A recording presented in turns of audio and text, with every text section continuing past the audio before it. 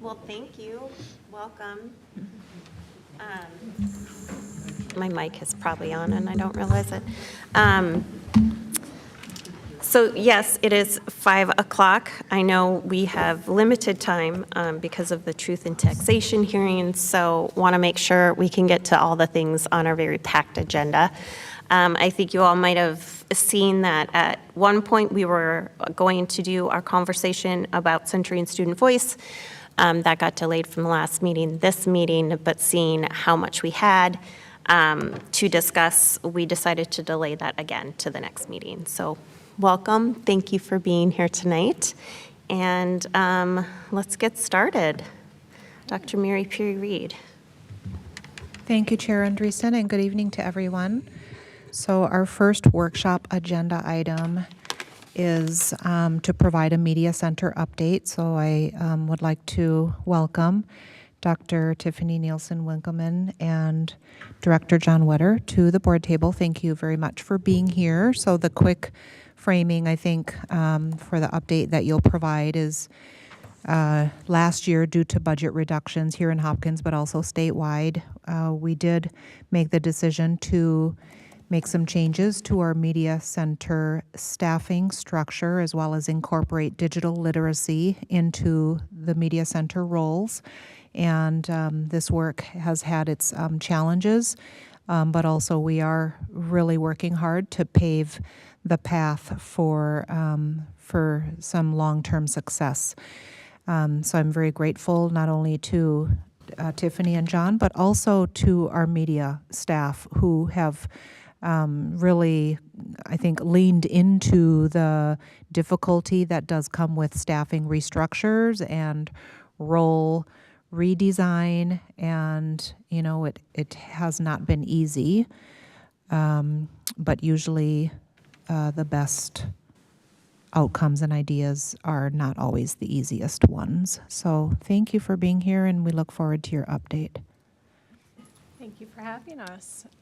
So we are going to provide, yes, there have been challenges, as with all change. There are positives that come, and there are unexpected adventures that come, and then there are strategies that we apply to move through and move forward. So in our time today, we're going to share how our media centers, even through change, are emphasizing inclusivity. They remain to be innovative and are expanding that and focus on equity aligned with our district strategic goals. So as a whole, something to kind of frame how we engage in this work and how we want to lift up that media team that's been doing really challenging and beautiful things with our students and staff is that they are dynamic, they are visionary, and they're really working to transition from seamlessly integrating the core functions of a traditional library with the digital literacies and computer science that will lead Hopkins into the future of education. As part of our journey and why we're evolving, Dr. Mary Perry-Reed noted that we did experience some budgetary reductions, which gave us pathways to think creatively and reimagine what we really want for our media centers and how that supports our Hopkins system as a whole and our students in their development of their traits of a Hopkins scholar. We have leaned into the lab operating system, which y'all are very familiar with. So kind of circled in that right side over there as we are in the testing phase. As we move through change, we've outlined a variety of pathways and strategies. We're testing, we'll iterate as we gather feedback, and continue to refine as we adopt solutions that serve our students and our staff.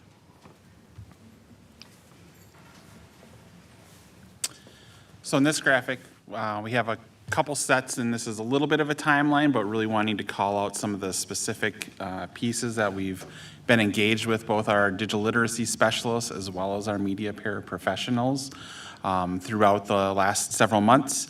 Really kind of recapping this design process, which really has been a very collaborative design process throughout here to help both where we are today as where as well as where we desire to be. Really have been, emphasizing that co-creation, working with our DLSs as well as with our media paras. DLSs, we started all the way back this spring, or, right at the end of the school year, having several days of co-design meetings. I think it was 4 separate days where we kind of move through that process, as we just described as well. Helping to build what that was going to look like this fall, along with through the summer, getting some of those pieces ready to go for this fall, those specialty areas, making sure we had all those both materials as well as an understanding of where we wanted those pieces to be. Coming back this fall, really making sure that we have all of those pieces laid out. What does that look like ready to go? An additional full day of kickoff as a team to help build out those pieces to be ready to go, with an emphasis to be ready to go for our first days of school, having that ready. There on the bottom, you see the same type of a timeline with our media paraprofessionals. Some of this work was delayed longer than we expected to be, because of working with them and working with our HR department around a reclassification, knowing that they were going to have additional responsibilities come to them in the media center around that supervision, potentially working with kids and having those those elements kind of throughout their day. We wanted to make sure that they felt prepared and ready for that as well. We also wanted to make sure that they felt compensated for that additional piece that would be added to their plates. So working with them and their representation through the summer to make sure that was ready to go.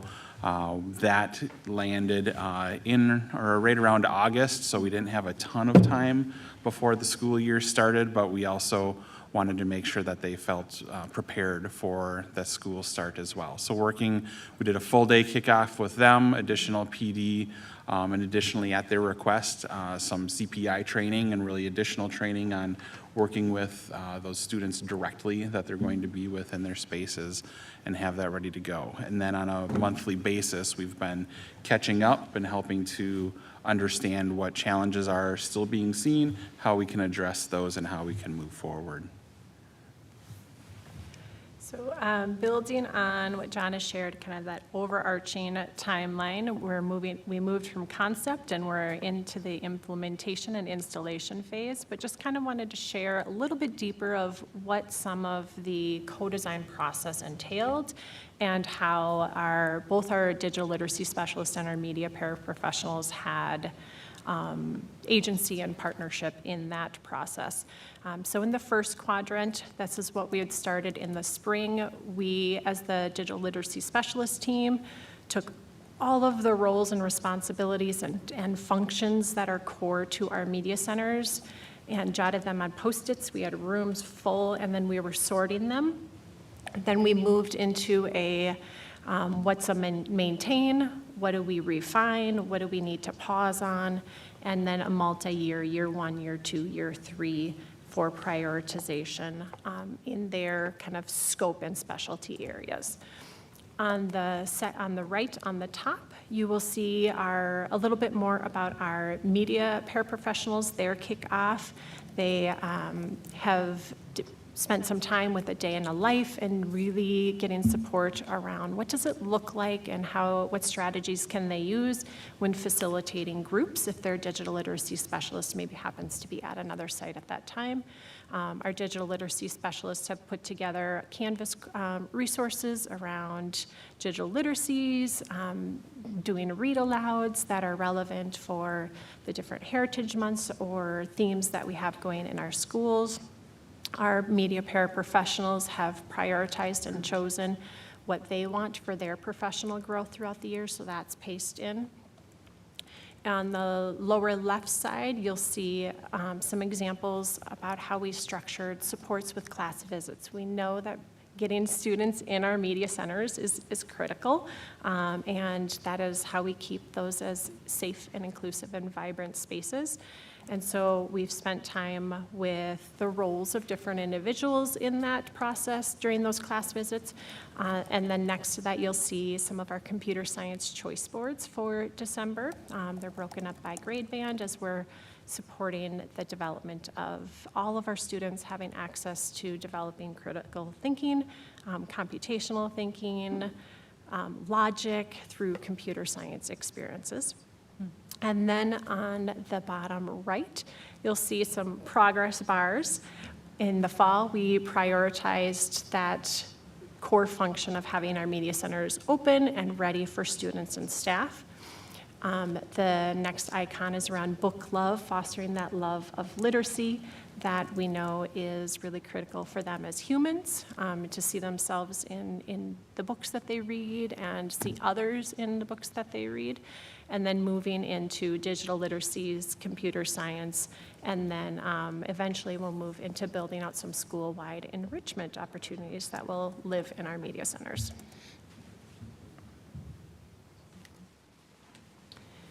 Here, in the first, we've kind of chunked it as, here's what we planned, right, with great ideas. And then we live it out, and there are some challenges and opportunities and current realities with that, and then what we're doing next. So the beginning of the school year, we really focused on the launch, engaging students and supporting our paras in the refined roles. What that meant for our current reality is that we did have to slow down on some of those other projects and enrichment opportunities so that our media paras could feel really supported, and so all the systems were functioning within our media centers. That has gotten underway now, so now we're transitioning into some of those bigger pieces, weaving in more digital literacy opportunities and more computer science opportunities. And certainly within that work, we've seen some of the challenges. One of those main challenges has been around staffing, as has been a constant conversation in many areas. And really looking at, how do we maintain our staffing in all of these roles. Our goal still remains to be at 6 digital literacy specialists. Earlier this fall, we've had a couple rounds of hiring that we've gone through and have gone out to finalist candidates and had offers out there, unfortunately, which were either not accepted or folks had personal, life things come up that they weren't able to move forward in that process. But we still do have an active posting out there right now. So for folks listening to this are interested in applying for one of our digital literacy specialist positions, we would love to have you fill out an application and come join this amazing team. We also, we plan, just so you know, we plan to pull that posting here in the next week and make it a fresh posting here right before winter break so that it's kind of floats up to the top of lists again for folks either over break or coming back from break so that it's there at the top of those open position lists that aggregate throughout all of the different education job sites. So that's something we're still intending to certainly move forward. We want to get that team up to full power so that they've got all of the resources available to them from a person standpoint and make sure that we're ready to go with that. Certainly have been moving into a couple different strategies that we've been trying to get in touch with our university colleagues to help make sure that we have a strong representation there so that folks that are graduating into this field also know that we have jobs here ready and waiting for them. And layering onto that, some additional strategies to support the work and the digital literacy specialists doing the work is I've been collaborating with University of Minnesota and working to build a partnership around supporting our computer science, as well as some other computer science organizations that some of our previous DLSs had started to build partnerships with and do trainings with. So we are actively engaging in those as a strategy to continue our momentum and our growth for our future forward media centers. And on this one, We know that staffing is a challenge, and we are continuing to support those wonderful humans that are on our teams. Some examples of ways that we are doing that is providing choice with their professional learning. You'll see some examples of how they could choose their own pathway for what they needed and what was most relevant for them when we did our kickoff. They have collaboration on our monthly agendas that we come together, we learn from each other, we celebrate, we share strategies, we do some professional learning. And just based off of our meeting last week, we'll be refining that even further to make sure that it is responsive to their needs and wishes. And then I just wanted to highlight in the photograph there, not all of our media paraprofessionals are pictured here, but in our last meeting, we know that it's important, especially during and through change, to pause and celebrate what's going well. So all the Post-its that you see in the picture behind them are things that they've identified were positive impacts on students that they had observed. The drawings that you see are success stories that they had shared with each other and shared strategies that made that particular activity or experience for students successful. And then in the blue word cards around, they described how they feel about their role in serving our students in our media centers in safe and welcoming spaces. And a little fun fact for you, as of November 20th, our media center team has circulated 60,000 books in our media centers from the beginning of the year to now. For those that like some math measurements, that's around 29 tons of books that they have physically handled, checked in, checked out, organized, shelved, connected with readers to find good high-interest books for them. I want a book about a zombie that plays baseball. I want a book about a scientist that did this. These are real asks that have happened in our media centers, but just wanted to highlight the expansive amount of books that have been in hands with our children here in Hopkins so far. Over 60,000 books have been checked out. And going forward, some of our ongoing strategic work, we have 3 projects within our district strategic plan: reimagining our media centers, computer science for all, and AI in education, building those ethical futures and opportunities for our students. Thinking about that middle one, computer science for all. This is an example where the choice boards that are going out, so students by grade bands will have opportunities to engage, and those partnerships with other organizations to build computer science that's relevant and aligned with our Hopkins Learning Framework here in Hopkins to make opportunities and other pathways that are equitable and increase opportunities for students going forward. And on the right side in this slide, we're we're talking about and really wanting to connect it back to our conversation that I had with you at the workshop last meeting around that digital literacy, cybersecurity, and workforce readiness piece that our DLSs are engaged in every day, working both directly with students as well as preparing materials for sharing in the classroom with their classroom teachers or in other subject areas as well. So really thinking about that, and I mentioned digital literacy last month as well, and to really define that as the American Library Association does, is digital literacy is the ability to use information and communication technologies to find, evaluate, create, and communicate information, requiring both cognitive and technical skills. So we really see how well this connects with many of our Vision 2031 scholar traits as well. And for further reading, below I linked the NIST, which is the National Institute of Standards and Technology. They have a whole framework built around cybersecurity skills and workforce frameworks that really, in the first sentence of all of their workforce skills around cybersecurity is digital literacy. So really building that skill as part of all of our work here that we're doing with Hopkins, and that our digital literacy specialists are really leading that work. And so with that, that is what we have for you here this evening. Wanted to bring you up to current and where we're at.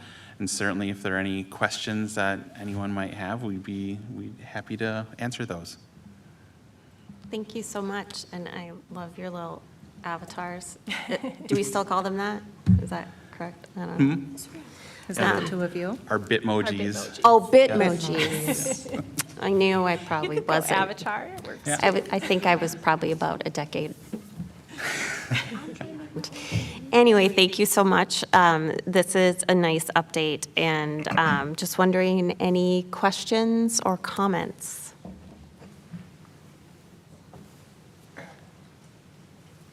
No, looks like it was a pretty comprehensive update. Thank you so much. I did just have a quick question, and it was something that I noticed when we were doing on our, when I went to my CPI training, I noticed that there were media paraprofessionals there. And just wondering, what was the thinking behind providing that training? Because I don't think in the past that's training that Hopkins has provided to media paraprofessionals. So just wondering, what were the thoughts? Was that a request on behalf? I'm 100% behind all staff having that training. It's amazing, by the way, but just wondering how that happened. Yeah, it was actually twofold. One was knowing that there were some upskilling and additional responsibilities where they were supervising the space without a digital literacy specialist with them full-time. We wanted to make sure that our team felt like they had those de-escalation strategies and could feel like they can support our students well when we enter in whatever mode of our well-being. And it was combined with some specific asks from the team, like that they had requested to have CPI training. So we wanted to make sure, and we partnered with the CPI trainers and our special services department to get them that before the school year started, because that was important to them. Fantastic, thank you. Anyone else? No? Thank you all for All your right. time. Appreciate the update. Thank you. Thank you very much. So with that, we will move to our next topic, which is local school finance. Is Director Chapman, oh, you're behind the column. We'll invite Director Chapanduka up here. I want to welcome Director Zhao and Director Roper, who came in, and then let everyone know that Director Westmoreland is on her way. Thank you for being here and for developing this specific information for us. I know it was an ask that Clerk Thompson had, but I think just information that we all want, in particular levies and the ways in which we get local-based funding and finance is tricky and complicated. So thank you for being here with us tonight. Thank you. Yeah, do you want to preface or do you want me to go? Yeah, you can say something.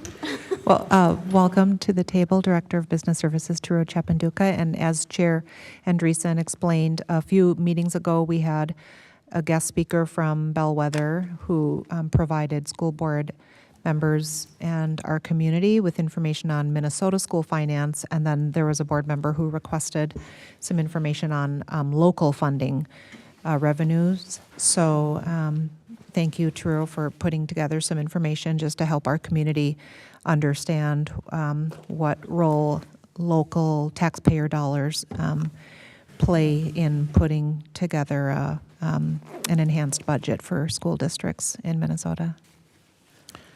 Thank you. Thank you, Dr. Mary Reid. Good evening, Chair Anderson. Good evening, board members. Yeah, so actually, soon after this, we'll be presenting to the community the Truth in Taxation. And this is actually related to that topic. in terms of the levy and how the state calculate the levy for school district.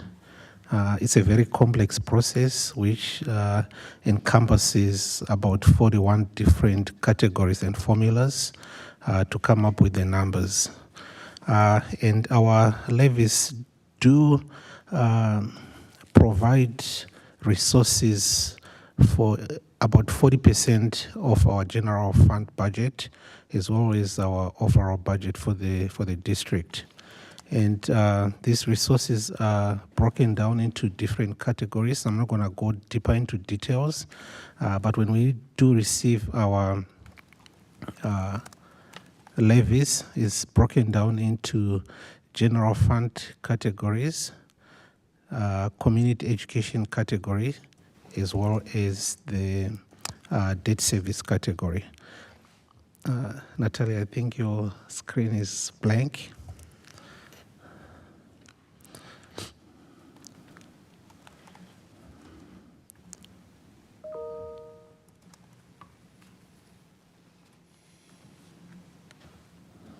And again, most of these funding formulas are determined by legislature.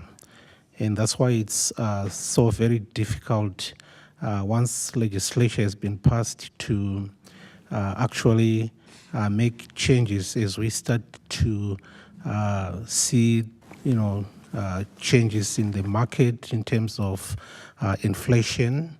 So, for example, one of the components which is tied to our local resources coming into the district is the local options revenue. And this revenue was actually set up in about 2013, starting with $424, which was fixed. And then in 2019, the legislature went and increased this by another $300. So currently, we receive about $724 in local optional revenue. And it's been like this since 2019. And according to the Minnesota School Board Association, for us to be able to get to the same level in terms of compounding inflation, we need an additional about $196 to take our local optional revenue to almost close to $1,000. And that's one of the challenges. And then when you start to look at the way the state actually caps our resources in terms of the basic revenue we receive, which has always been either the 1% or the 2% across the board in general education resources. And then we factor in the operating referendum, which in 24-25 is approximately about $2,255 per ADM. That's on the operating referendum. And then we also have the capital projects levy, which is estimated for fiscal year 25, about $2,074.86 per ADM. So those two components make up a big chunk of some of the local revenue coming into the system. And then we also receive a portion of the revenue which is tied to community education programs. So it's a little over $1 million for community education. We also receive revenue which is tied to debt service. So what happens when we go out to the market to sell bonds, we have to pay interest and principal. And that interest and principal is actually factored into the local property tax calculations. And it's more of a pass-through. So based on all the bonds we have on the market over time, we do work with the state to determine and make the appropriate calculations, and out of that, the state give us a certain specific dollar amount, which is tied to when we sell the bonds, or sometimes when we do a refund of the bond. A refund meaning that if the market rates change and we determine that we can get better interest rates, we can go and refinance our debt, which we've done a number of times in partnership with our financial advisors, ELAs. Once we refinance that debt, sometimes we actually get better rates and premiums, which also lowers property taxes. And as you will see when I go through the truth in taxation, our property taxes for this upcoming year have gone down by about 2.6%. And there's a number of factors which have led to those property taxes going down, at least in the Hopkins community. As I was going through some of the calculations, I mean, for a property of maybe $400,000 estimated, if you look at what was paid in 2024 and what will be estimated for 2025, it's about maybe $54 difference, which is great for our community. So those are some of the elements which do come to play when it comes to local property taxes. And again, our funding comes in so many different streams. So I talked about the operating referendum, the capital projects levy, which is more categorical in terms of supporting any technological projects in our system. And then we also have other supplementary revenues, which are either through achievement and integration, through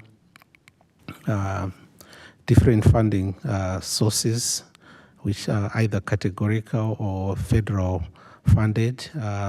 Funding for special education also comes into play, even though we do cross-subsidize for special education. Currently, as most of you know, we are still trying to figure out the increase in terms of our basic revenue. The state, as you are well aware, did give us a 2% increase for fiscal year 24-25. And then when legislation was passed in fiscal year 23, there was some tentative agreement which tied the formula increases to inflation beginning next year, which is fiscal year 25-26, of about 2 to 3%.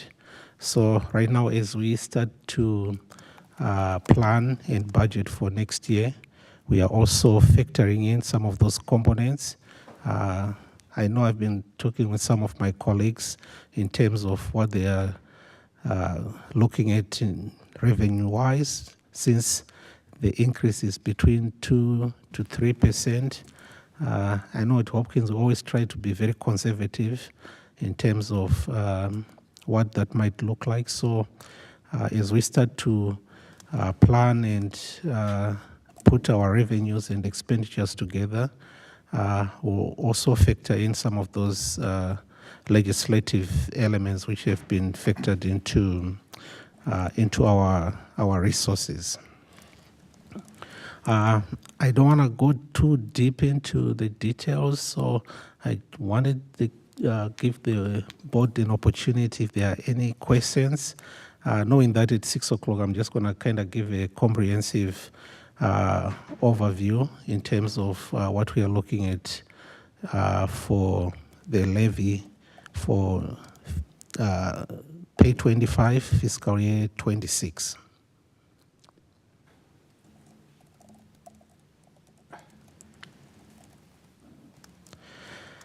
I can take any questions from the board if there are any questions.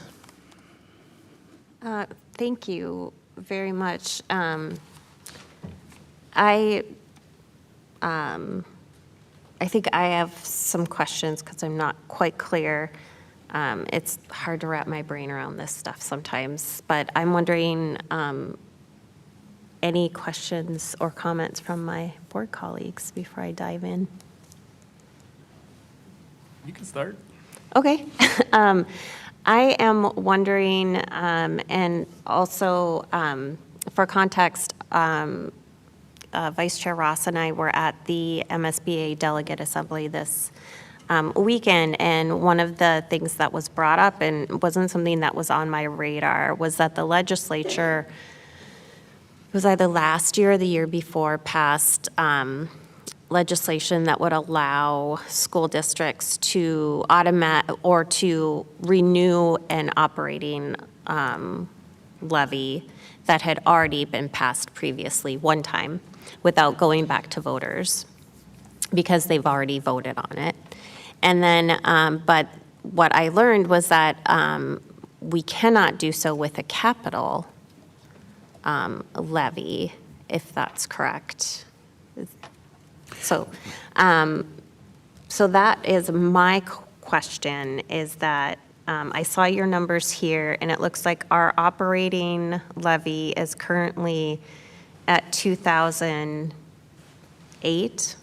2,255. Oh, So that's 255 operating. per pupil Correct. And then enrolled, and then our capital levy is currently at 2,075 Correct. per pupil. Correct. Now, are we at our cap, or is there more room for us to move? For the operating referendum, yeah, we are at our cap. The capital projects levy is determined by market forces, that is the net tax capacity. So it fluctuates depending with how the net tax capacity, meaning the properties and the residential values are determined. So each year, for example, where we are in Hopkins, just because of commercial properties, our levy has always been strong on the capital projects levy. Yeah, but to answer your question again around, yes, we, if we decide to renew the capital projects levy, we will have to go back to the voters. And that's a bit different with the legislature, which was passed in 2023, which gave boards one-time autonomy to automatically renew the revenue. And that, that provision is allowable starting on July 1, 2025, with a deadline of June 15, 2027. So if the board decide to do that, they have that window to be able to automatically renew the revenue for operating referendum.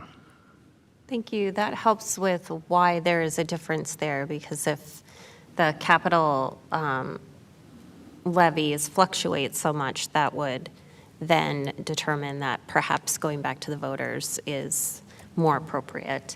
And just for context, so that our public is aware, the reason this came before the legislature is that school boards are unique in our local government in that we have to vote for we have to go out to the public and get approval for levies. No other local government that is run by elected officials has to do that, and some that even aren't run by elected officials. Taxpayers have no recourse for those entities. Our colleague Steve Adams would often talk about the agencies like the mosquito control district can levy you, but your local school board cannot. So just for that context, I think it's important for our public to be aware of that, that they have a say in this directly, unlike other agencies. And then I was also wondering about, you are saying that MSBA is asking the state to raise the local optional revenue to by $196, and is that per pupil for school districts? Yeah, what they're not necessarily asking, Chair Anderson, what they're saying is, okay, so since 2013, when this local options revenue came into play, it was set at a fixed amount of $424. Never changed between 2013 to 2019. They increased it by $300 to $724. It has never changed since then. So if you compound it to current net present value, we'll need an additional $196 for us to be able to at least meet the increases in terms of inflation or whatever we are seeing in the market. And that, help me understand, what is the local optional? Is that the state's attempt to kind of equalize funding for schools across the state so that we don't get high disparities between affluent areas and not so affluent? Yes, so there are two components here. So the first component is either we get some of these revenues through going to voters, or what the state did to actually create that equalization was to give authority to the local board without going to voters for a set dollar amount, which can automatically be renewed each and every year. So that's the local optional revenue, that's $724. But what they didn't do is they didn't factor in any inflationary increases into the future. They just said, this is the $724. That's your limit, and you can't exceed that. Okay. Thank you. That's all I had. Chair Andreessen? Yes. So just to clarify on the local optional, and thank you for those questions, who's actually footing that bill? Is it local taxpayers or the whole state? It's local taxpayers, so it's part of the levy. So the levy is more at the local level. So the residents of Hopkins or the demographics where Hopkins schools are, they are the ones who are actually footing the bill for that. So is it almost like the local optional is sort of a floor that you're going to do a levy locally at this floor, and then our operating referendum and capital projects levy are above that? So currently our local optional revenue is about $5.6 million. Let's say the board decides not to do this automatic renewal. They decide to go to the voters, and then the voters don't approve the voting of the operating referendum. We will lose that $2,200 per people, but we'll still be able to go ahead and levy for the local optional because it doesn't require voter approval. So you can probably say it's the floor, which kind of comes in just because legislators put that provision that voters don't really need to determine the school district getting that revenue. It's already kind of built into the formulas. Okay. And then Chair Andreessen, can I ask another question? Yeah, of course. And thank you so much for this, Tariro. This was a really nice add-on to our first 101 talking about state to talk about local, so I really appreciate it. Operating referendum versus capital projects levy. Can you just give some examples about what those dollars can be used for? In example, I'm sure capital projects levy, I'm thinking about buildings and whatnot, but then what would, specifically, what is operating referendum dollars allowed to be used for? Sure. So operating referendum dollars are allowed to be used for our daily operations. So salaries and benefits of staff, teachers, and support staff can be covered through the operating referendum. Utilities in our buildings, end of the daily costs which are associated with providing services to the community can be covered through operating referendum. The capital projects levy is specifically tied to technological needs. As you were listening to Director Weta and Dr. Tiffany presenting here, some of those costs which are tied to the programs being run, which are related to any technological needs, whether it's personnel, whether it's infrastructure, infrastructures, whether it's digital systems, those can be covered by the capital projects levy. My understanding, that provision was put into place just to at least advance school districts so that they don't end up having to probably prioritize systems over people. So we do receive those dollars specifically to be supporting our technological infrastructures and needs. Does money from the operating referendum go straight into the general fund? Correct. What fund does money from the capital projects levy go into? It also goes into the general fund, does. but it is restricted. Restricted. For the most part, the operating referendum is not restricted, meaning it can be used for any needs and priorities. Capital projects levy is restricted to a specific finance code, and we should be using those dollars for specifically those requirements as specified by legislature. Thanks. And then when Chair Andreessen mentioned a cap, and you confirmed that we're at the cap for the operating referendum, that's the state saying there's a certain percentage you can draw from your local community for the operating referendum, and we're at the cap for that. Okay. Correct. Thank you so much. Chair Andreessen, can I ask a question? Yes. Thank you so much for this presentation. I just have a quick clarifying question. So if the school district applies for a grant or for grants from, I would say, from like a local foundation, if we're eligible, where would that pool of money go into? Or could we, like, I'm trying to figure out, like, where would that go to? So let's say we got like a grant for $200,000. What pool would that go into? Sure. So our revenues are categorized into so many different parts.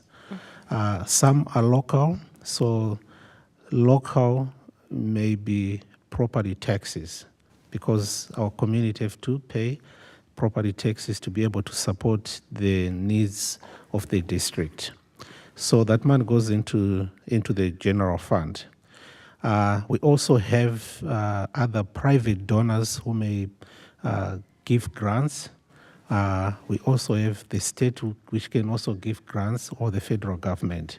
So if the state gives us certain grants, those grants are tied to the state revenue. And then we also have federal grants, which are tied to federal revenue. And then we also have local donations and grants. But once everything is put together, it's all part of the general fund. Some could be restricted. We could have situations where a local donor comes in and say, I'm going to donate this money for a specific cause for the district. Then based off of that, we restrict it to that specific need. And then we have some dollars which just come into the district, which are flexible, which we can use for different priorities and needs. And the state is very strict in terms of how we track all that information. Because at the end, we have to report all that information. We have to show them how we've spent the money for the different programs. And some of the restricted funds, they carry forward into the future. If we don't spend it, we can use it the next year or the year following. But everything is granulated to specific programs and needs, and we do track it that way. Thank you. Chair Andreessen. Yes. I had a follow-up question to Director Thompson's question at the end of his excellent line of questions about the general operating referendum and how we're asking for the max, which has been consistent in my 7 years on the board because of the inadequate funding structure that we have for public education, right, from the federal government and the state government, most importantly. And so I'm wondering if both now and during the Truth and Taxation hearing, if you could comment, Director Chapanduka, on how many districts in the state or surrounding area, if you have that data, ask for the max amount on that? Sure. I don't have that data per se, but I know that the surrounding school district around us, our peer districts, they are facing the same challenge. And I know I've had some meetings with our colleagues at Minnetonka, at Eden Prairie, St. Louis Park, just trying to figure out how we can all advocate for some flexibility around how boards should be able to maybe determine or what the level of funding should be for their local authority. Thank you. Yeah, I think that context is really important, especially for our community members who only come and interact with us once a year during Truth and Taxation, because they're only, in that case, they only have the Hopkins context. And so kind of broadening that out a bit, that this is, that all districts, to a certain extent, are facing a similar situation and consistently certify at the max amount. So, thank you. Absolutely. Thank you.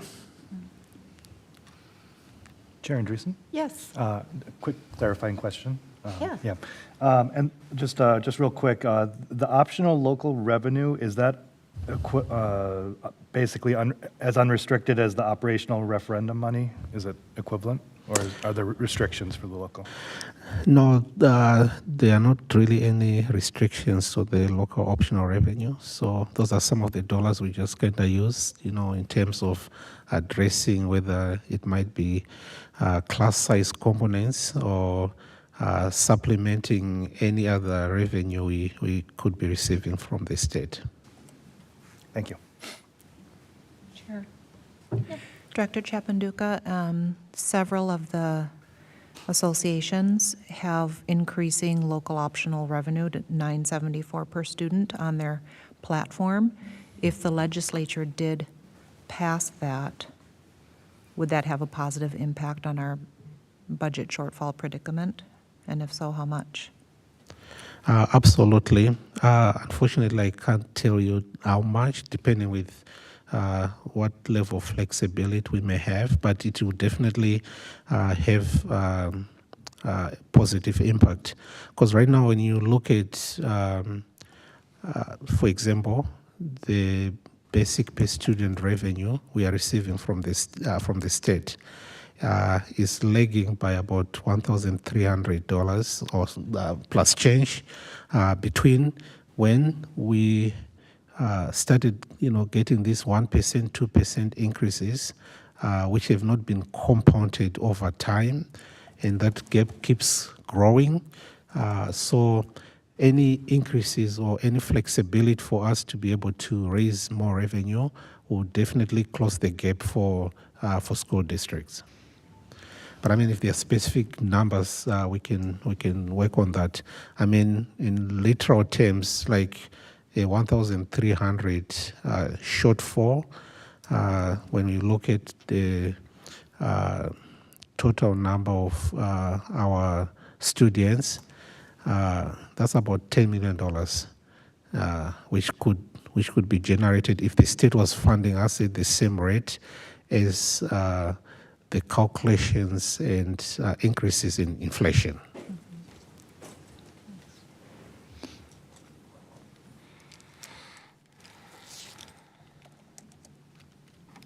Thank you.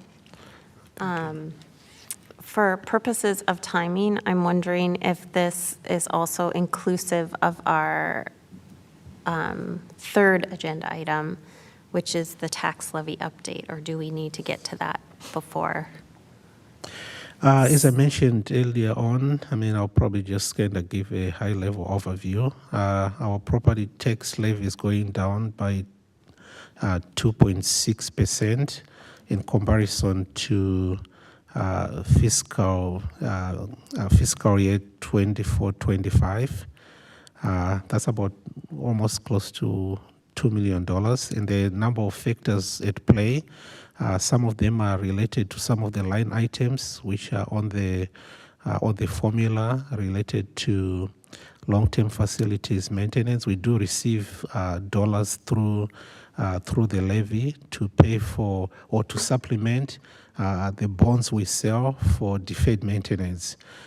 Those allocations do fluctuate. Part of the reason why property taxes, and I'm sure some of you have received their property tax statement, have seen a slight decrease. There are a number of variables in terms of market cap, and if you go back to calendar year 22, 23, 24, based on market values, there was a substantial increase, I think about 11% in property values. Go to 23, 24, that went up by about 5%, and currently we've seen like a 1% increase. So when you factor in the overall picture, when you factor in that Hopkins also has rich commercial market, which kind of closes the gap and supplements our residential property taxes, what you see is a positive net effect to property tax and homeowners.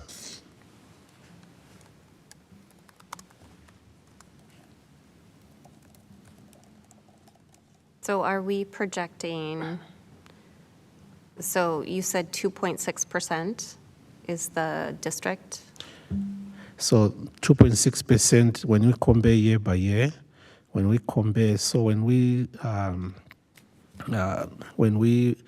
passed the property tax for pay 25, that was about $70.9 million. What we are presenting today is about $68.9 million, meaning that our based on the different factors which make up our levy value is gone down.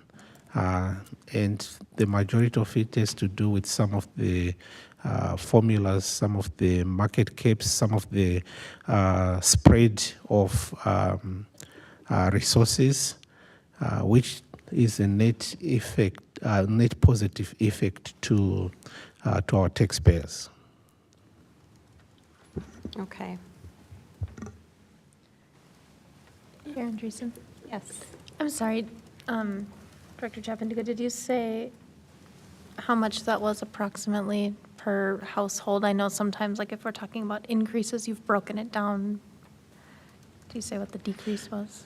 Yeah, I mean, if you look at a household of house value of about $400,000, that's about $54 saving. Okay. If we compare to what a taxpayer paid in pay 25 going into pay 26. Thank you. You're welcome. Chair Andreessen, can I just ask a housekeeping thing? Are we in the truth and taxation portion now? No. We're not yet. That starts at 6:15? 6:15. Okay.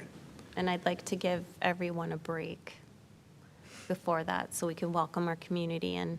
But if you have a question, please ask.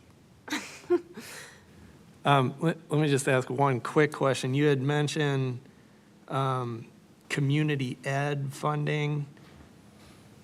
I thought you said it comes out to about 1 million total. A little over a Is million. that just fees that people are paying for that? This covers a number of things. Part of it covers our early childhood. So there's early childhood elements which are funded through the levy. And then there are other adult options, school age programs. So there's a number of programs which are funded through community aid, but we also get funding from the state to supplement all the other program funds which are generated through community education. Got it, thanks. So just so I'm clear on this, our proposed levy is going down by 2.6%. Compared to the previous year. Yes, so essentially, this is good news for our local taxpayers. Correct. We are happy to have some good news. We might not be as popular tonight as we've been in past years for truth and taxation. We're just going to say we are. We're going to see. And just to be clear on that, so property tax levy going down 2.6%, is that and tell me no, it's fine, is that the combination of the operating referendum plus the capital projects levy, or is this totally different? It's a combination of everything. So there's elements around the general fund where we have the capital projects levy, the voter approved operating referendum, the local option revenue. We have other elements with achievement and integration. So there is a lot of components which make up the total levy. So when you factor the general fund component, you factor in the community aid component, and you factor in the debt service. Overall, the total levy is going down by about 2.6%. And then can I ask one more kind of dumb question? Does the total property value of the district that is generating these things, does, the change in the market forces that values it, does that affect how much we're then getting from the local thing? It does play a factor, yes, depending with how the county and the state sets their formulas. So they use the tax capacity in the properties within Hopkins to make a determination of how much of that is levied to the district, on top of the other levies to other local authorities, which may vary. The portion we're just talking about here is tied to the school district. Got it, thank you. And then Thank you. the slide went away, but I was wondering if this, because the slide says, since the school district levy certification lags certification of tax levy by 6 months, the state, blah, blah, blah. But specifically, this fiscal year 24-25 budget will be adopted by the school board in June of 24. Should that say fiscal year 25-26? Correct. Okay, that's all right. Yeah, That so it helps. has to be 'Cause I've been like- certified this year, but will be paid in 26. Just because of the way the school districts operate on a fiscal year, which is July 1 to June 30th. And then when the county is collecting the levies, they operate on a calendar year. That's why we have to certify the levy by December 30th, so that come January 1, they start implementing the process of collecting that levy.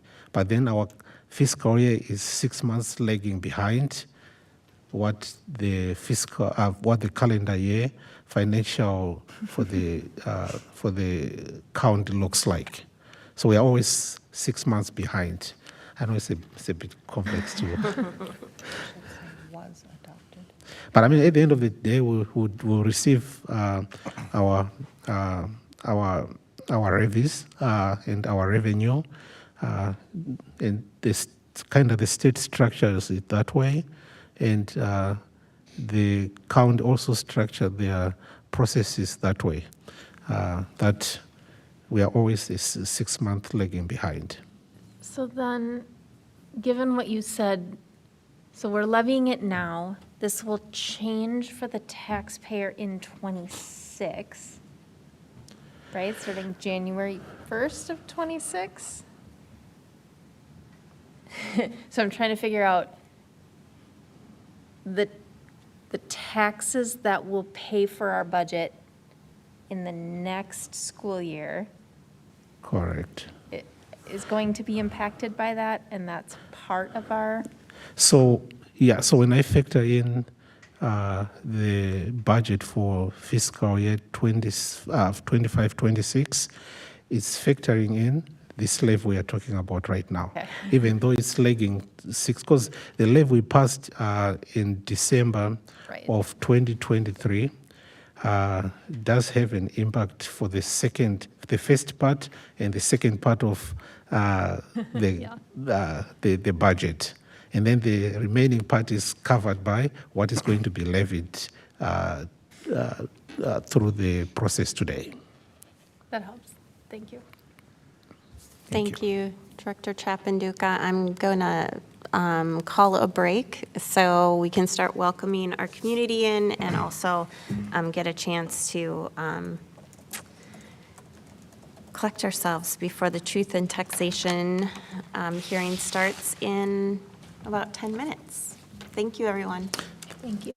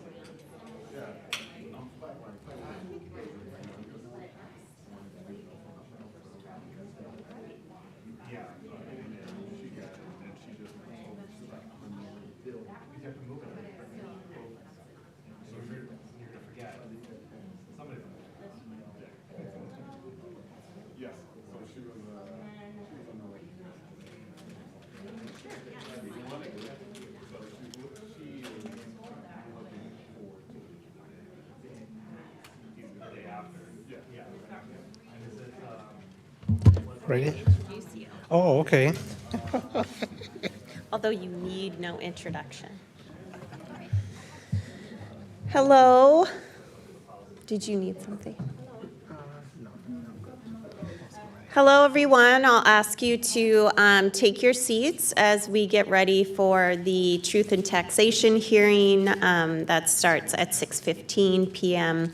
today, December 10th, 2024. I will turn this over to our Director of Business Services, Director Chapanduka. Thank you.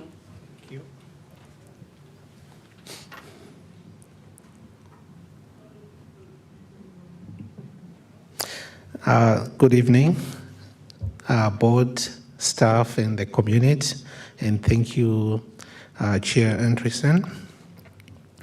As you are all aware, we are required by statute to provide a truth in taxation presentation to our community as part of our property tax levy certification.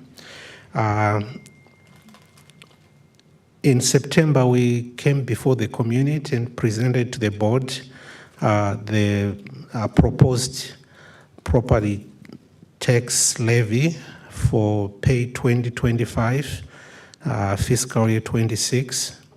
At that point in time, based on information we had, the board certified the proposed tax levy at max.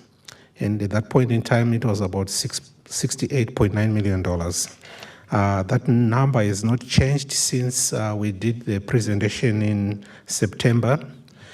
What I'll do is I'll go through some of the requirements of certifying the property tax levy, and will open to the community for any public comments after the presentation.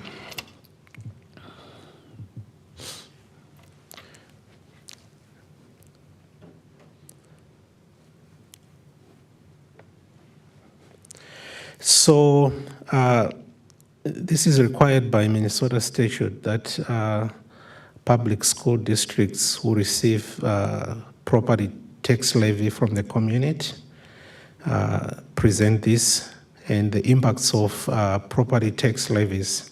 And we do this each year in December.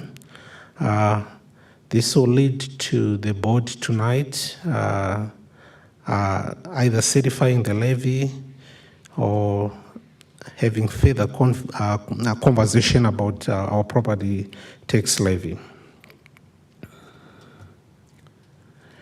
Under Minnesota Constitution, Article 13, Section 1, and I'll read, uniform systems of public schools. The stability of a Republican form of government depends mainly upon the intelligence of the people. It is the duty of the legislature to establish a general and uniform system of public schools.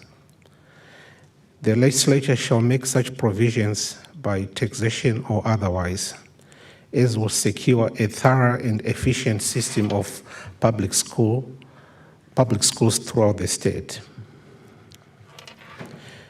And as a result, because of this provision, funding is highly regulated. There are about 41 different formulas which are used by the state in terms of calculating the different funding streams to public education. And these formulas determine the revenue. And the revenue is mostly based on specified amounts per pupil. There are also tax policies by local schools. There's a maximum authorized property tax levy, of which districts can levy less than what is authorized by the state. As was presented in September, the board certified the proposed levy at max at that point in time, knowing that we crunched for revenue and want to maximize the revenue coming into the district. The state also authorizes school boards to submit referendums for operating and capital needs through voter approval. And the current operating referendum we are using was voted in November of 2017, and it will be up for vote in November of 2027.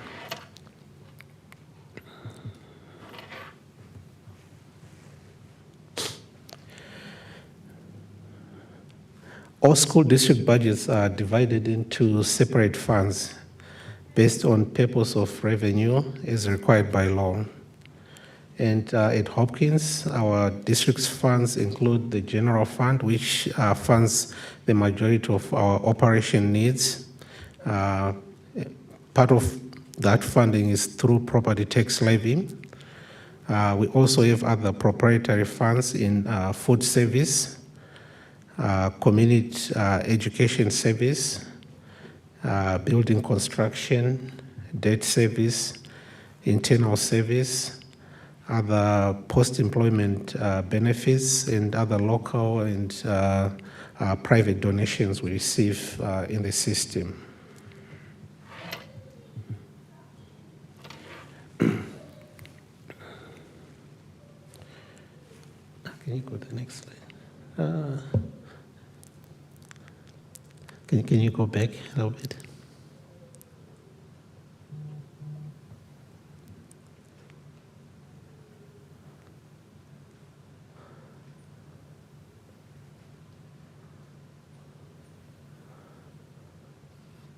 Okay, right.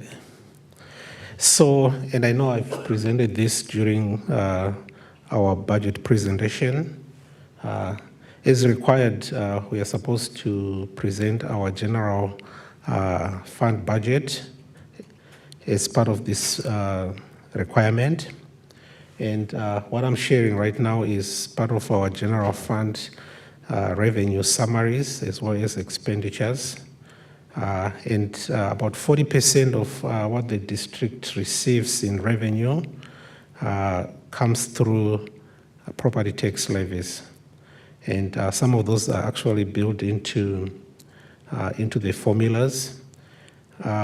For fiscal year 25, based on factoring in a 2% increase to our revenue and also putting into consideration the different streams of funding coming into the system, our total budget in terms of revenue was $125 million before we factored in any additional transfer of funding to close any budgetary gap. But from the direct sources of revenue, our total funding sources were about $125 million, with an overall budget of about $128 million. And on the expenditures, about 56% of our expenditures are salaries and wages, which amounts to about $71.7 million. About 24% is benefits, about $30 million. About 14.8% is purchase services, which is about $18.9 million. And purchase services includes some of our district-wide expenditures, for example, transportation, our custodian services in our buildings. We also have about 2.9% of our expenditures covering supplies, which is about $3.7 million. $1.9 million is capital expenditures, which are not covered through either our capital projects funding and other expenditures, which amounts to about 1.3 or 1.6 million, 1.3%, for a total of $128 million. Overall, across our different funding sources, our total budget with all combined funds is about $170 million, $128 million being the general fund, about $4.2 million, which is our food services, $12.3 million our community education, $14.6 million our debt service, about $10.7 million our construction and capital projects, which are funded either through long-term facility maintenance or the sale of capital bonds. So the approval of the district's tax levy, the approval of the district's tax levy started in September. MDE sent out a draft with the levy limitations, which were setting the maximum authorized levy. We pulled all that information, did the necessary calculations. On September 24th, brought the proposed levy certification to the board, and the board approved that proposed levy certification. In mid-November, the county mailed property tax statements to all property owners. And today, as required by law, we are doing this public hearing on the proposed levy, which if the board vote tonight, becomes the certified levy, which will happen after this presentation. So that's the timelines around property taxes for the district for payable 2025. And there are many factors which impact individual taxpayers through school taxes. And it's not just school districts who receive these property taxes. We are actually a part of the local and regional municipalities where we share a burden of the resources coming into the system. What we are presenting here today is just tied to Hopkins School District. Some of the factors which have an impact on individual taxpayers on their properties include changes in value of individual property, which is determined by the county, changes in total value of all property within district, putting into consideration that we have a mixture of commercial residential property that actually plays a part in terms of the impact to residential property owners. Other factors include increases or decreases in levy amounts, which may be caused by changes in state funding formulas, some local needs and costs, voter-approved referendums, and any other factors.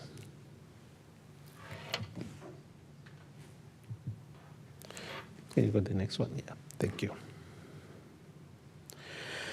So what we have here is a summary comparing so that our community can see the impact on the properties in the school district. So my next slide will show some graphs which are factoring in some of the increases in properties within the city of Hopkins and what we are estimating to be the preliminary property taxes, and the final amounts will probably change. And this is an estimate which we get from our property and financial advisors, ELAs, who have intimate knowledge about how the properties are determined working with the county. The next slide I have there, and we'll share this with the board after this, kind of shows the trends between 2022 to 2025 in property tax. So for example, if you look at a property which had a market value of $250,000 in 2022, the tax burden for that residential property was $981.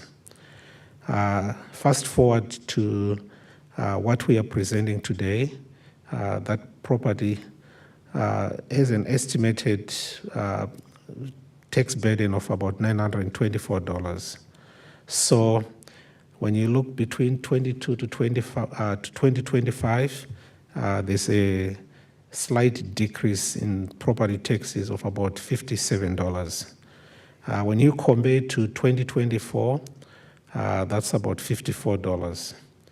And then if you go to, for example, a property with a market value of $600,000, in 2022, the tax share for that property was $2,516. If you fast forward to estimated 2025, that share will be $2,427, which is about a $89 decrease. If you compare between 2024 and 2025, that's a decrease of about $84. You can also do the same with commercial properties. When you look at a commercial property valued at $500,000 in 2022, its share of the property taxes was $2,279. And in 2025, estimated share of that property is $2,221, which is about $58 decrease over that period. And then when you compare between 2024 and 2025, that decrease jumps to about $173. So there's a huge decrease impact when you start to look at our estimated property taxes going into 2025.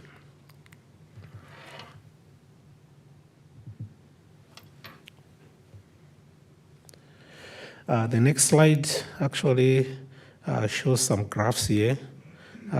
Again, just factoring in some of the elements we just discussed here over time and how we see that the property tax values are going down. So if you look at a residential property which had a market value of $400,000 in 2022, its share of property tax was about $1,629.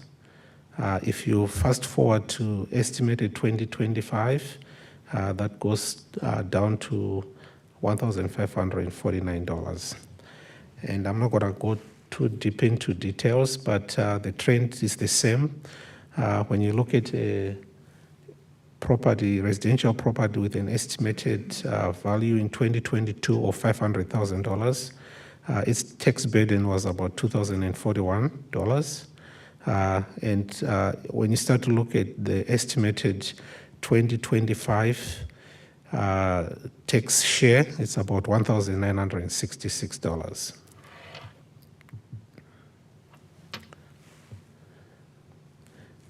And the next slide also looks at commercial property. We do have a strong base of commercial property within the Hopkins community. So for a commercial property in 2022, which was estimated at market value of $1 million, its tax share was $4,686.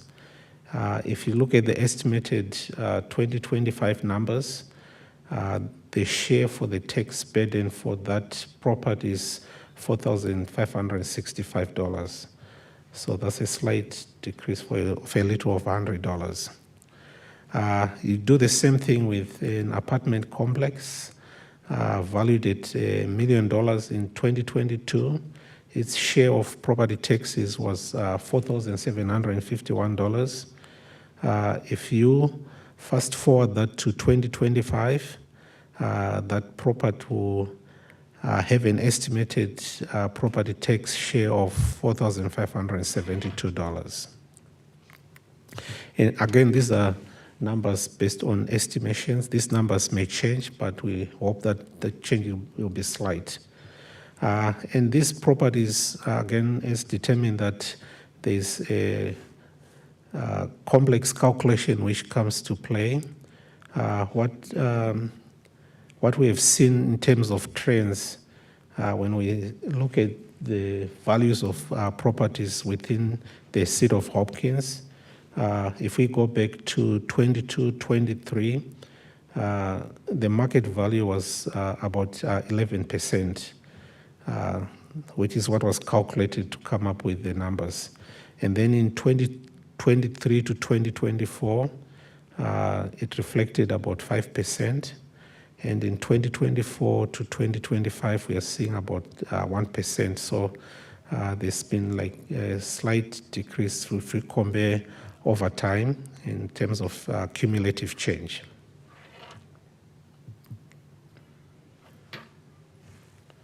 The next slide actually shows the total school property taxes payable 2024 on a home with an estimated value of $450,000. And so this is comparing Hopkins to surrounding communities. So we have, we pulled Wayzata, we pulled Eden Prairie, Richfield, St. Louis Park, Eastern Carver County, Robbinsdale, Minnetonka, and Edina. And on the graph, Hopkins is in blue. So for this very same property of $450,000, for Hopkins taxpayer, their property taxes for just the school district portion is about $1,833. And you compare that to an Edina for the same value of property, their share of the school district is about $2,195. And you can do the same across the other surrounding communities which we compared with.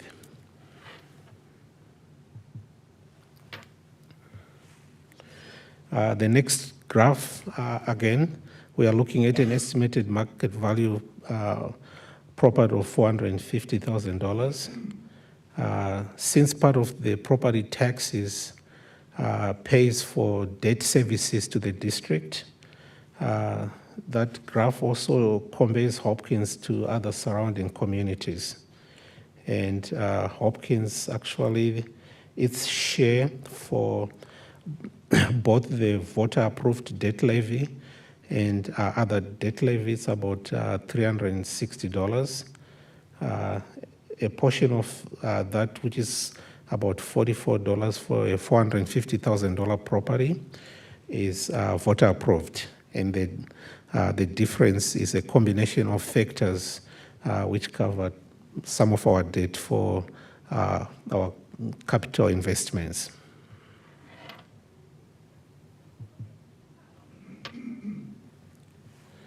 The next slide, again, Hopkins is in blue. It shows the voter-approved levies per pupil or average daily membership. This includes our debt service, our capital projects, as well as our operating referendum. And for Hopkins, we are at about $4,665, meaning that the debt, capital projects, and operating referendum do fund about $4,665 of our operating costs for our students.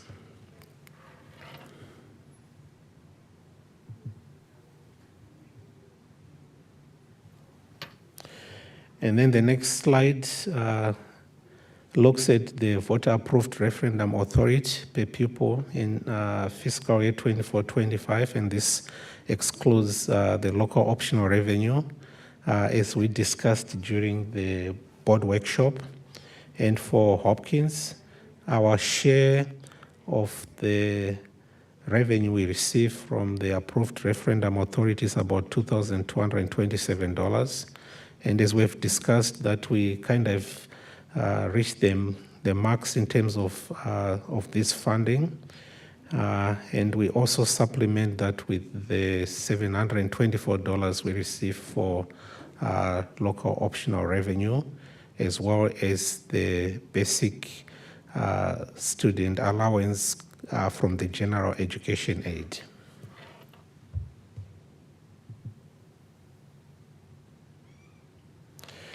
And the next slide, again, the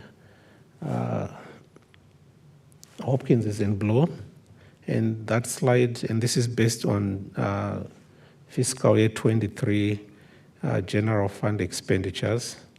That slide shows Hopkins at $16,495 per ADM, and this includes all total costs outside of any capital expenditures. So we are kind of more in the middle ground.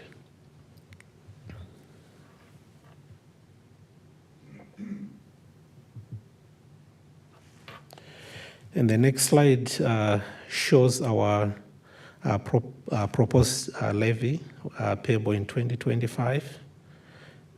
This proposed levy amounts to $992,950, which is about 2.6% decrease if we compare to 2024, which was $70,919,363, which is about $1.9 million decrease year by year. And there are a number of components which kind of play into the decrease. We have seen some decrease in our general fund allocations based on either formula calculations or based on net tax capacity. We also saw a slight increase in our community service fund and a bit of an increase for our general debt service, which is usually determined by the debt schedule, as we pay the principal and interest for the sale of our bonds. So that's what I have for the proposed tax levy, which the board will vote for during the board meeting at 7 o'clock.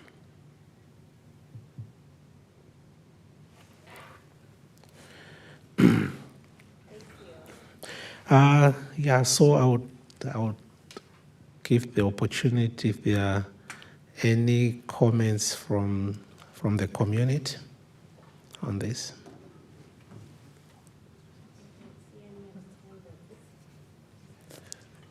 Thank you.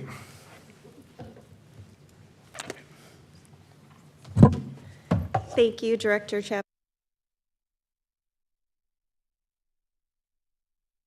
For 2024. And I will see you all back at the board table at 7 p.m.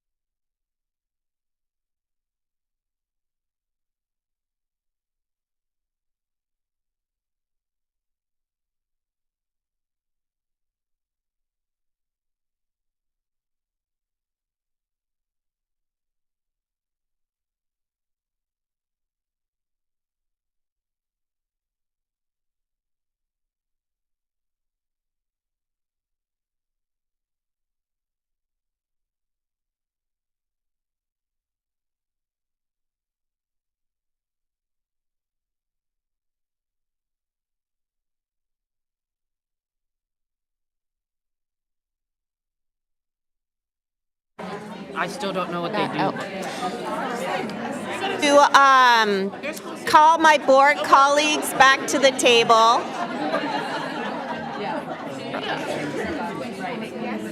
Mic active? Doesn't sound active. No. Oh, now it is. Hello, everybody. Welcome. I'd like to give my board colleagues a moment to return to the table before we get started at 7 p.m. Thank you for coming out tonight. It's nice to see you here.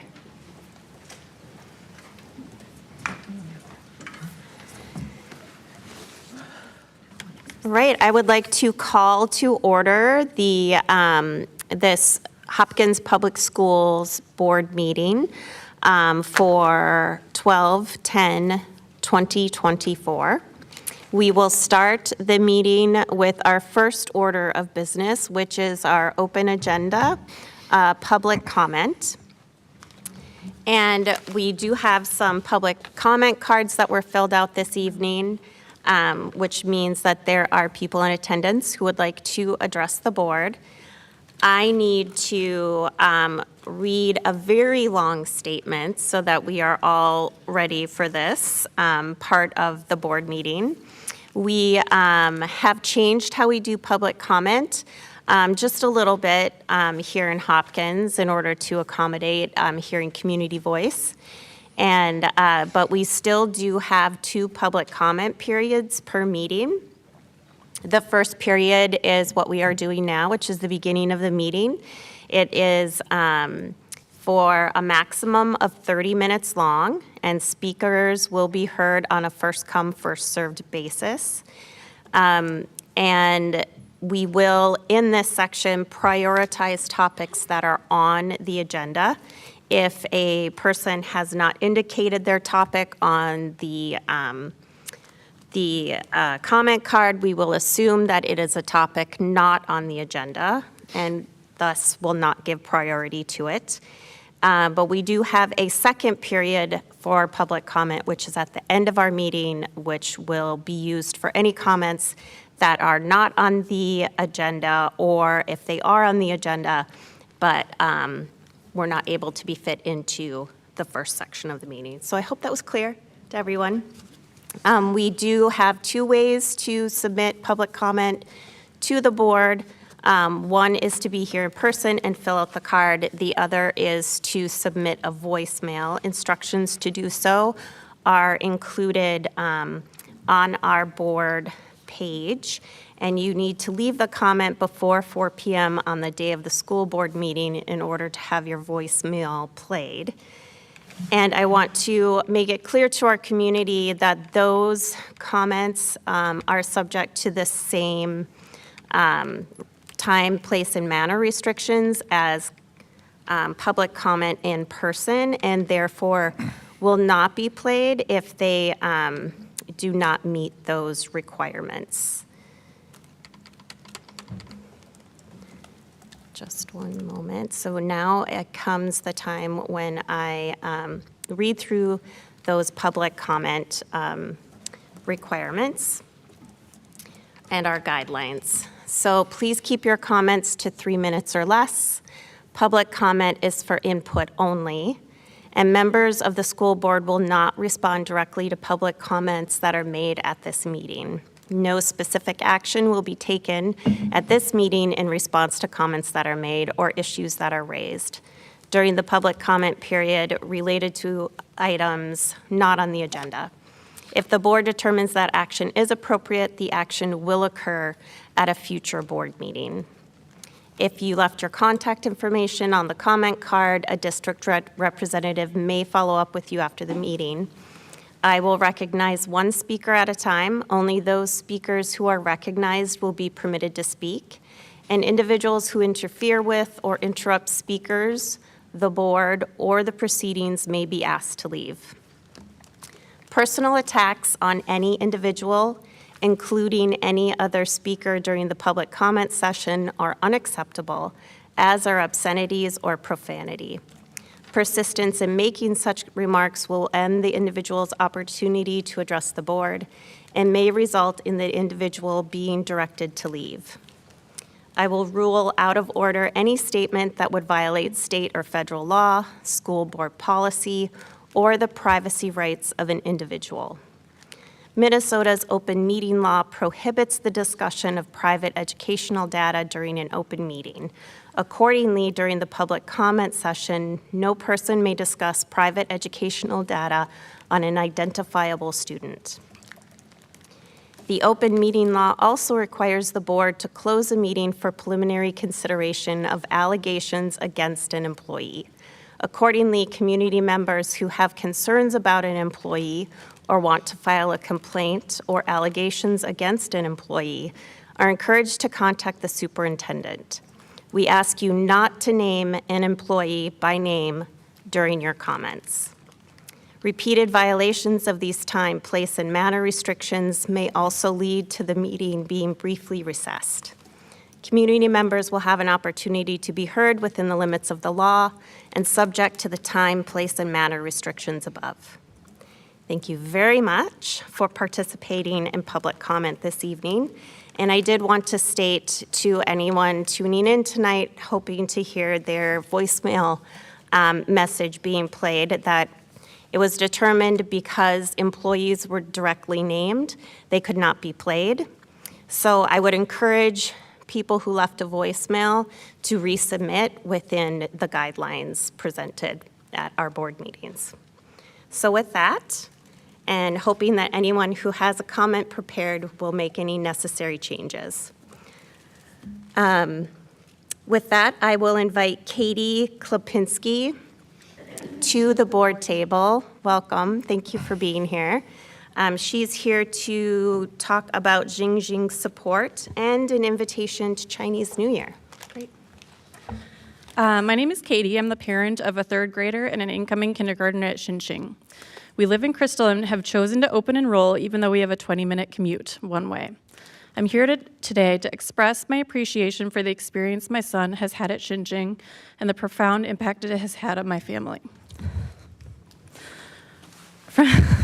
From the very beginning of kindergarten, my son's teachers have nurtured a love of learning and fostered respect for every student's needs. His teachers are native Chinese speakers with a long tenure at the school, and it's clear that the Xinjiang teaching team operates as a close-knit family. The collaboration extends beyond the classroom, with teachers and other programs working together to ensure that every adult who interacts with my son knows and supports his unique educational and social needs. They've earned his trust through their consistent belief in his abilities, not just academically, but socially as well. The fact that he's part of a cohort of 2 classes per grade, which will stay together until graduation, has created an additional sense of security. Xinjiang fosters a collaborative atmosphere where students help one another and feel comfortable seeking guidance. An openness to learning from mistakes has made us, as parents, confident that our son and his peers feel both safe and loved in school. The results speak for themselves. In 2023, 100% of Xinjiang third graders passed the math MCAs, and in 2024, 97.1% passed. These scores far outperform virtually any school nearby. For example, Minnetonka and Edina Elementary School scores are 91%. In 2024, 64.7% of Xinjiang third graders passed the reading MCAs, impressive considering those children were introduced that same year to English in third grade. This is on par with peer schools in Edina and Minnetonka that have received English curriculum since kindergarten. One of the most significant benefits of being part of this program is the global perspective the children gain by immersing themselves in a different language and culture. They're learning to think beyond their own experiences and to appreciate different perspectives, not just in terms of culture, but also in relation to any differences they may encounter in their everyday life. Given the political tensions between the US and China, the importance of cultural education has never been more critical. There's a growing need for Americans with expertise in Chinese language and culture. According to Bloomberg, just 211 Americans studied in China during the 2021 to 22 academic year. That's down from nearly 15,000 a decade earlier, when China was the most popular destination for US students outside of Europe. The US faces challenges in engaging with China, and our children are fortunate to be gaining the skills and experiences necessary to contribute to a global understanding. Thank you for investing in Chinese immersion. However, I hope that you will go beyond just investment and engage with the students, parents, and teachers who make Xinjiang so special. So I have an invitation. On February 6th, our students will perform as part of our annual Chinese New Year celebration. Teachers are seeking a few adults to attend practice sessions with the children and participate in the closing dance. I hope that a few of you will join us and participate. In doing so, you will experience the authenticity of Xinjiang's cultural education firsthand. It promises to be an unforgettable evening. Thank you for your strong support to the Xinjiang community. We look forward to engaging with you closely. Thank you. Thank you. Thank you. Next, I will invite Laura Ciotti to the table to talk about Alice Smith issues and concerns. And please correct the pronunciation of your name if necessary. Hello, welcome. Thanks. Hello. My name is Laura Ciotti. I have a first grader at Alice Smith and a fifth grader who used to go to Alice Smith and is no longer there. I live just a few blocks from our school, and this is my third year on the Alice Smith PTO.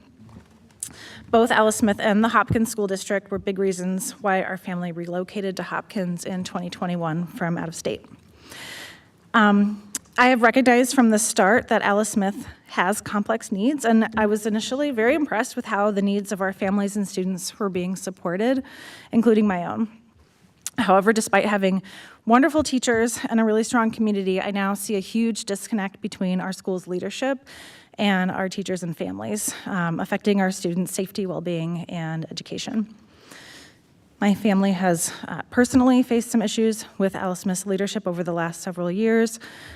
Despite having really wonderful, experienced teachers in second, third, and fourth grade, my older daughter faced increasing frustrations about classroom behavior issues and disruptions that caused disruption to her learning experience. And as a parent and a member of our PTO, I asked questions, wanted to know what was going on, how I or other parents could help.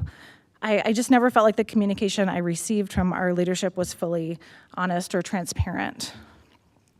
And over the past year, I've come to understand the fuller picture of some of the negative impact of our leadership on our school's culture, our climate, and academic environment.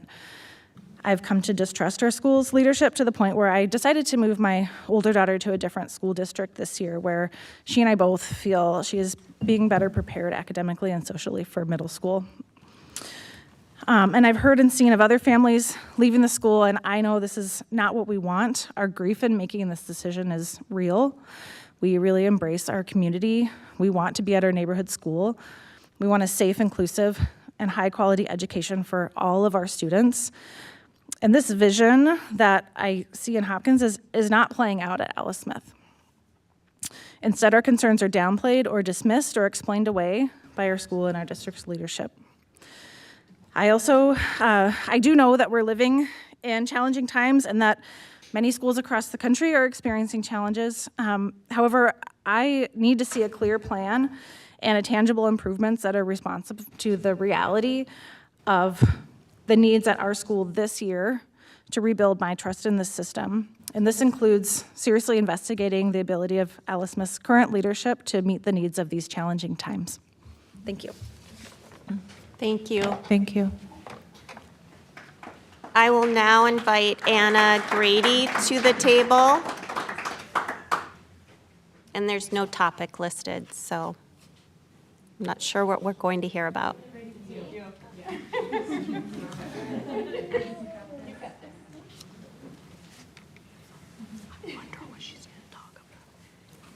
Hi, thank you, welcome. Thank you. Good evening, members of the Hopkins Schools community. My name is Anna Grady, and I'm honored to speak with you tonight as both a mom of a first grade Junto student and previously a teacher for community school program at Eisenhower for the past few years. During my time teaching at Eisenhower, I've had the privilege of teaching second and sixth grade, briefly kindergarten, and briefly music. I've worked closely with students and staff across many programs and grade levels, and I've seen firsthand the incredible work being done at Eisenhower. I've also witnessed and experienced firsthand the growing challenges that our school faces. One of the most pressing issues is the need to maintain smaller classroom sizes and have support such as paraprofessionals in our classrooms. Our classes today are grappling with more intense mental health needs than ever before. I've been in education for 11 years, and I've seen a change in our society, and I see it everywhere, not just at our school. As educators, we're doing everything we can to support our students, but without proper resources and people, we're being put in situations where we just can't meet these needs. Year after year, I've seen amazing teachers leave, not because they don't love their students or the work, but because the demands on them are just unsustainable. These teachers pour everything they have into creating safe and loving, effective learning environments, but it's just not enough. And with more budget cuts looming, I fear it will get worse. Larger class sizes and losing paraprofessional supports will stretch our teachers even further, making it impossible to provide individualized attentions our students deserve. I don't believe anyone here will argue against the importance of smaller class sizes or having more adults in the classroom. Research has consistently demonstrated the benefits of smaller classes, especially in early grades. Studies highlighted by Charles Achilles in the article and posted by School Superintendents Association organization demonstrates that class sizes around 15 students in early primary grades can create systemic change. Students in smaller classes are less likely to need remediation or special education services later. Discipline improves and long-term costs are reduced. These are benefits that we cannot afford to ignore. The study also noted that the most disadvantaged students benefited the most from the smaller classroom sizes. When we fail to provide this, we risk deepening inequities and compromising the future of the children who need us the most. At Eisenhower, we have exceptional teachers who are deeply committed to their students. Protecting small class sizes and maintaining paraprofessional support is essential to keeping educators and fostering a sense of community that makes our school special. Thank you. Appreciate it. Thank you. Thank you. Thank you. I'd like to invite Jocelyn Kahn to the table, who will be speaking about smaller classes and more support for teachers. Thank you. Welcome. Thanks. I'm here today because I can imagine the day when our schools truly meet the needs of every child, a place where all students feel safe, supported, and are given the resources they need to thrive academically and emotionally. I do feel Hopkins has done many things to address different needs, especially on the emotional level. For instance, my daughter attends grief group for the loss of her father. However, I have seen other areas of the school, specifically due to larger classrooms, affect our children's ability to learn. My family moved to the district in 2019 after the death of my husband. We moved here specifically to be in this district, particularly because of Eisenhower, where my sister's children attended, and she had just raved about the district. I was hopeful this district would be the right place for our children, too. My oldest child began kindergarten in 2019, and my middle daughter started at the community school in 2022. My middle daughter has autism and anxiety. We had been doing in-home therapy since she was 2. Eisenhower was initially willing to allow a 6-week transition period for her therapists. Data was collected during the time, and it became clear she needed significantly more support. She needed up to 20 prompts at times to follow educational instruction. With a class size of 25, I did not feel the teacher or paraprofessional would have the time to provide this. Her outside therapists, who were covered by her health insurance, were willing to provide support during the school day, but the school was not open to allowing this. They would only allow 1 hour a day. I knew this would not meet her needs. I realized the school didn't have the necessary resources to provide the level of support she required. I was advised to consider legal action, but instead I chose to withdraw my daughter and homeschool while I searched for a more suitable school.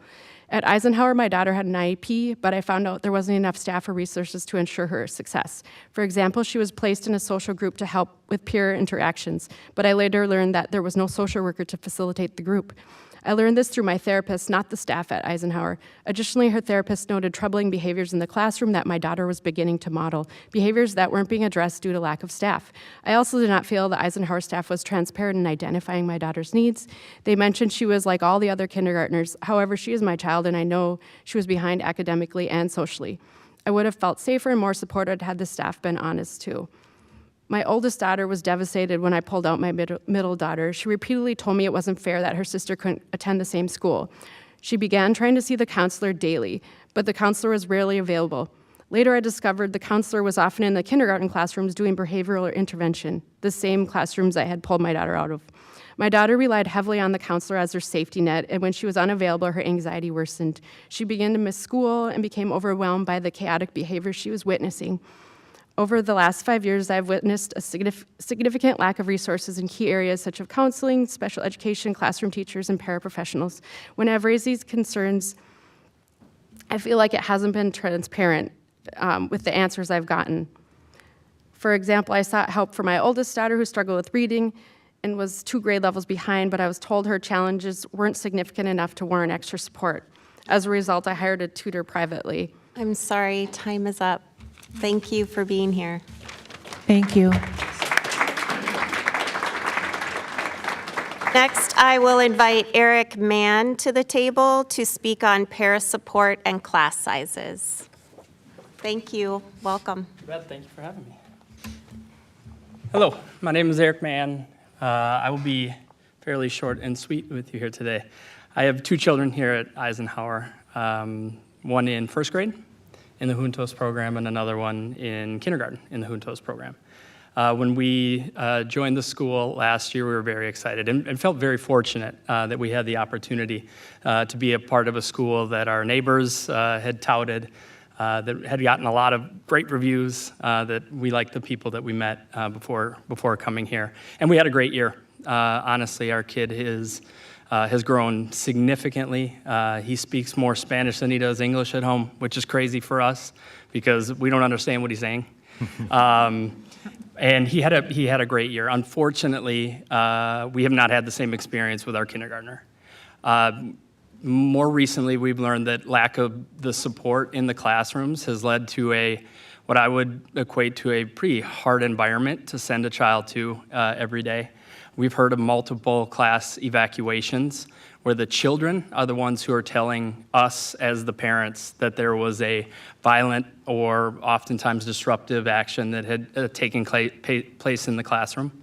And you know how unsettling that is for a 5-year-old to come home and good days that used to be explained to us as curriculum-based, having fun with friends, are now about good days where the teacher felt that they were happy, or that they were safe, or that children didn't have to leave the classroom to go and find help inside of a classroom. And I feel that a lot of that is due to class size and lack of paraprofessionals. And so, you know, we've raised this numerous times to the leadership team here, and recently found out that there is another cohort of our peers or other parents that feel the same way. And so we're here today asking for more support in the classrooms, more support for our teachers, so that we're not looking at a ticking time bomb where kids are injured or teachers are injured or they leave the school altogether. So we appreciate your time and appreciate the opportunity to voice concern. Thank you. Thank you.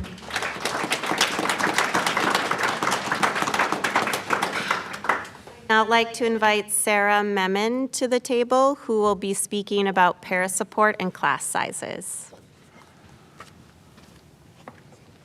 Hello. Thank you. Welcome. My name is Sarah Memon, and I'm here to speak for a 3rd time regarding the cut to paraprofessional support in kinder and 1st grades at Eisenhower Elementary. The response at the school level and the district level has been insufficient and often dismissive. Classrooms are regularly being evacuated, teachers are being physically harmed, children are scared to enter their classroom, and our children are losing learning time. These are not rumors, these are firsthand accounts from our own children and staff within the school. We ask that the superintendent step in at the school level to address this matter and reinstate full-time para support in all kindergarten classes and part-time para support in all 1st grade classes at Eisenhower.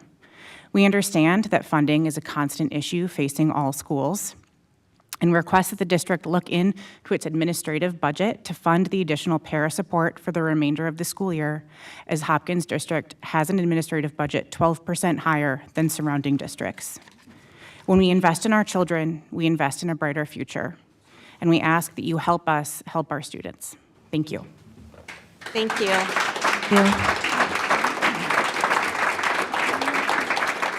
Next, I'd like to invite Kendra Theory to the table to speak about para support. Welcome. Thank you. Thanks. Hello again, everybody. My name is Kendra Theory, and I'm here on behalf of many parents, teachers, and 337 community members that have signed our petition to restore para support. We're here because we're deeply concerned about the support or lack thereof being provided to our youngest learners. Class sizes in kindergarten and first grade with 26 to 31 students should be unacceptable. Research shows smaller class sizes, around 17 students, are critical for academic and social success. Other districts have been able to implement clear class size caps working with the teachers union. Why can't we? Para support. Para educators are not optional. Their absence stretches teachers too thin, leaving students without the individual attention they need. We need full-time paras in all kindergarten classrooms and support in first grade. The Amity interns. Interns are not para substitutes. These young adults are here for cultural exchange, not to manage classrooms or assist in ways they are untrained for. It's unfair to them, our teachers, and our students. The impacts are clear. Overwhelmed teachers, struggling students, and rising safety concerns. It is not sustainable. We're not just creating problems for today, but setting these students up for long-term challenges. Our asks. Tonight, we ask the board to implement clear K-3 class size caps. I know this involves working with the union, but it has been done and it's important. 2, reinstate para support for kindergarten and first grade. 3, ensure the Amity interns are being used appropriately. And 4, communicate transparently with parents about all these decisions and how they're made. We want to work with you, not against you, but we will not stop advocating until our youngest students receive the support they deserve. Thank you. Thank you. Next, I'd like to invite Haley DeGrella to the board table.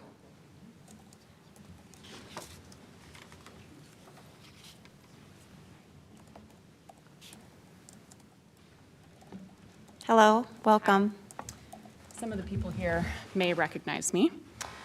I have now spent, this is our second year having pulled our children out of Hopkins schools. We were previously at Alice Smith. My oldest son started there in 2018. We loved it. It was everything I could ask for in a school. We love the Hopkins district. We moved here from Michigan, specifically to Hopkins to attend the Hopkins School District. After leadership change at Alice Smith, it was immediately different. By 2 years ago, it had gotten so bad that I ended up pulling out my special education 5th grader. I reported the district to the state of Minnesota, and I won.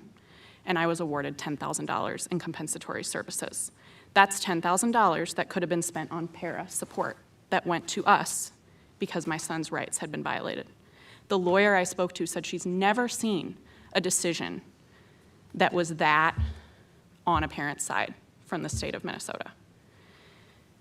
I also moved my 2 other children from Hopkins District, and we are all at Minnetonka. They are thriving at Minnetonka. The extreme behavior and peer and administration issues that my 4th grader at the time was experiencing in 5th grade at Minnetonka, we got 1 call home the entire year.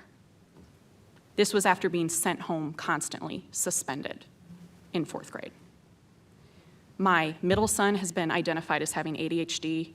He is now on the gifted track in Minnetonka. All of that was missed in Hopkins because there is not enough support. My youngest son, who Hopkins was trying to send to a level 3 classroom, was fine in a regular classroom and is now not even having para support in 1st grade. This is impacting families. This was traumatizing for me. I have emailed this committee about this, never received even a courtesy response. All of my neighbors are now leaving. My friends are now leaving. This was a community that I was so involved in and excited. I mean, obviously, I'm still here, right? I'm at this meeting, even though my children don't go here, because I live in Hopkins. I want to send my kids to Hopkins schools. I do not want to send them to Minnetonka, but I literally have no choice for the safety of my children and for their ability to learn and become successful adults. These are serious issues. This is not just parents complaining. This is something that is your job to deal with. Thank you. Thank you. I'd like to invite Adam Schuster to the table to talk about high school passing time. Adam Schuster, please, if you're here. Hi, thank you.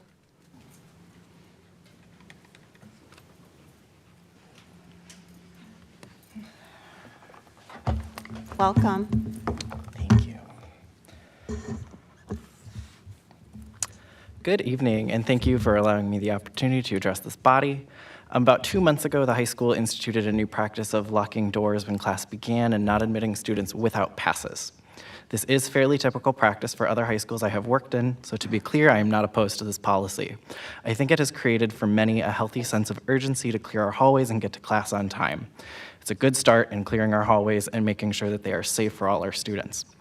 Unfortunately, and what I'm here to speak to, is it has created a high number of tardies, a number that I believe is higher than it should be. Let me explain. The high school currently has 5 minutes of passing between classes. Last school year, we added 500 students to the building and subtracted 1 gender-neutral restroom. We changed the school start time to be 5 minutes earlier, 8:40. One of the rationales I was explicitly told for this during a 9th grade transition meeting was to add a minute of passing between each period. Did not happen. I'm here specifically because of my Avid 10 students. They're the light of my day, and they have been very clear with me that they do not feel this is enough time to push through our crowded halls. At one point, not sure what else to say after listening to them complain, I told them they should take their complaints to the school board. I started to realize from their faces that they had never considered this was even an option. And unfortunately, as their teacher who tries never to ask them to do something I'm unwilling to do myself, it became clear I had to model the process. So to all of my students who see this in the future, hi. To give you a more tangible grasp on the problem, I brought some late passes with me. I will drop them off. These 33 passes come from the last 10 instructional days, not counting DLD or this week. It's 33 knocks on my door, 33 interruptions that cost a few moments of instructional time. That adds up. It's also useful context to know that I do not currently teach first block this semester. That's my prep time. So these are not tardies attributable to transportation or busing. These are kids, for the most part, already in the building. When we started asking around about this issue, me and my students together, we asked some veteran teachers, and we learned that passing used to be 7 minutes. This was without the addition of the 9th grade class. It was cut by a previous administration down to 5 in response to a series of fights between students no longer in the building.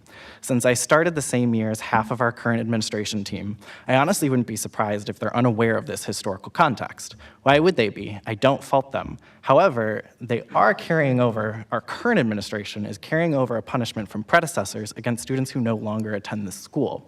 It did not make sense to a lot of us.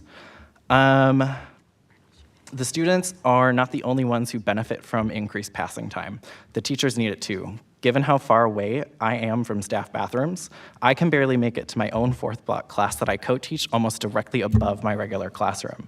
In fact, because my 3rd block has 35 new excited freshmen that want to talk to me sometimes after class, it's not uncommon that they need a moment of my time and I'm late to my own class. I encourage the school board to request tardy data from the high school at the end of the year to give it a good look. I want to thank you for letting me speak to you, and sorry in advance if this brings an increase of public comment from my Avid students. Thank you. Thank you, Adam.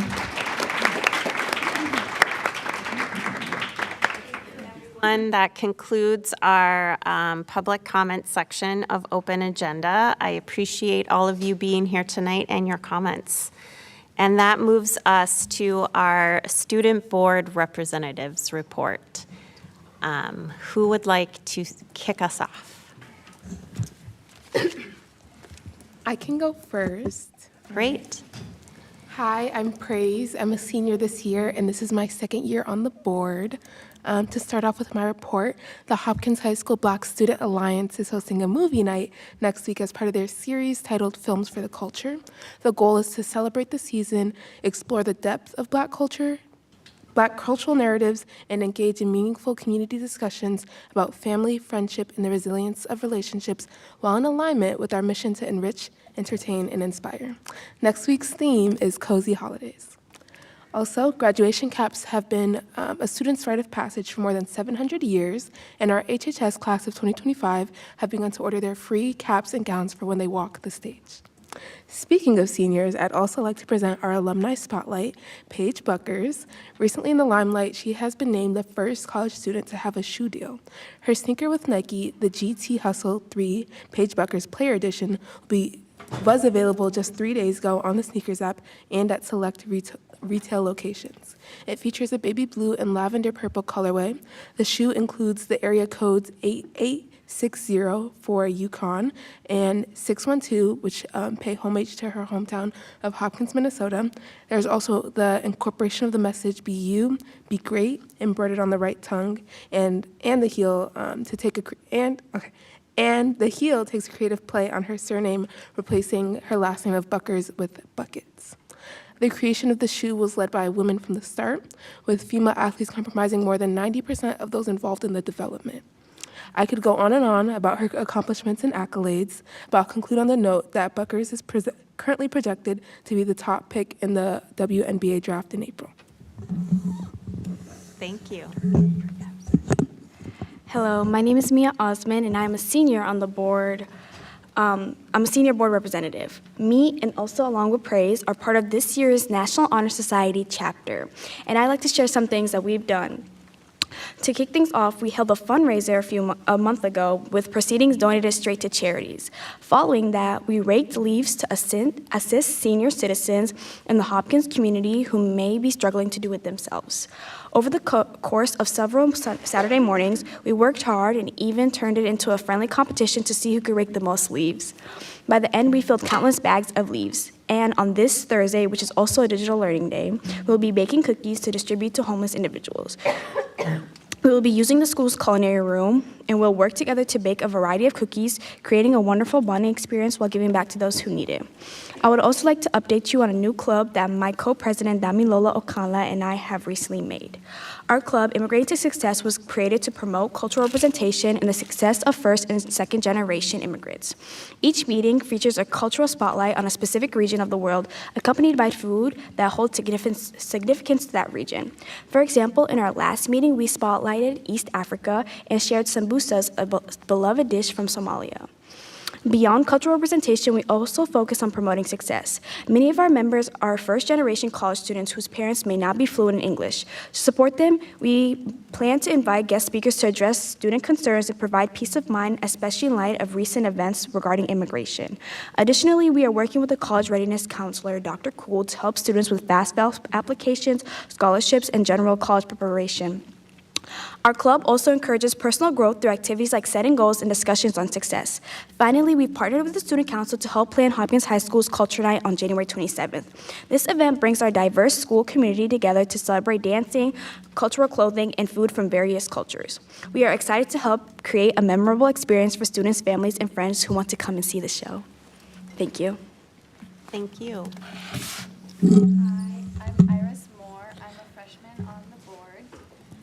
To start, I would like to remind everyone about concerts. It is concert season right now. The orchestra concert was last Wednesday. This did not include the freshman orchestra because we'll be performing tomorrow. This was the symphonic orchestra, sinfonia, and philharmonic and chamber. And then tonight is the band concert, which is symphonic and wind ensemble, as well as a percussion ensemble, which is new this year. Tomorrow night is the freshman ensembles concert. It includes Royal Orchestra, Royal Choir, and Royal Band. And there is a choir concert next Tuesday, the 17th, which includes Bella Voce, Concert Choir, Royal Blues, and Sirens. Also, talent show auditions are starting. They are tomorrow during Royals Connect, so students can sign up for a specific SST or student support time Royals Connect session. And then the talent shows will take place again during Royals Connect on the 7th and 8th of January. Also during Royals Connect, we have peer jury. This is a student group, and it is a restorative practice. So students who get in trouble can choose to go to admin or peer jury, depending on what they get in trouble for. And they, if they go to peer jury, can be given a sentence, per se. Like peer jury could decide that they should go clean the cafeteria or write an apology letter or volunteer after school because of whatever they did. And that is an alternative to going to admin. And that's all I have. Thank you. Thank you. Hi, my name is Sufyan, and I'm a freshman. And to start my board report, last night our girls basketball team delivered an amazing performance, dominating Two Rivers High School with an incredible 91-32 victory. Their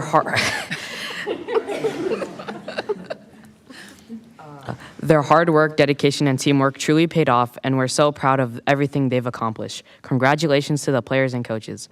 And let's continue to show them our support as they move forward in their season. Meanwhile, our boys basketball team has a game happening right now and against Southwest Christian High School. This is a great opportunity for us to come together and show our school spirit and cheer them on to victory. Make sure to check the school website or announcements for details on the time.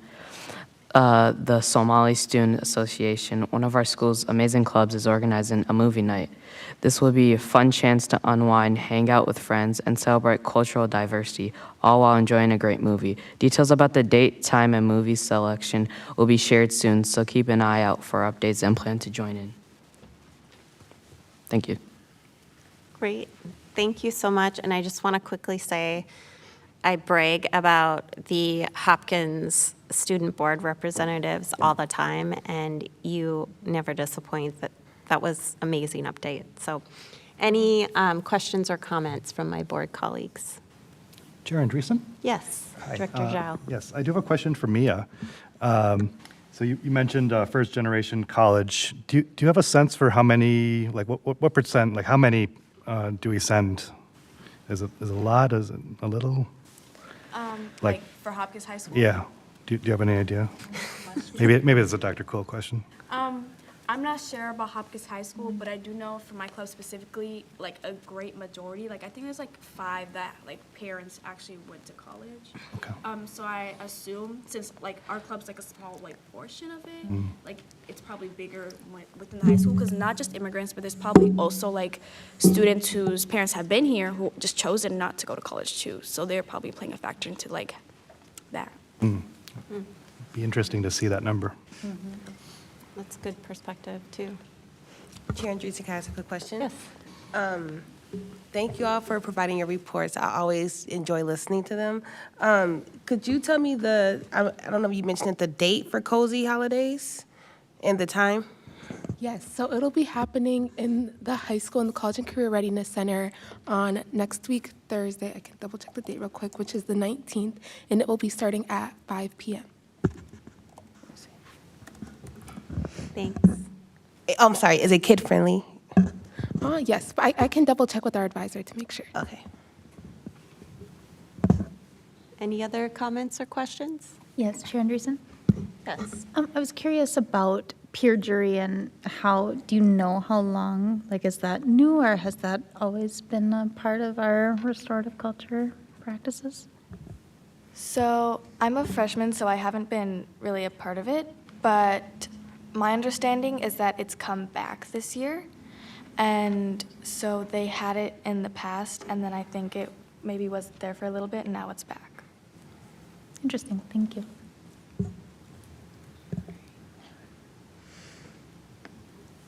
Great. Thank you so much for being here tonight and for all the amazing work you do in our community and in our schools. You are very appreciated. And you are welcome to stay if you'd like. Otherwise, we will see you later.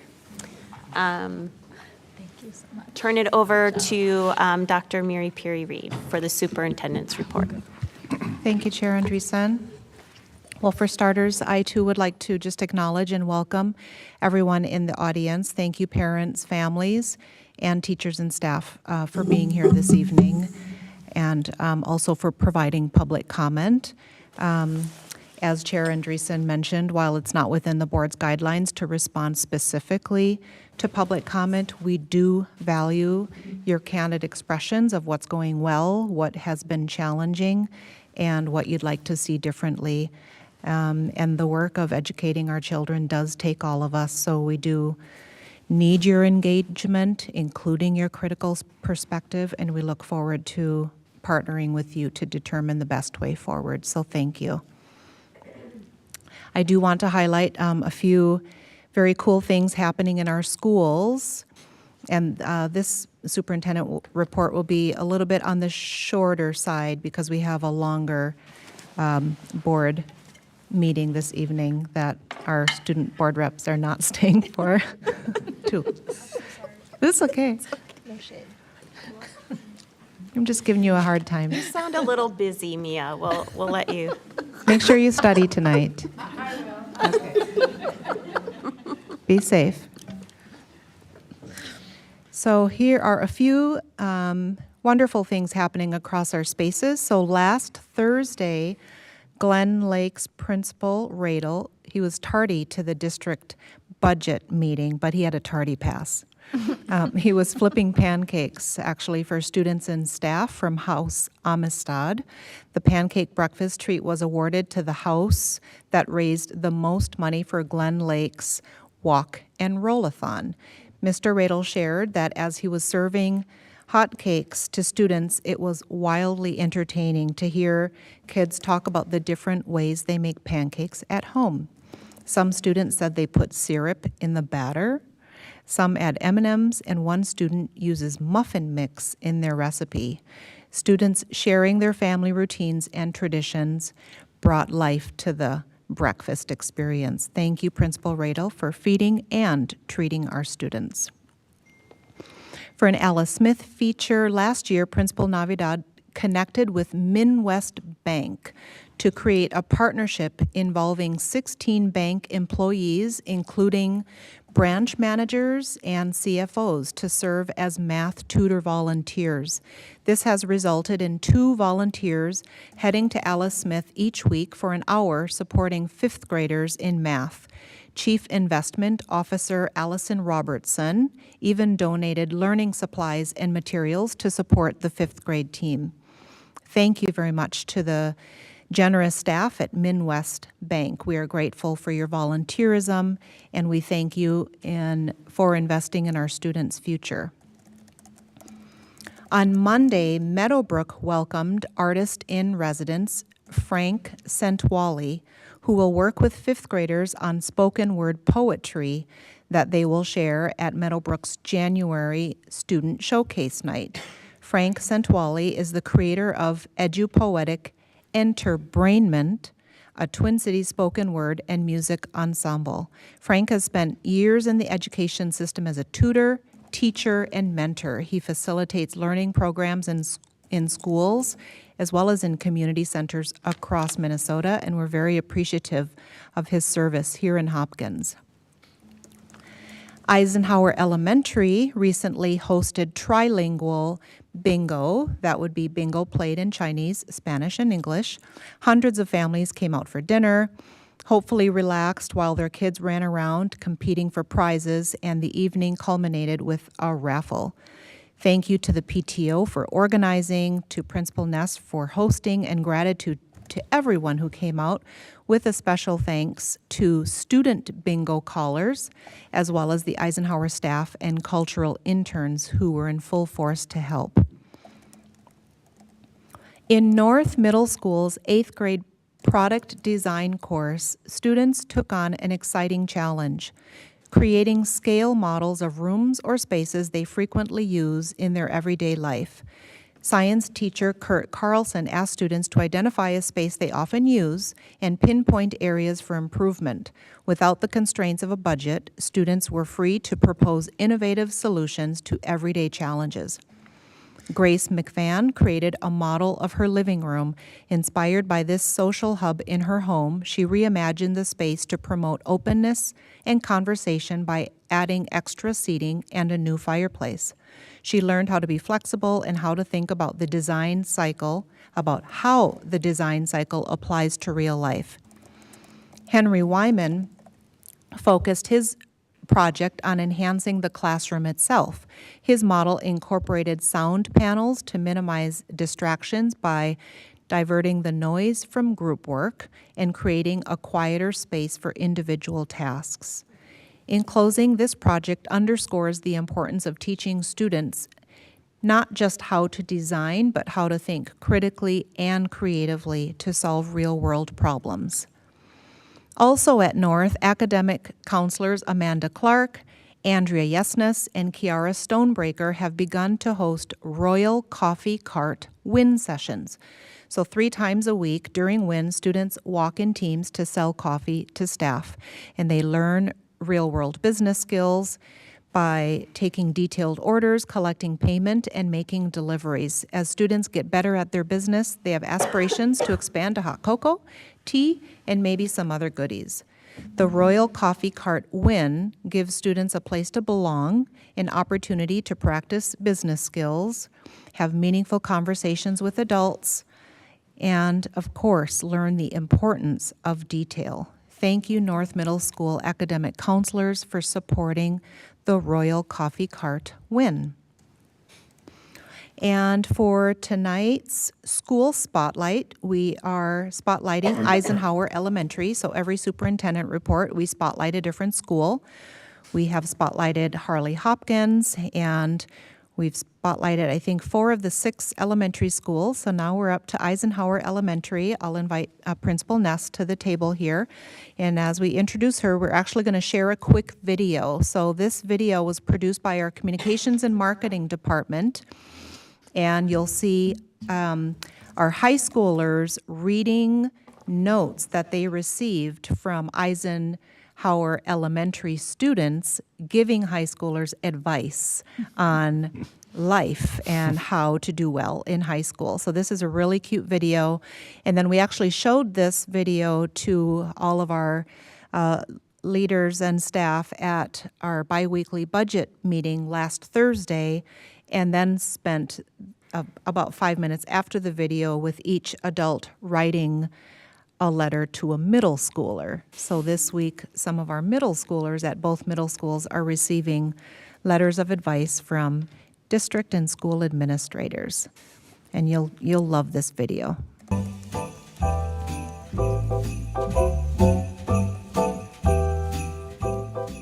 Dear high schooler, if you're reading this, that means you're in high school. I can't even imagine how hard high school must be. I'm in 5th grade. I want to remind you to give yourself some time to do something you like. Take some time for yourself. You deserve it. You're amazing, kind, smart, and your friends are lucky to have you. From Tilly. Thank you, Tilly. You are smart, strong, beautiful, and capable, and never forget that. You are amazing. Dear high schooler, if you are ever under pressure, just take a deep breath and do your thing. You have made it really far. Since you made it so far, you can't give up now. So basically what I'm trying to say is never give up. That's really cute. To a senior, hi, I hope you have a great school year. From Teddy. You are a sweet and heartfelt person, and I think you are so amazing. And my dream is to make your day. Dear high schooler, always be kind and don't give up ever. Do your best at all times.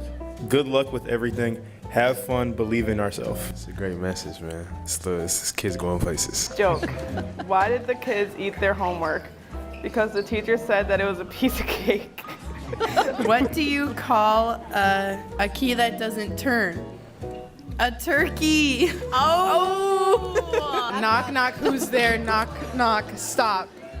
Stop knocking on my door.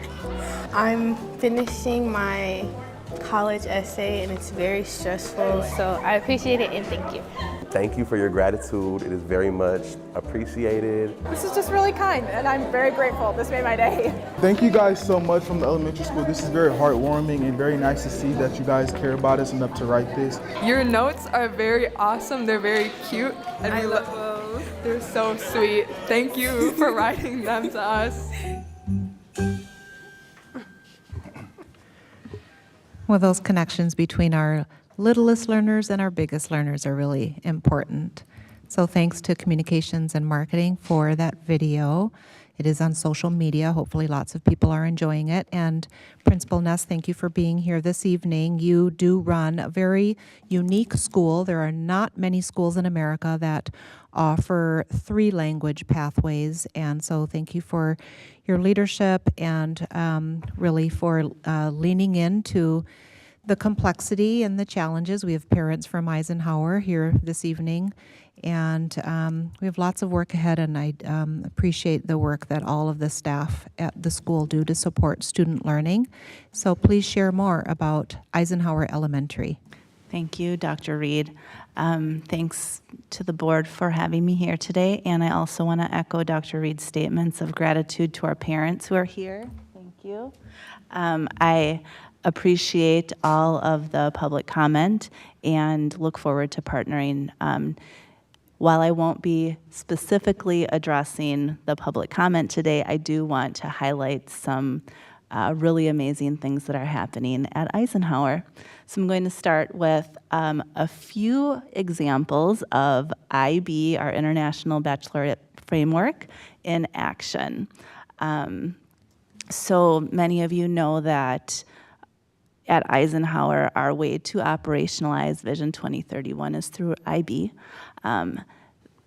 We have recently appointed school ambassadors in 4th and 5th grade. And so here's a picture of them. They have been selected for their leadership qualities, strong communication skills, and embodiment of the IB-PYP learner profile. And so the learner profile traits are things like communications, being a communicator, being a risk taker, being balanced, being principled.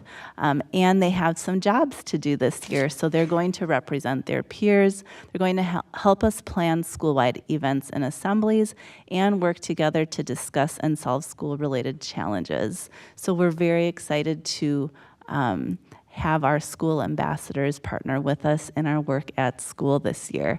It's a great way for our students to build leadership and agency, 2 really important parts of IB. Another example of IB in action, this is one of our 1st grade units. It's one of the projects in the unit, and the unit is called How We Organize Ourselves. That's one of our units. Every grade level does a version of this unit. It's part of our program of inquiry. And the central idea for this unit is people's choices impact their local and global communities. And so there are 3 lines of inquiry in this 1st grade unit, and they are just wrapping this unit up. However, one of the projects in the unit is something that they've done now. I think this is either their 2nd or their 3rd year doing this lesson. But what they do is each classroom gathers all of their school supplies and they put it out in front of them on the floor, and they incorporate math into it. And so they start by counting all of the school supplies, and the concept that they're working on is scarcity versus abundance. And so they try to figure out, okay, which school supplies do we have in abundance of and which do we have scarcity? And so then after they have, so you can see there's a picture of that graph there, they determine which school supplies can we share with our peers, with other people in the school, maybe with outside agencies or organizations or families, and what do we need? What do we want to request? And so then you can see them with their bags. They assemble all their data, all their information, and then they go around and they pass out school supplies to people that need them in the school. For example, I requested 10 pencils, and they delivered 10 pencils. Lots of other classrooms requested things that there was an abundance of. And then they trade amongst themselves for things that they have scarcity. Another important part of our school this year is, many of you know, we have been awarded the Full Service Community School Grant by the Minnesota Department of Education. The goal of this grant is to develop sustainable full-service community schools.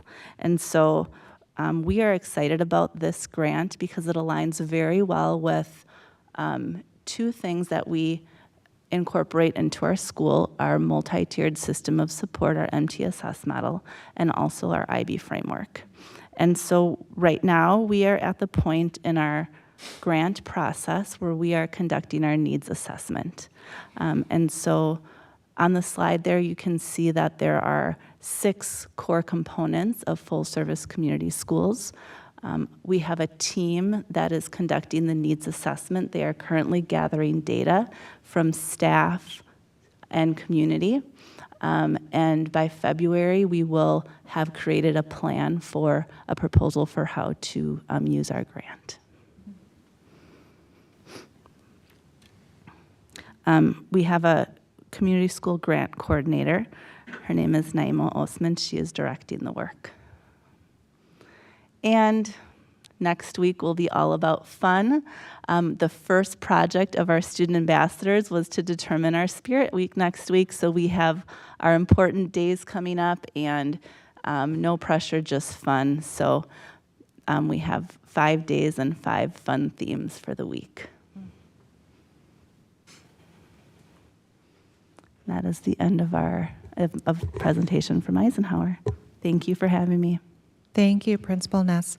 You know, when you were describing the math lesson, I think I was in first grade Junto's classroom because I saw all of the staff names, and of course the whole lesson was conducted in Spanish, and I saw the school supplies, and I kind of wondered why they had different amounts of school supplies per staff member. So now I understand what was being done. And if you think about the complexity of concepts like abundance and scarcity in Espanol, right, in Spanish, then that really elevates the rigor of the lesson. So thank you for describing that, and appreciate your comments about Eisenhower Elementary this evening and all of the fantastic things that are being done at the school. Thank you. Thank you. Thank you.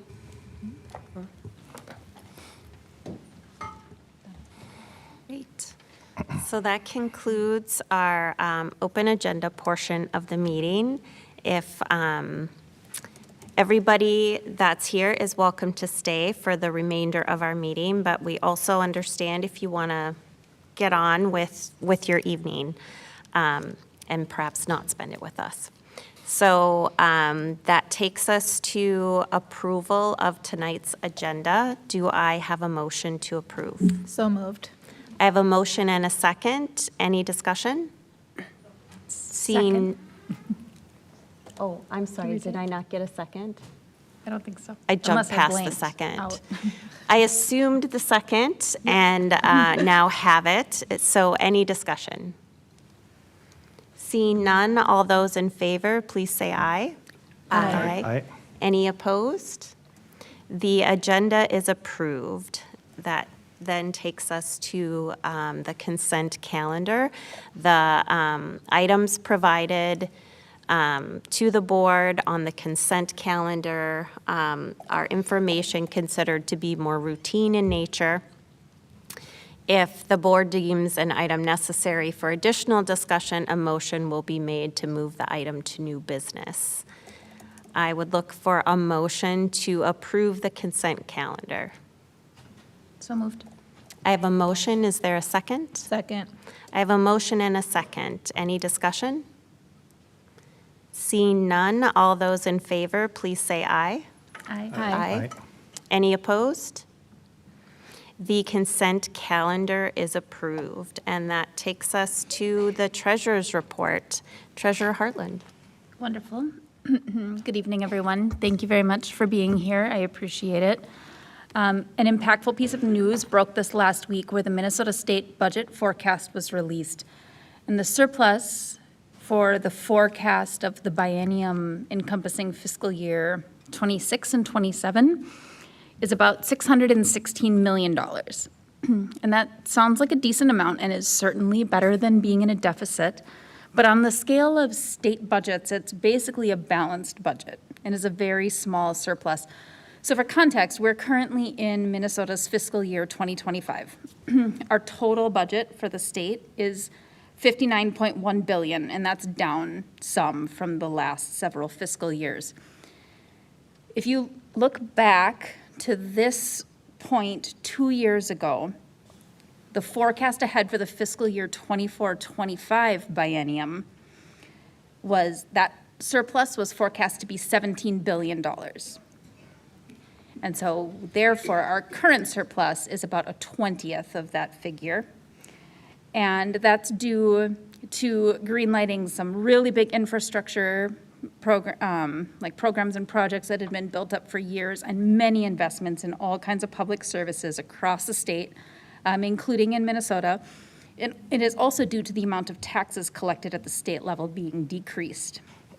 And so an additional piece of context is the state of Minnesota has about 850,575 pre-K through 12 students and about 38,000 adult learners in 330 school districts. So the point of all of that information is that this $616 million surplus that the state is looking at over the next 2 years is not a huge amount to serve all of us that live here, and there will likely, I'm obviously cannot tell the future, but we cannot count on a lot of additional state resources to help us and other districts with to combat the rising costs of paying our staff living wages and to provide buses and all of the myriad costs that come with serving students in the district. Specific to recent expenditures, some expenses of note were $29,709 paid to universities and colleges in the area for PSEO classes. That is money that directly saves our families college tuition when their students go to college.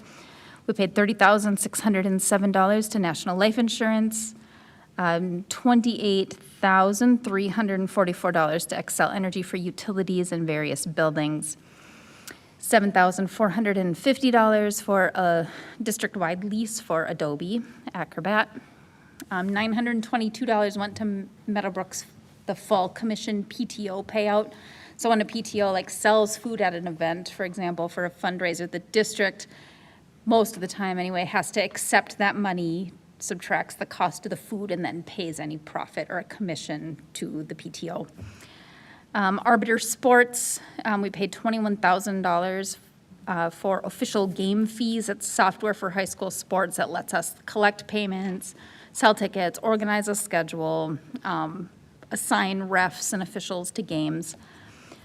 We paid a little over $14,000 to the city of Golden Valley for utilities, about $9,300 to the city of Hopkins for utilities, about $5,300 to the city of Minnetonka for utilities, $4,600 to Water Specialties in Minnesota for pool upkeep and water chemicals, $1,031,383 in busing, just transportation of students in the district. About $6,400 of that was for a couple of charter school students that we are obligated to provide transportation to within our district bounds.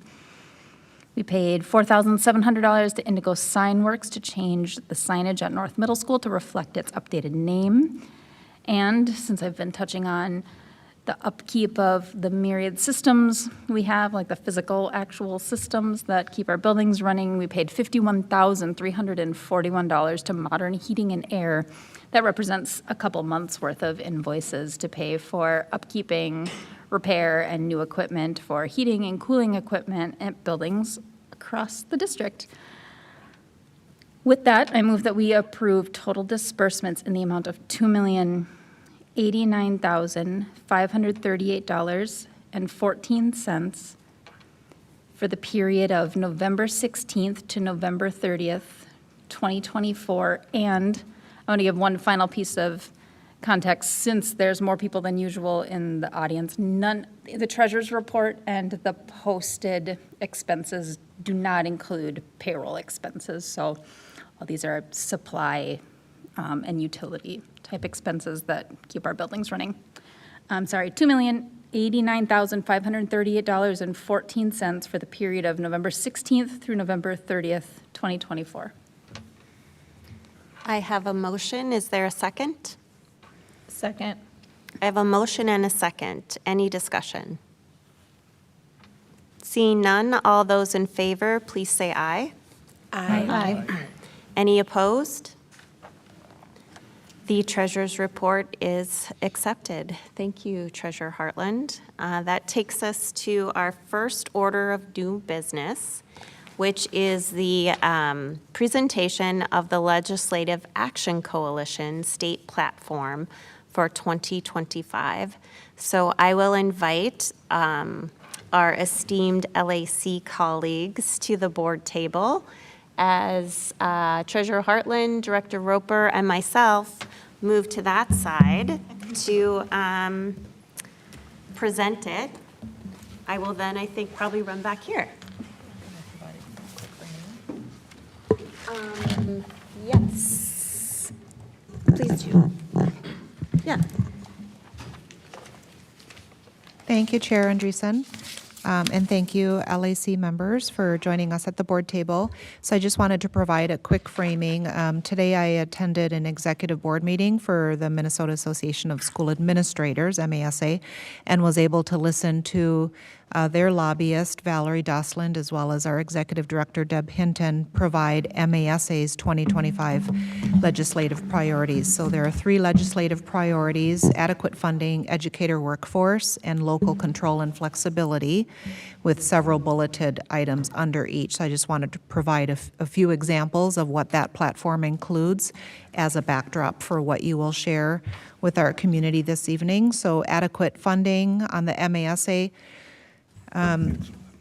platform included things like providing a 3% basic formula increase over current law, permanently funding summer unemployment insurance, eliminating the English learner and special education cross subsidies, holding districts harmless for compensatory funding while directing a study group to figure out what the long-term solution will be for compensatory education dollars, and increasing local optional revenue to $974 per pupil. On the educator workforce, there were items including improving pension benefits, expanding alternative pathways to teacher licensure, and supporting restorative practices and student discipline through locally determined policies. And then finally, on the local control and flexibility priority, there were a few bullets including renewing capital levies locally, allowing districts to design school calendars to align with community needs, and allowing schools to focus on learning outcomes rather than seat time. So just to give you an example of what the platform at MASA looks like, the Association of Metropolitan School Districts also develops a legislative platform, and then some of the school districts across Minnesota have their own LAC. Hopkins Legislative Action Coalition is one of the strongest in the state, and so thanks to all of you who work on that. And we'll, Catherine, do you want to, I don't know who's going to speak first, but thank you very much for being here.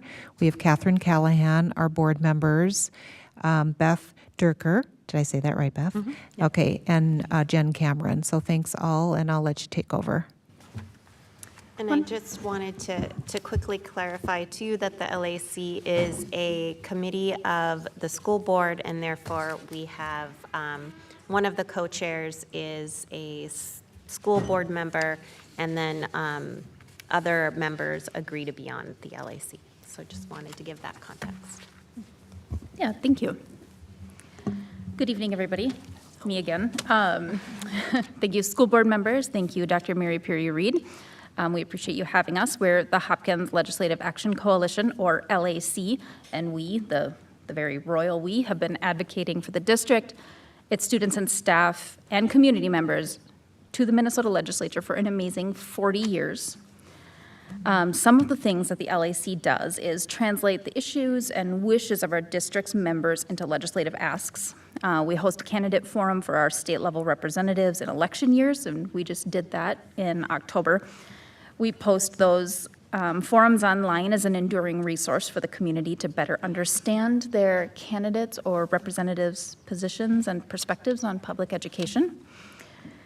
We host a legislators' breakfast in January once the session starts, and that's where we invite all of our reps to a changing location in the district, and we highlight both successes enabled by the state's funding and actions, and also to highlight an ask of them to further the district's goals. It's an ask that they take with them and keep in mind as they go about their work that session. Because we, the LAC, have such an established relationship with our reps, our continued work once the session starts is that they actually contact us to kind of contextualize things that they're considering, either budget requisitions or changes to policy, things that they're considering. They might ask us, like, how much has your transportation costs increased? And then we serve to provide that context. The LAC's ask tonight would be that you, the board, look over our legislative priorities and platform and authorize to advocate for this platform at the breakfast and in our other actions from now through the end of the session. And one final thing I want to note is that our student board reps actually are a part of the LAC, and they serve in several roles, including at the candidate forum and that breakfast I mentioned. Some of our students have even testified before the legislature and introduced bills. So I will let us introduce ourselves quickly, and then we'll get started. You know me, I'm Rachel Hartland. Hello, my name is Brooke Roper. I'm a member of the Hopkins School Board. I'm Catherine Callahan. I'm the legislative liaison, and I want to just acknowledge Steve Adams, who is our co-chair, and he was not able to be with us tonight. I'm Beth Durker, and I'm a parent in the district. I'm Jen Cameron. I am a parent in the district. That's Shannon Andreessen. She's your school board chair. She's handing out a copy of our legislative priorities for you to review while we talk about them.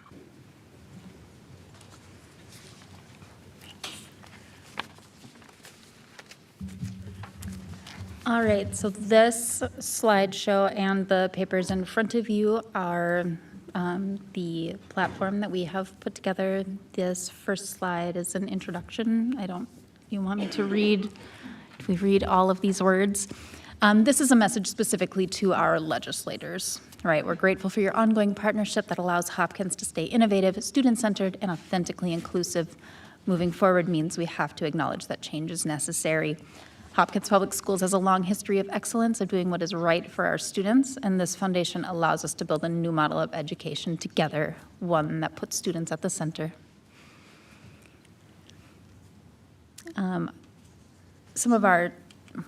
To reduce the opportunity gap, we must move beyond traditional practices that fail to equitably serve all learners. And we are committed to creating a school system that ensures a bright future for every student, regardless of race, gender, culture, or economic status. We urge the governor's office and the Minnesota legislature to collaborate with us in prioritizing the individual student growth, encompassing academics and key traits like critical thinking, problem solving, collaboration, empathy, adaptability, and multiple literacies.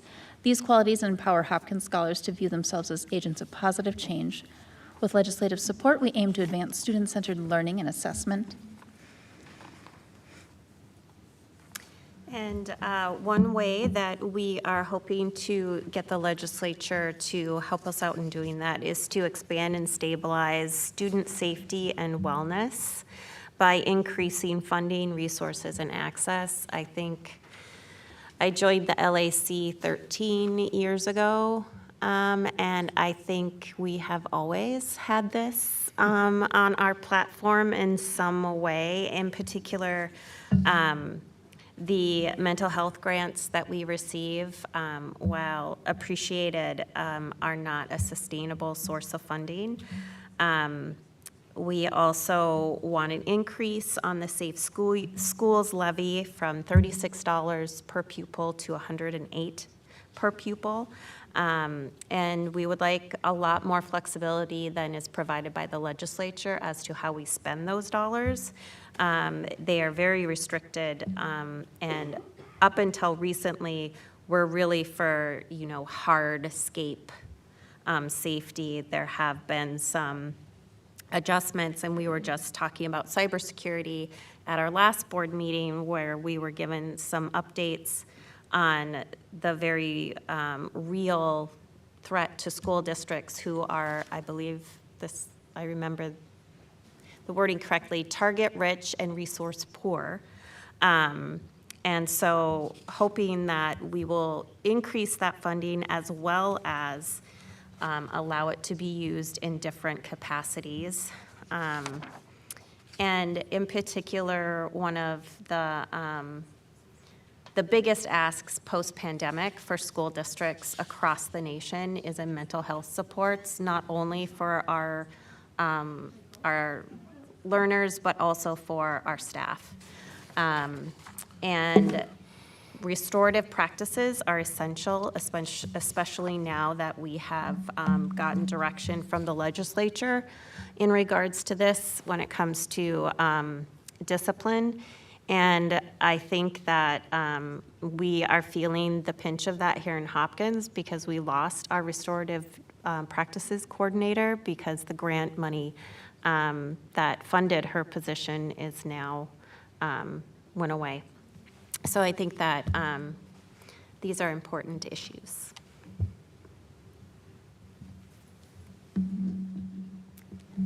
The next point on our legislative priorities is to reduce educator and staff workforce shortages and elevate the teaching profession, providing greater access.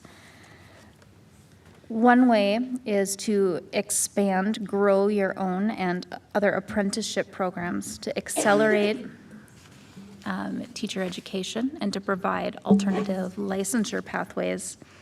Another would be to expand and make permanent the pilots to fund student teacher stipends, because this is an enormous burden on college students who are seeking to enter the profession. It is essentially asking college students to take on a full-time, non-paid job, and it is cited as a barrier to people entering the profession having to make that leap. There are some limited state-funded grants, as noted, and our ask would be that those are expanded and hopefully made permanent. With regard to paraprofessional staff, our ask of the legislature, because not every ask is directly for funding, but that they analyze real data on current and projected paraprofessional salaries from their resident school districts in order to understand the true cost of retaining these valuable and mandated staff members. So Hopkins employs more than 200 paraprofessionals, and their wages are not livable. I mean, the average wage of them is under $25,000 per year. And we would ask that our legislators really understand what it would take to give them a really substantial raise and to hire more to expand their role here at Hopkins and to know what an impact that would have on our budget. The paras are clearly a treasured resource in our community, and support for their wages is lacking.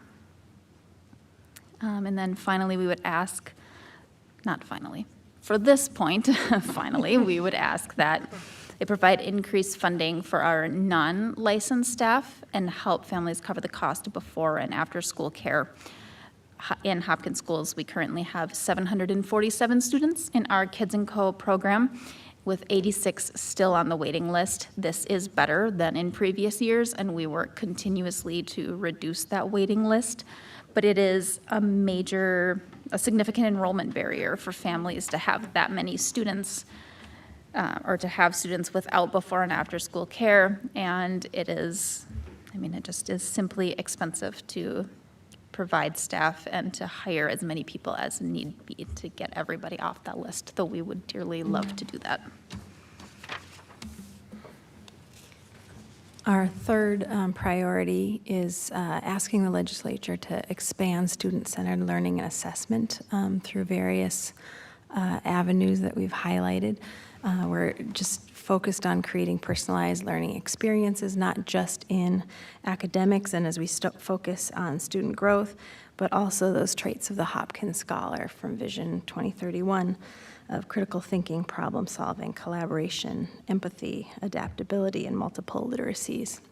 So we need to focus on the student-centered learning approaches and being able to assess them. So one of the priorities we summed up was modernizing education, promoting that competency-based education, thinking about alternative graduation pathways, career readiness certifications, and things like health services, technology, and education are application-focused ways of modernizing education. The second item was reforming outdated seat time or hours of instruction requirements to grant students credits wherever and through whichever modality their learning occurs. Again, you see this student-centered approach that is flexible and reflects our changing educational framework and reality.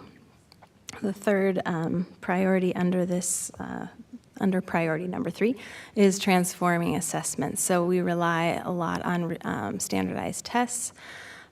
We need to implement systems that better measure growth, mastery, and readiness in the ways that we're defining and pursuing it.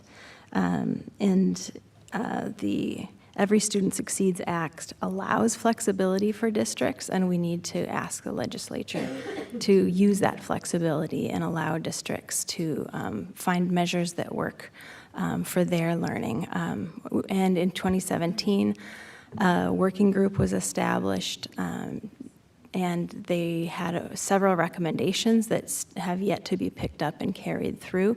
So we'd like those to be picked up by the recommendations from the working group to be revisited. One of those working group recommendations was aligning career and college readiness standards with the assessments that we use in our education system. Okay, so our priority number 4 is to empower local school boards. Excuse me. So school districts need more time to implement the expansive new programs and requirements adopted during the last, biennium. We urge state policymakers to refrain from enacting any new mandates and to 1, allow school boards to manage school calendars, prioritize innovative spending, and to negotiate e-learning days and class sizes. And number 2, to enable school boards to post proceedings and decisions online for community access rather than requiring districts to post them in the local newspaper. And so providing school board members with the power to manage school calendars, like we're parents first before we are school board members. And I think that it's really important for our community to know that when we're in our meetings, we're thinking in the mindset of a parent and not of a policymaker or of elected official. Like we're thinking about what our needs, how we would like our needs to be met. And so we would love to see some of these changes take place as far as, innovative spending.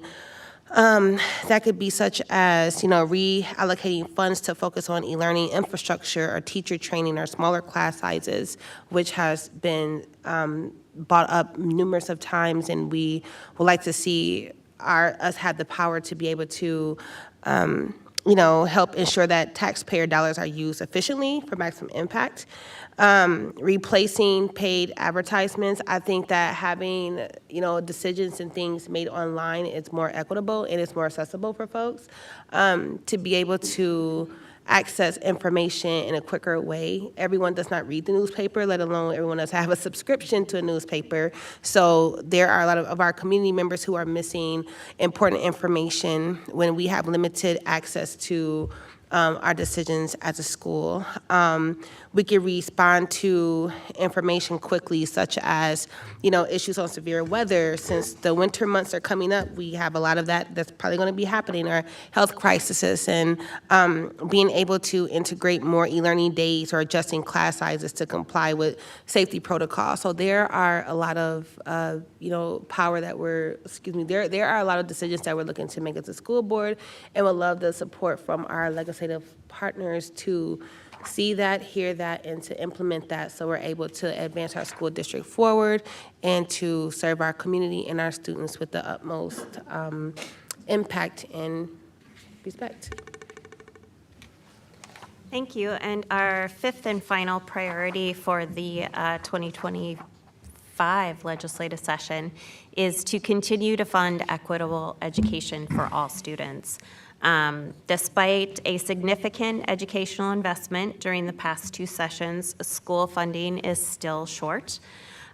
So we are asking yet again to increase the per pupil funding formula by 3%, raise the inflationary cap from 3 to 5%, especially considering what we're looking at.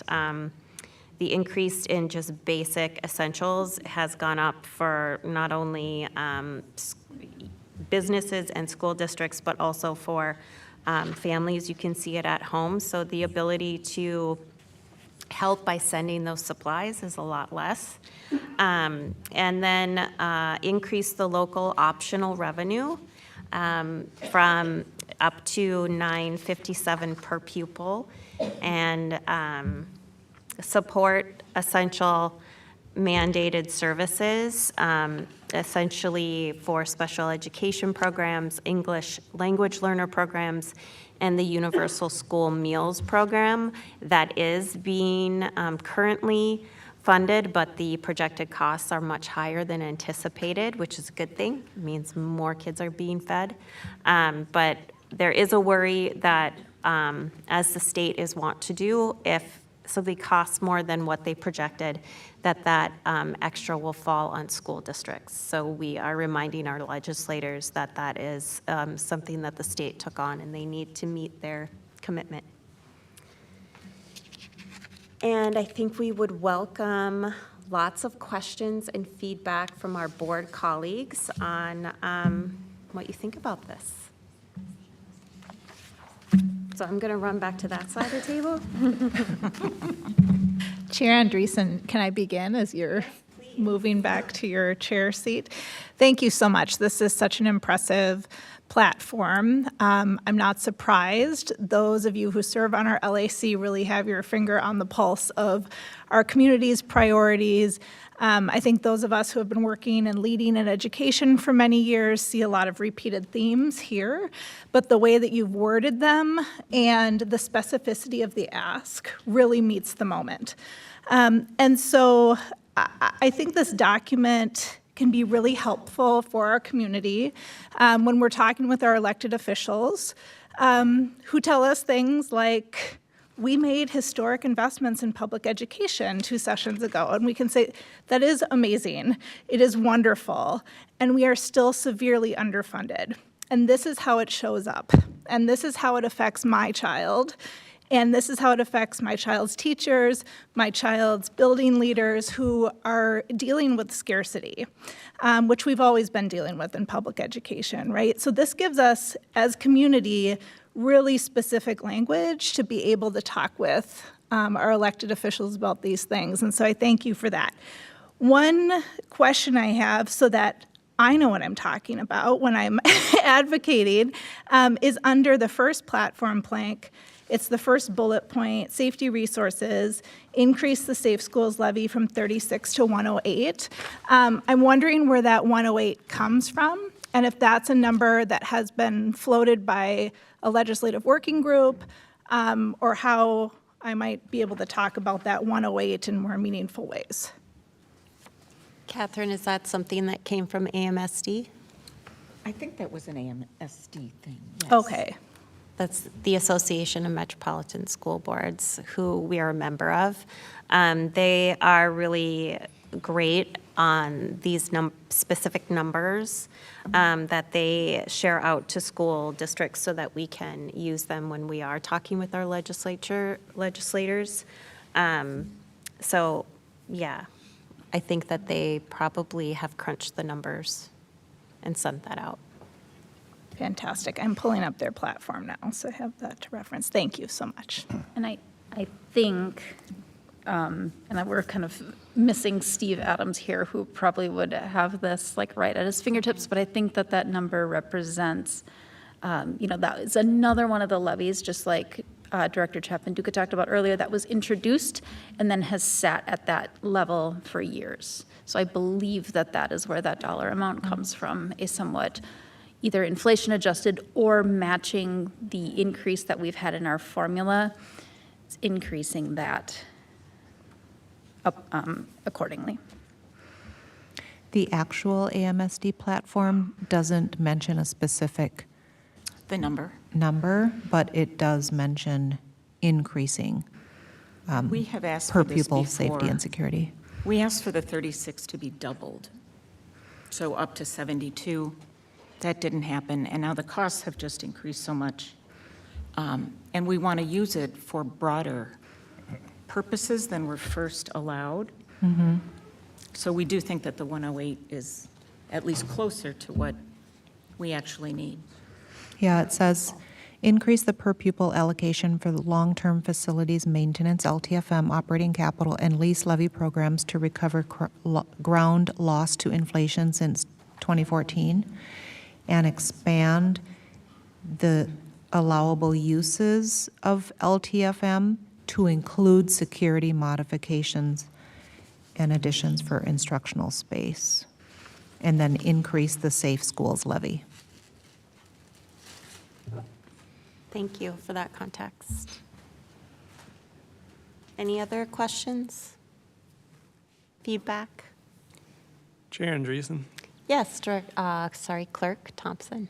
Thanks. I just have one question on number 4 regarding empowering local school boards. There's a bullet point saying allow boards to, including negotiate e-learning days and class sizes. So do I take that to mean that there are requirements today set by the state that says, this is how many e-learning days you can have, or this is what class sizes are a maximum? And so is that the situation today? And so the ask would be, let us negotiate that a bit? I think, yes, there were changes made legislatively that restrict the school board's ability to enter into negotiations around those topics. Okay, I guess where I'm going with that is like, I don't know, my concern would be, would we try to increase those? And maybe that wouldn't be in the best interest. So that was just kind of what I was thinking as I saw that point.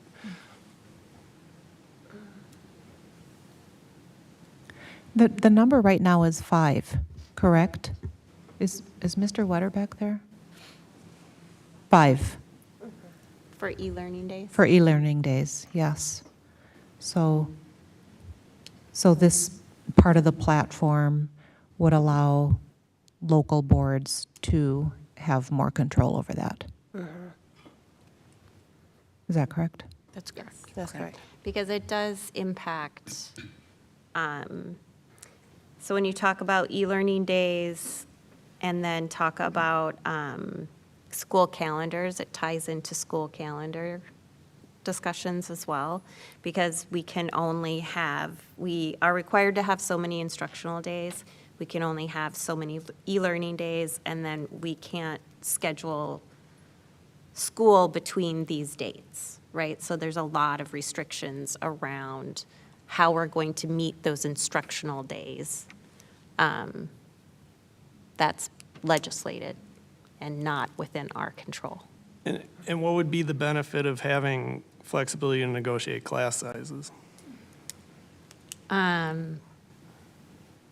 I don't know, I can't really speak to that in that instead Probably a it's question become for Nick. legislated, that it's part of Well, contract negotiations. Yes, that's how we do it currently in Hopkins. We negotiate with each teacher as we are hiring them. But they're asking us to use class size as more of a blanket. I think Nick would be able to answer. So we wouldn't want the legislature to mandate specific class sizes across the state. We'd want to maintain local control. And if they have to be negotiated, then make sure that we're negotiating those locally.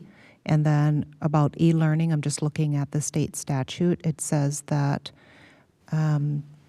school districts that choose to have e-learning days may have up to 5 e-learning days in one school year.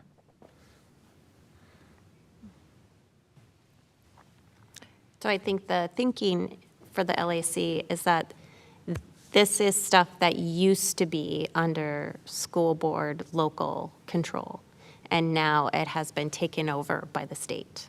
So the state is telling local school boards what to do. Okay. Thanks for that explanation, I appreciate it.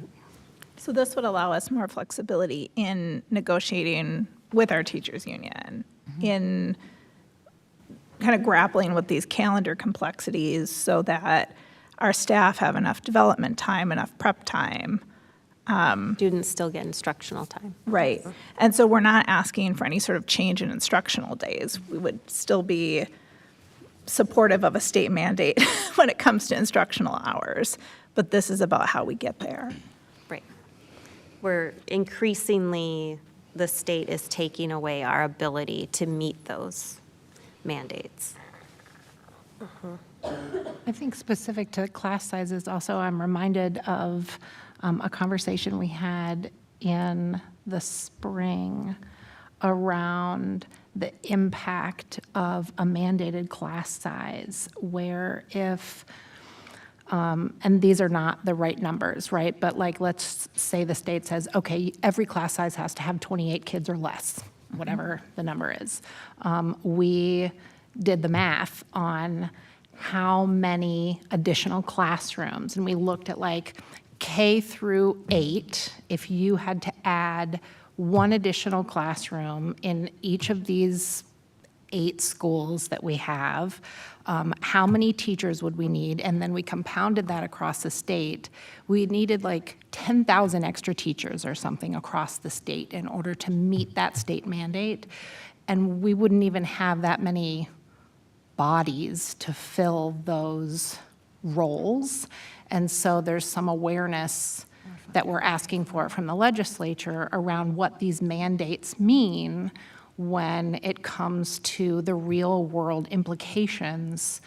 We don't even have enough teachers to fill those roles were those kinds of mandates to be handed to us, right? And so it's just in keeping those kinds of contexts in mind when we think about controlling those abilities at the local school board level.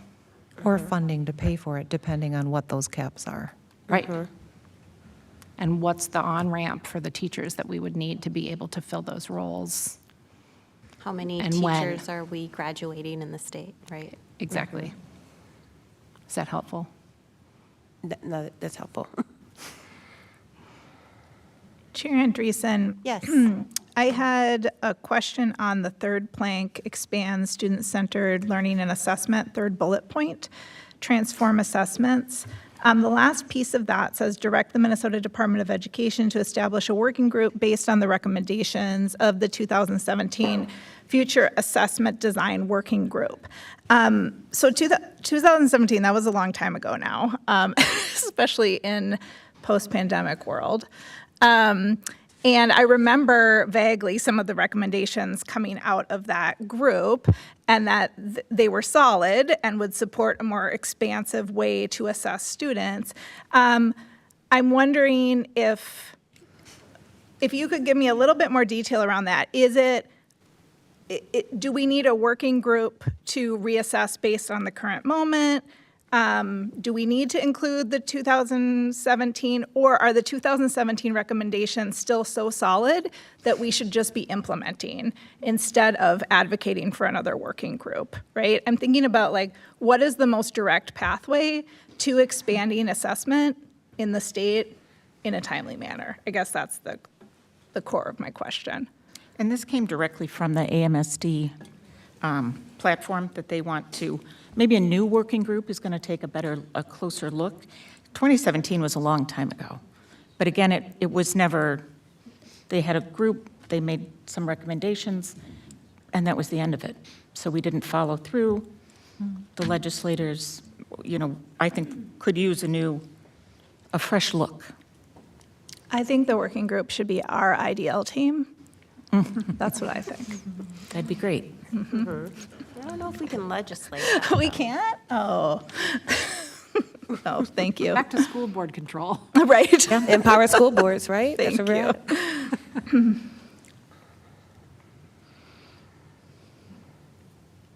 Oh, great. I think that was some really good feedback. I also am very appreciative of all the people who put so much work into developing this platform every year. It's like Dr. Mary Perry Reed said, the Hopkins Legislative Action Coalition is one of the top in the states. We get asked all the time, how do you do it? And I am so appreciative of what you do.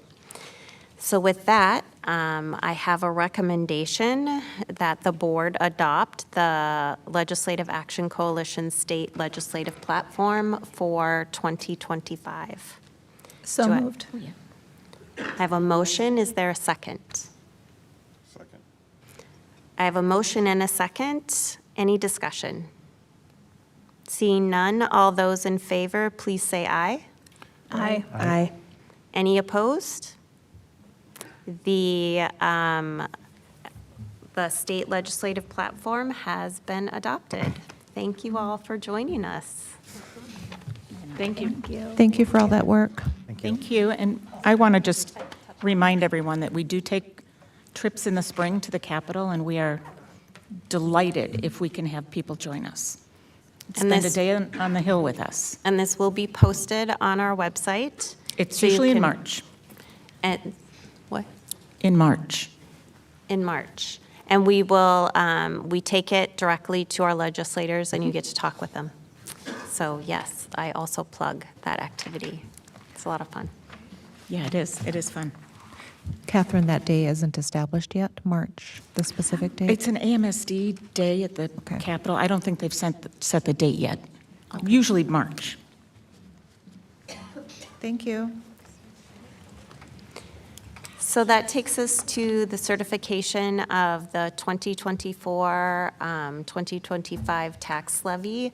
I would invite Director Chapanduka to the table to talk this through with the board and turn it over to Dr. Mary Perry Reed. Thank you, Chair Andreessen. So back to finance. As Director of Business Services, Tura Chapanduka comes to the table. We did have a Truth and Taxation hearing earlier this evening, which began at 6:15, was open to the public, and lasted for about 40 minutes, and that recording will be available on our website. Back on September 24, the school board certified the proposed property tax levy at the maximum for the fiscal year 26 levy cycle. And at this time, Director Chapanduka will review the proposed property tax levy for our school board and community. Thank you, Dr. Mary Reed. Again, good evening, Chair Anderson. Good evening, board members and the community. As has already been alluded by the superintendent, yes, we did meet at 6:15 to do the truth in taxation. So the levy certification process is mandated by the state. We have to do a presentation to the community.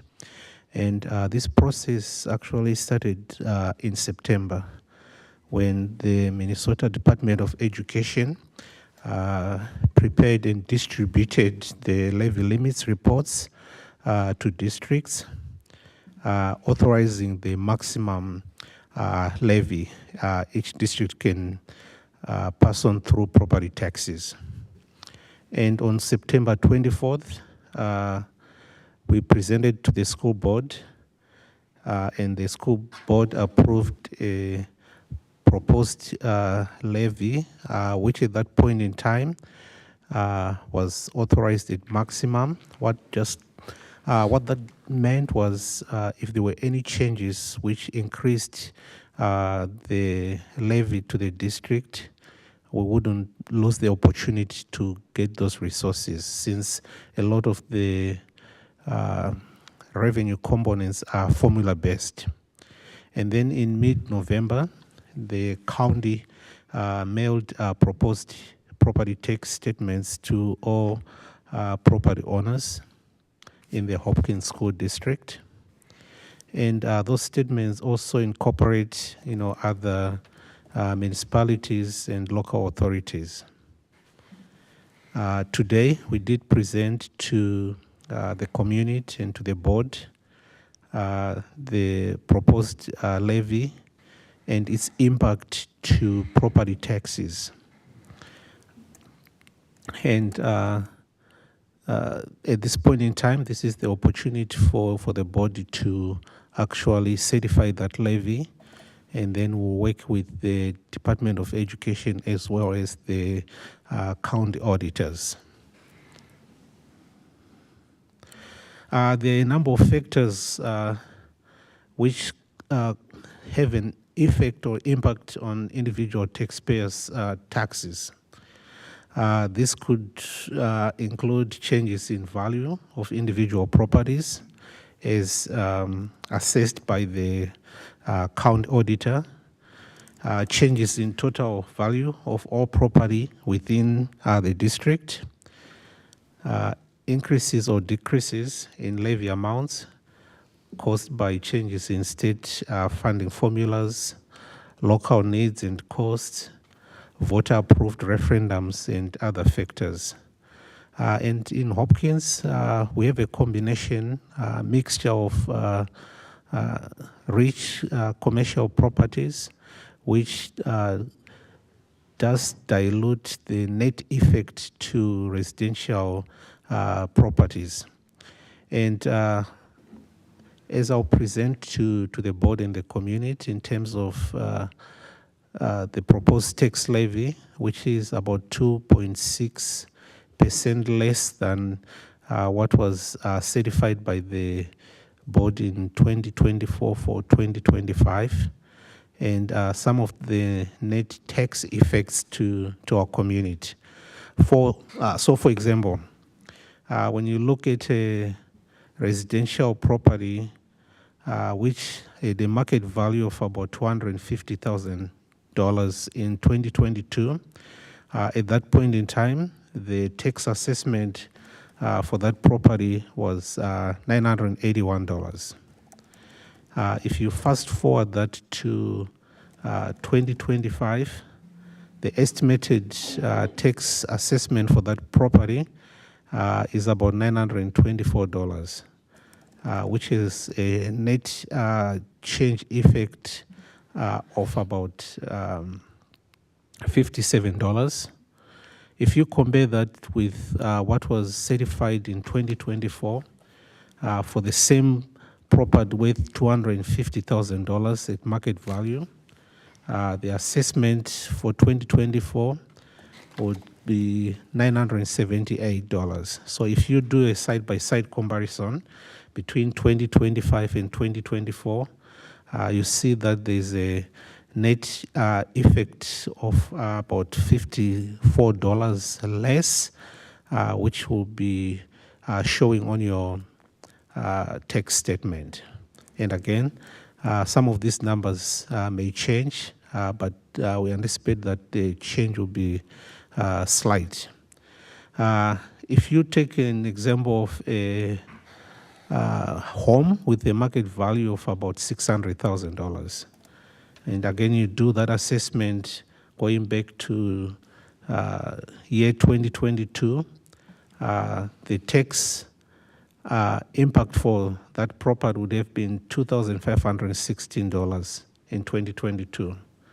And if you fast forward that to 2025, the net tax effect for that property is about $2,427 estimated. That shows a $89 impact, meaning $89 less over that period. If you do a side-by-side comparison with the 2024 tax assessment for the same market property valued at $600,000, for 2024, the tax assessment would be $2,511. For 2025, estimated $2,427, which shows a change of $84, meaning $84 less on your property tax assessment. I'll further go on to maybe do some review of commercial and industrial properties. An example being $1 million market value on a commercial property. In 2022, that property would have been assessed $4,686. Fast forward to 2025, the estimated assessment for that property will be $4,565, showing a net change effect of $120 less on their tax statement.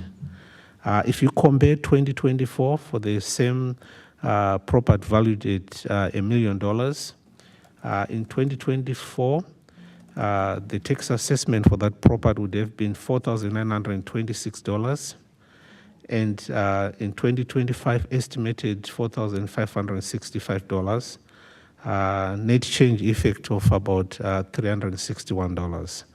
So those are some of the examples I would want to share with the community, just knowing that there has been some net changes to their property taxes, property tax assessment for what the board will be voting for tonight. That being said,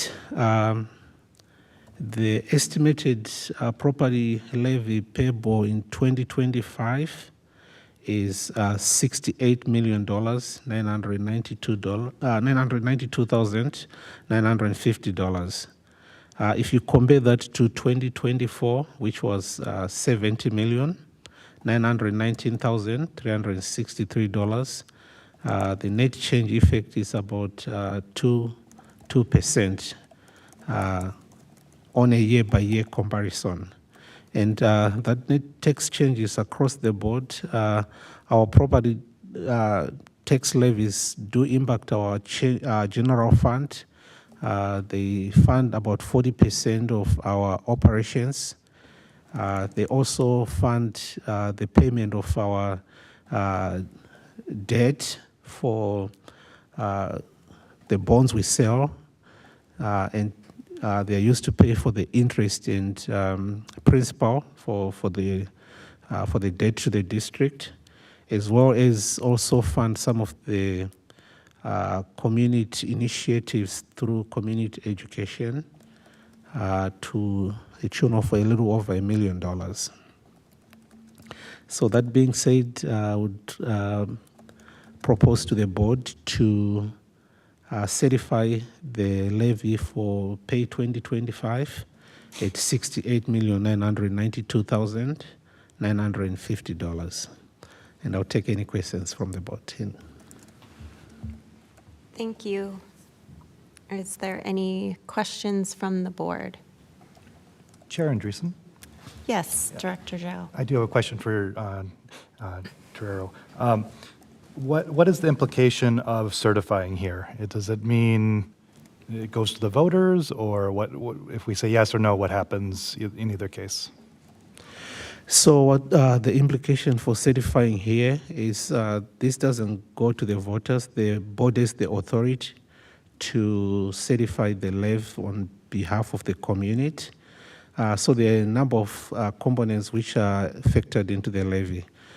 Some of the items are voted by the taxpayers. So when we go for a referendum, which we did in 2017, the community voted to give the board authority to actually issue these levies.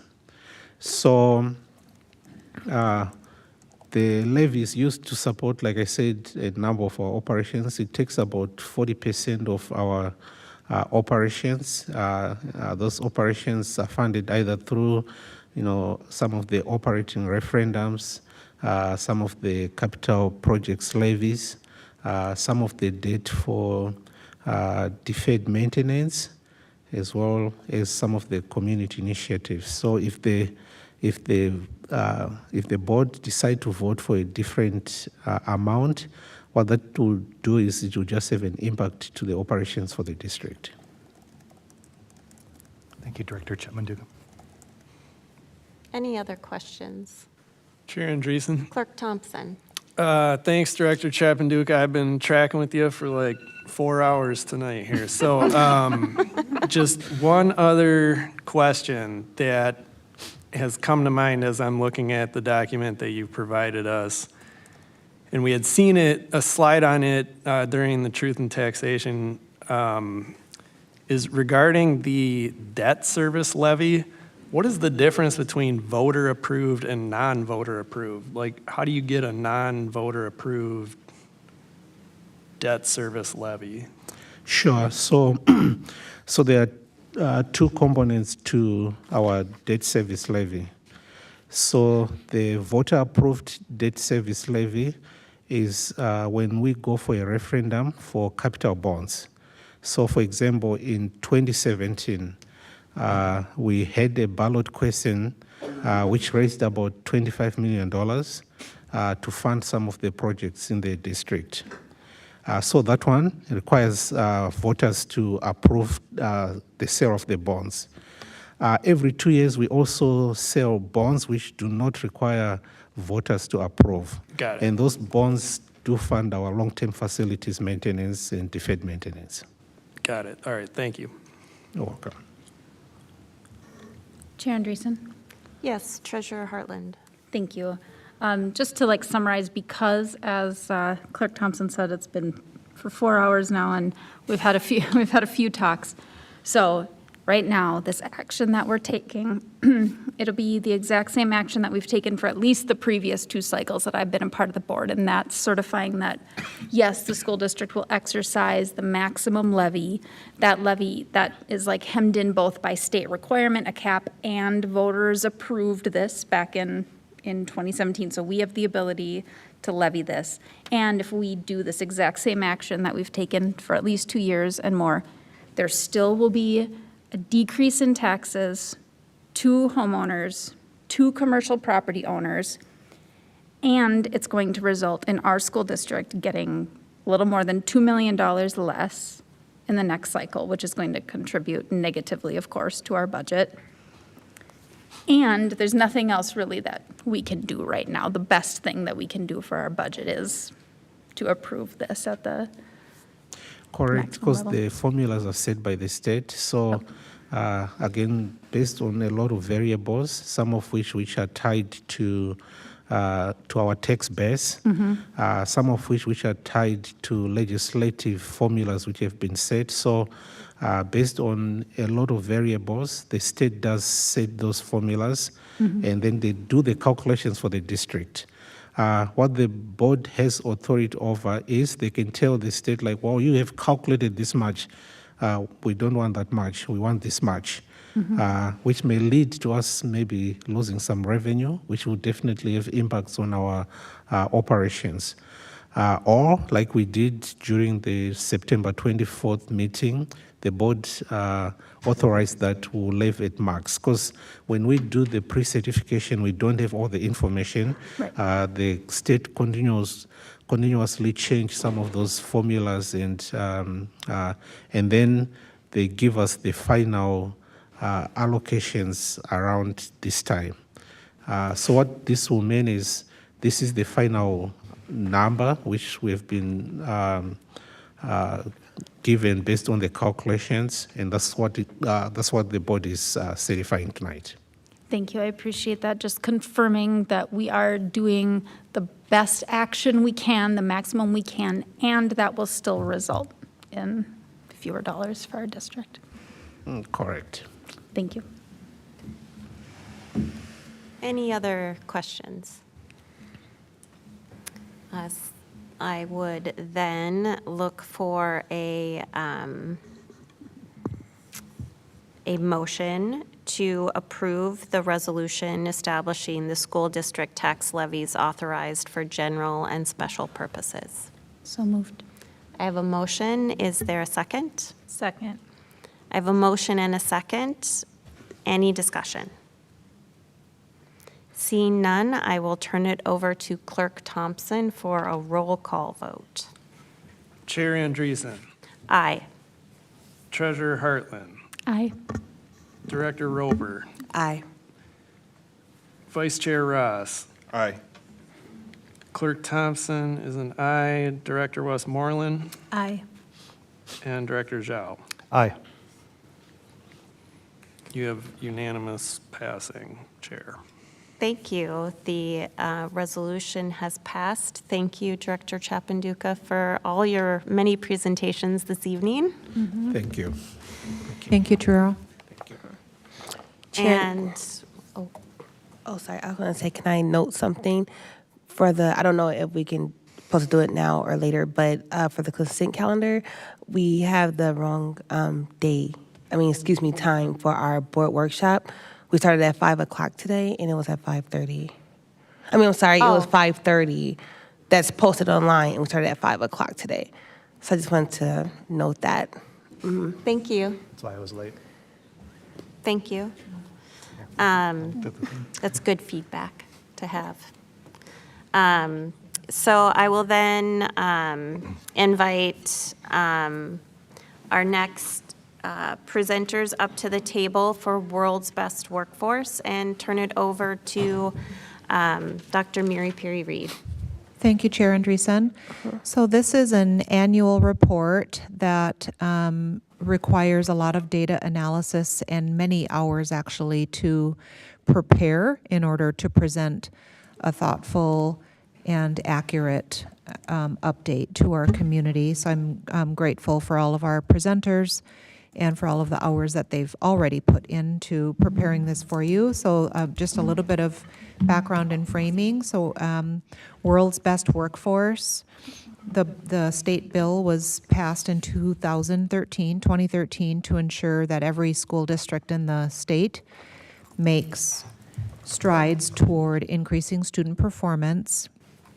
School boards are required to develop a comprehensive and long-term strategic plan that addresses 4 goals: children being ready for school, racial and economic achievement gaps between students closed, students ready for college and career, and students graduate from high school. And then at Hopkins, we do weave into our World's Best Workforce our achievement and integration goals and plan, because there's an overlap with those goals, which are to increase achievement and reduce disparities.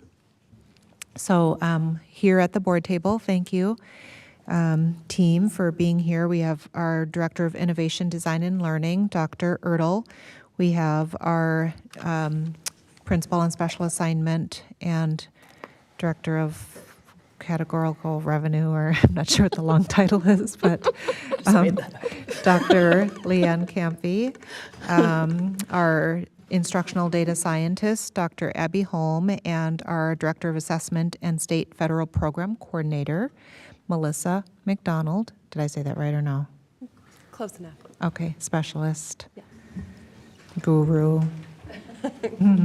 So thank you for your work, and we'll just hand it over to you to begin our report. Thank you for the introduction, Dr. Mary Perry Reed. Good evening, board members.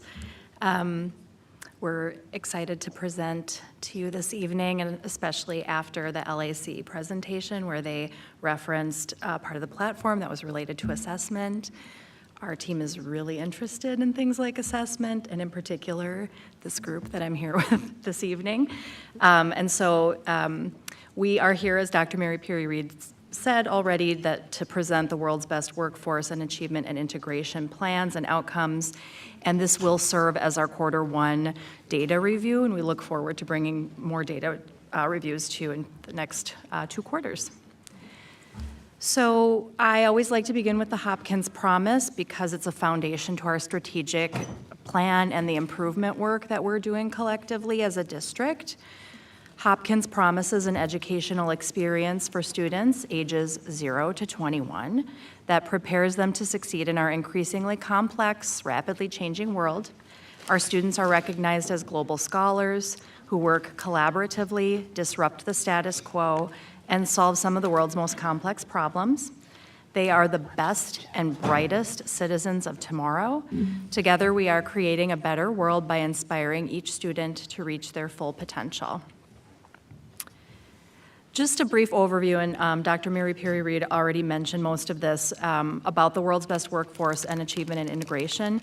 Each year, we report out on this data around this time. This report is coupled with a report that we file with the state as well.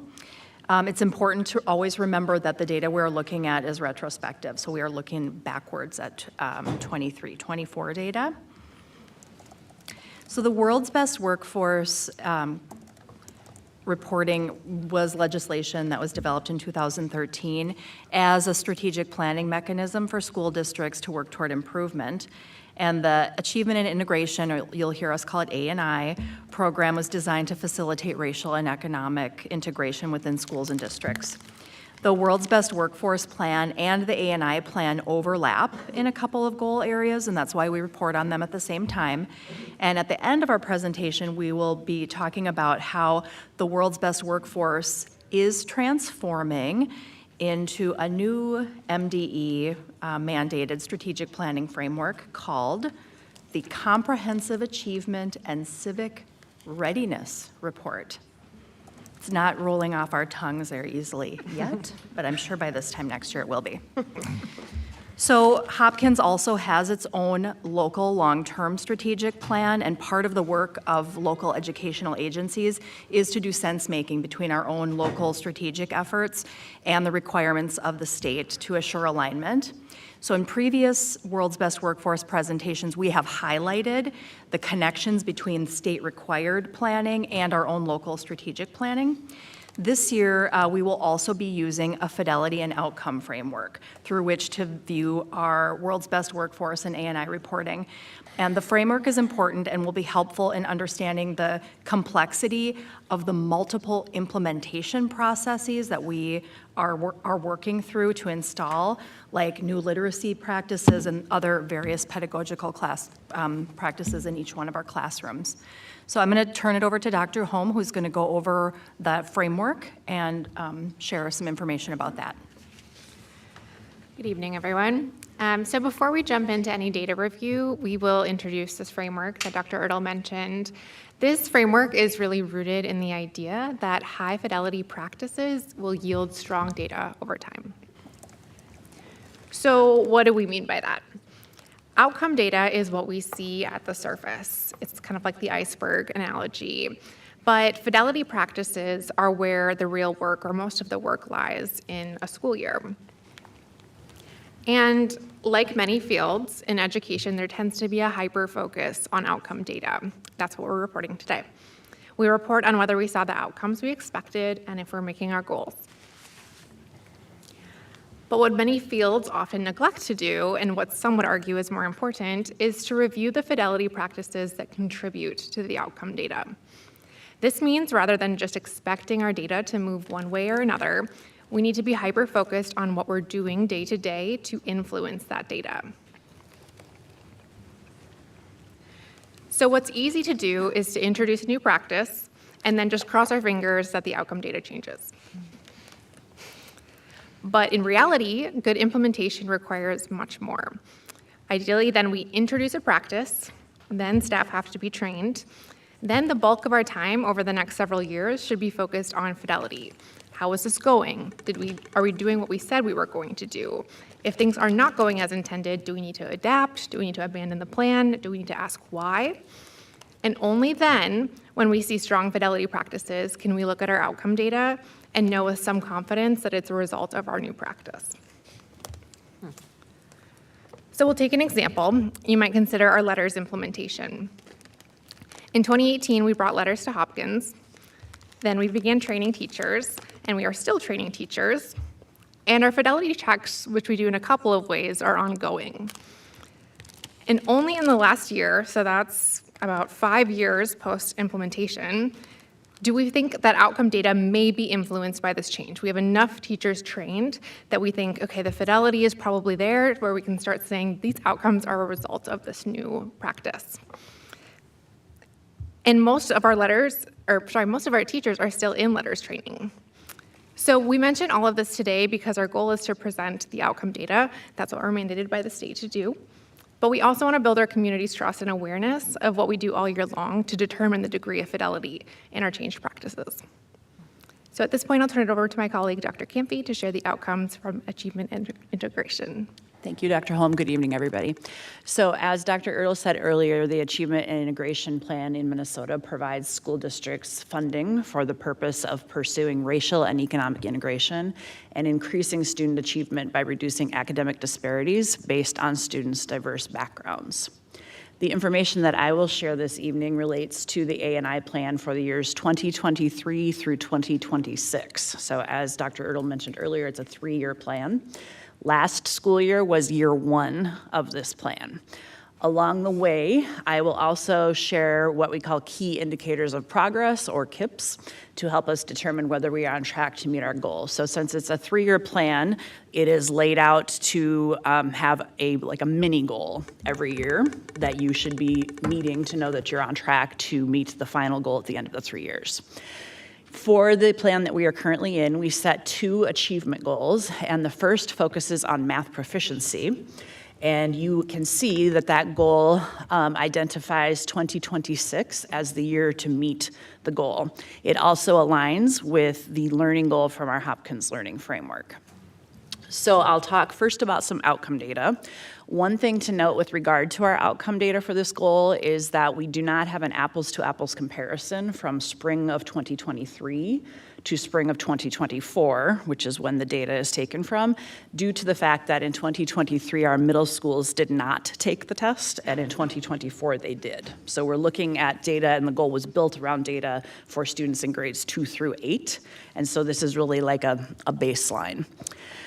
Our data from last spring shows that we are making progress toward our goal, but we are just shy of meeting the 2024 key indicator of progress. We wanted to see 63% of students in those grades testing at meets target low risk. We see 61%, so we are close, but not quite there. Given the fact that we are not quite on track with our progress in this area, it is important to be clear about what fidelity practices could contribute to our desired progress. For example, we are currently in the midst of a math program review, which includes a review of our elementary math curriculum. We are also using our Hopkins Instructional Leadership Team sessions to focus on elements of Tier 1 instruction, which is the best means of improving achievement for all students. Given the fact these efforts are relatively new, it is not surprising that our outcome data has not yet fully shown the results of our efforts in this area. Our second A&I achievement goal focuses on increasing our graduation rates for our Latinx students, which also aligns with our Hopkins Learning Framework learning goal. In this case, we are able to report some strong outcome data. Our 3-year goal for the A&I plan is for 60% of our Latinx students to graduate on time, and we have exceeded that as of this time. As I stated previously, looking at our fidelity practices is important, and as Dr. Holmes said, the longer that the practices have been in place, the more likely they are going to yield the outcomes you want, and that definitely applies in this case. In this case, our AVID data, we've had AVID at our high school for a very long time, and the key indicators of progress in that AVID data are right on track, and that's a very well-established program. So it reinforces the importance of being very clear about how we will reach our outcomes. Our next A&I goal area is integration. You may recall from our presentation last year that we talked about integration being more than merely the diversity of a space, but how people in that space experience their day-to-day. This attention to human experience is shown in Hopkins' culture goal, and the parallel in A&I is communicated via the panorama survey that our students take multiple times each school year. You might think about culture as forming the bottom of the pyramid in Maslow's hierarchy of needs. Our students need to feel safe and supported in order to do their best learning. So we'll talk first about the outcome data for our integration goal. As I mentioned previously, our identified outcome data points are drawn from the panorama survey, specifically the areas of emotional regulation and sense of belonging. So there are multiple points within the goal that was written. The goal states that we will increase by a certain number of percentage by the time we hit 2026. In this data, we see mixed results, but overall, I would say that we are not quite on track to meet the 3-year goal for this area. So we need to be clear about why we might be seeing the results shared on the previous slide. One element to note is that this is the first year we have had a consistent curriculum available throughout all levels for SEL, or social emotional learning, via Purposeful People and Character Strong. While this is an important step in the right direction, I believe we need to analyze the fidelity of the supports that we have put in place to achieve our goal. For example, we need to examine whether all of our students are experiencing the SEL curriculum we have in place on a regular basis. We also need to determine whether students who are identified as having social emotional needs through Panorama are receiving the recommended interventions so that they have the best chance of increasing their ability to regulate their emotions and their sense of belonging. Finally, restorative practices are a key component in this area and also a place for us to consider the fidelity of our implementation, because while we see an increase in the use of restorative practices over time, we are not meeting our indicators of progress with regard to restorative outcomes at each level. So if you look there, you can see that we set a different goal or key indicator of progress at each level for 2024. And I didn't write the plan, but I would surmise that the goal was set based on what the data of the previous years told us would be reasonable. And you can see that at each of our levels, we did not meet that target. So again, this points to a need to inspect the fidelity of our implementation of restorative culture. Earlier this year, our Hopkins instructional leadership team spent time reflecting on their current state with regard to our restorative culture innovation configuration map, which is essentially a plan for how we would fully implement restorative culture. And each team identified action steps to help move their work forward. The final goal area for achievement and integration relates to teacher equity. Our focus is on increasing the percentage of licensed staff of color, which is also one of our success indicators for Vision 2031. When we look at the outcome data, we have met our 3-year goal in this area, but one of our key indicators of progress is related to retention of our staff of color, and this is an area that we need to continue to monitor. So as you can see, we doubled our percentage of licensed staff of color from 2022-23 to 23-24, and we have actually exceeded the 3-year goal. The 3-year goal was to be at 10%, and we are beyond that right now. That said, like I mentioned, this key indicator of progress, there are multiple pieces to each goal, multiple strategies that we're trying to enact to meet the goal. And in this area, the growth, an area for us to look at is the retention of our staff of color. While we have multiple supports in place to help us retain staff, we do need to monitor the fidelity of the work we're doing. It's important that we retain all of our staff, and especially our staff of color, since that is the focus of this goal. That is it for A&I, so at this time I'm going to hand the presentation back to Dr. Holm, who will start the portion that focuses on the world's best workforce. All right, so moving to World's Best Workforce, our first goal is to ensure that all students are ready for school. We measure this via the work sampling system in Hopkins Preschool. So looking at our outcome data, it doesn't like this. Looking at our outcome data, we see that we met our goal. 87% of our students were rated proficient in the spring of 2024, specifically in the personal and social development domain.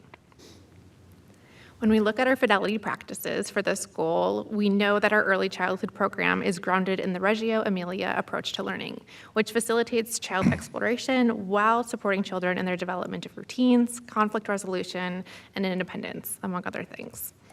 We also use the second step curriculum in early childhood, which contributes to these social emotional learning components. The second goal is about reducing achievement gaps. We wanted to reduce the gap in our MCA reading scores from 33.8 percentage points to 31.8 percentage points. This is the difference between white students and students of color. We did not make this goal, and unfortunately, we saw the gap widen a little bit. So it's really important here to look at our fidelity practices.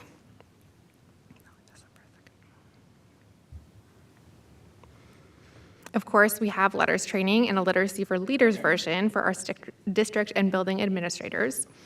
We are working on a new program review process, which will include ELA, that's English Language Arts, standards K-12. This is what the MCA assesses. And we engage in regular disparity reviews. What do the gaps look like each year or even quarter to quarter between our students of color and our white students?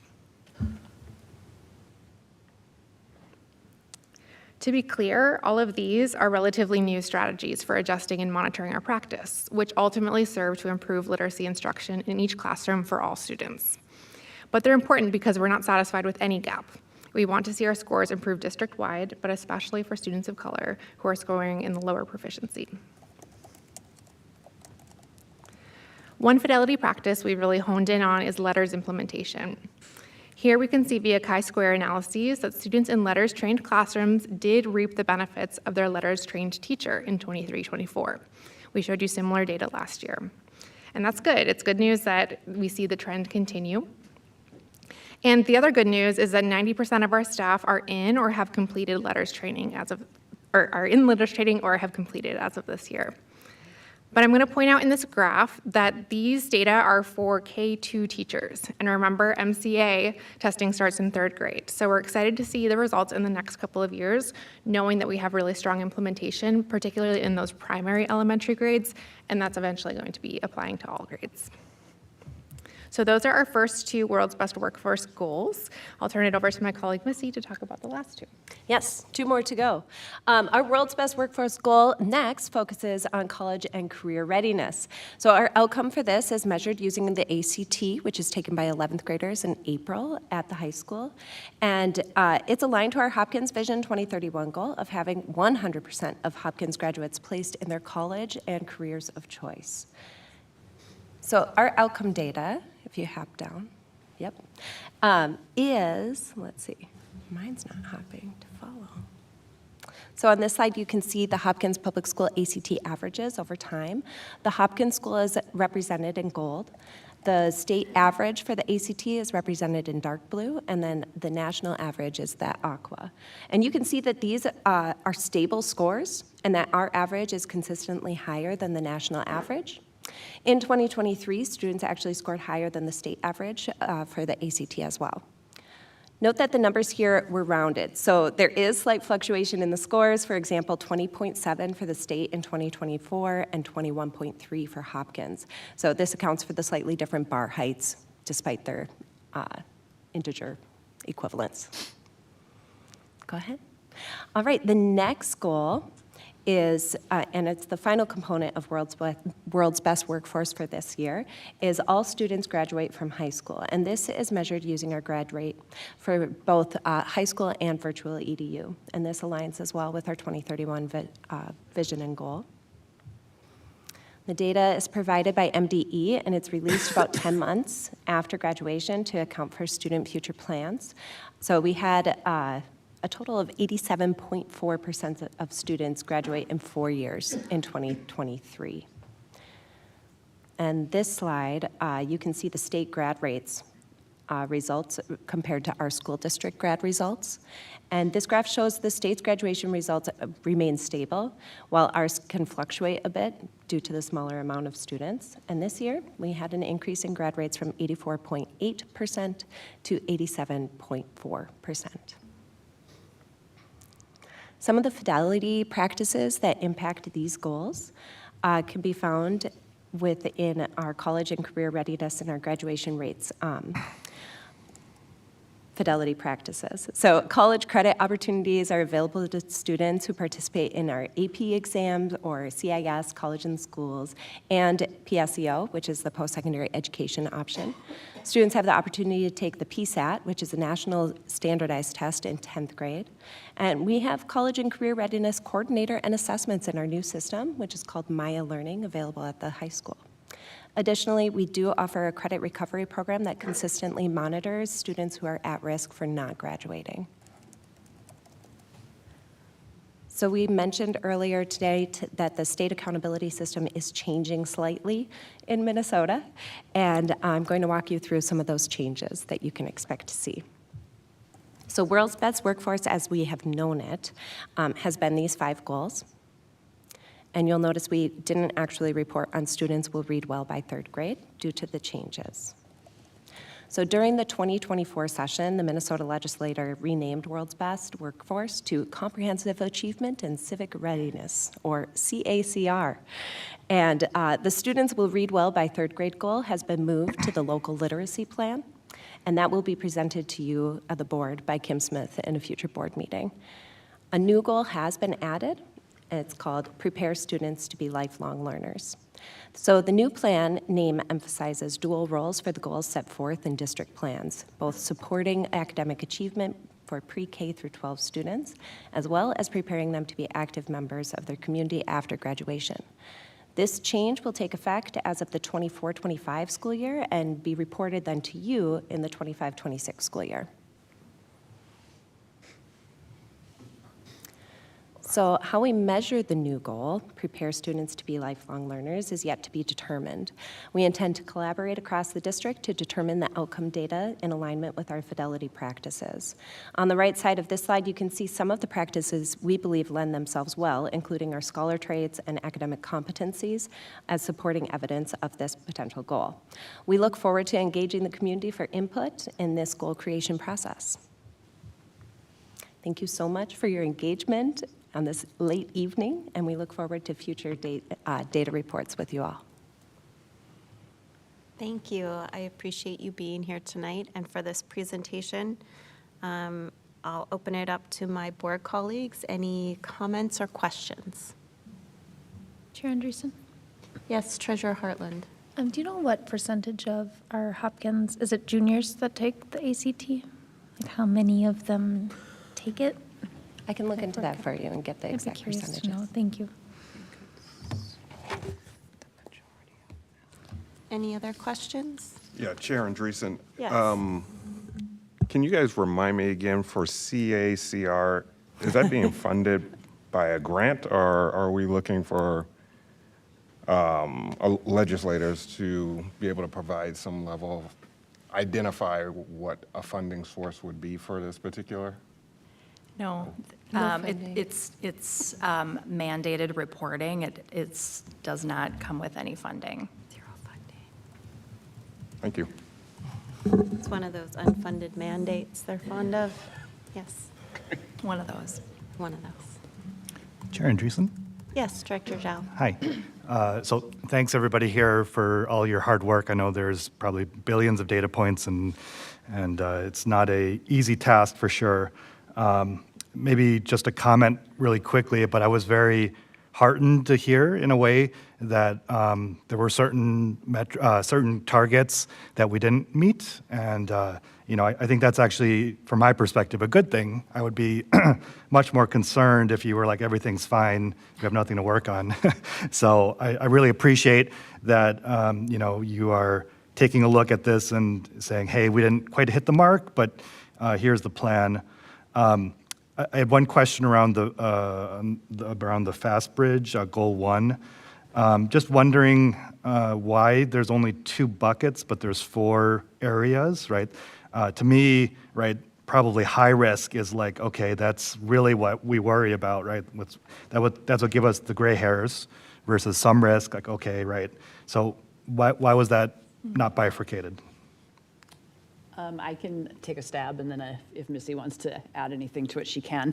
I believe the way that FastBridge works is that students that we've identified as being in either of those first 2 categories, if they meet target, they're there. And if they are at low risk, that if they receive strong Tier 1 instruction, they will be where they need to be by the end of their current grade. And so that's why they're bucketed together. And we know that the students in those other 2 categories are going to need more than Tier 1 instruction to make sure that they are at grade level by the time they move on to the next grade. Okay. Ding, ding, ding. Yes. Okay, perfect. And then maybe just one last comment. I think, as we're, taking a look at this and things are working or aren't working, I'm just kind of wondering, I have a sense of urgency in some ways here because, things take time to move through the system. But in the meantime, these are students that are, not left behind, but like I worry about their lifetime outcomes. So, can you talk a little bit about like, hey, we're seeing some indicators of problems. What can we do even while we wait for the fidelity to get there? Like, what can we do to intervene? And what in general? We are too. And so I think how I would start, and then any of you feel free to add in, while we are implementing the new practices that will improve Tier 1 instruction, which is what we've been describing, we are also strengthening and building our multi-tiered systems of support across specifically math, literacy, and social emotional learning. And so right now what's happening is we think we are serving too many students in that 2nd and 3rd tier of support whose needs could be met with Tier 1 instruction. So that's why we have been focusing and talking so much about Tier 1 instruction.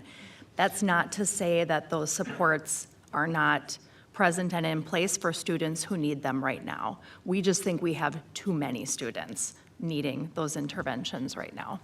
So maybe better triaging, basically? Exactly. Okay. We'd like to manage more of it in that Tier 1 setting. Okay. Thank you for your time. I appreciate it. Chair Andreessen. You have something to add? I had been asking Principal Ballard a few days ago about ACT data. So she shared that last year 71% of the junior class took the ACT, and then we'll find out some follow-up information about what's preventing the remaining, the 20+% not taking it. What are the barriers to that? And we can get back to you on that because I'm curious as well. Clerk Thompson. Thank you. Echo Director Zhao's appreciation for, the work you've done pulling this together for us, and I appreciated your comment as well, Dr. Ertl, about that, you'll bring us some data as well in Q2 and Q3, and so I appreciate seeing that. Couple questions, couple comments. First one, so just so I kind of understand what we're doing here as well. So we have these goals as laid out by World's Best Workforce, which is changing its name. For example, one of them reducing the achievement gaps, and then you've chosen to report out on reading, for example. Is there a reason reading was chosen as opposed to math or something like that? That's a good question. I think it's pretty typical for districts to use reading or math as the means by which they set goals, and the reason is because we assess a lot in those things. And so I think that is why those areas typically are more representative of goal areas. Those are local decisions, though, so we choose what we want to, how we want to set that goal and what we want to make the goal around. And then it gets reported to the state. Yep. Is A&I a state funding mechanism or a national one? State. It's state. Mm-hmm. Okay. All right, so now here's kind of my final question. And I understand the talk here about the outcome fidelity framework.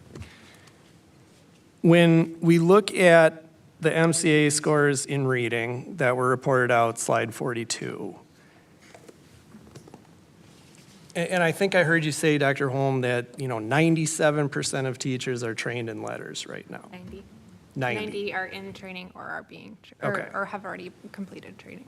So 90%.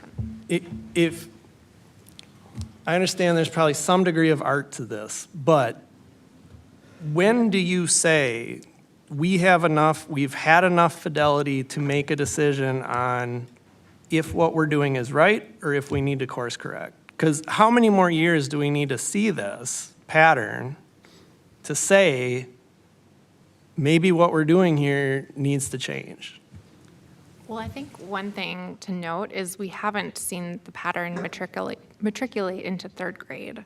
So with our letters training, the majority of it going into K2. And that's fine. There's reasons for hope. I'm with you. But how, if it's 95%, but it's still going down.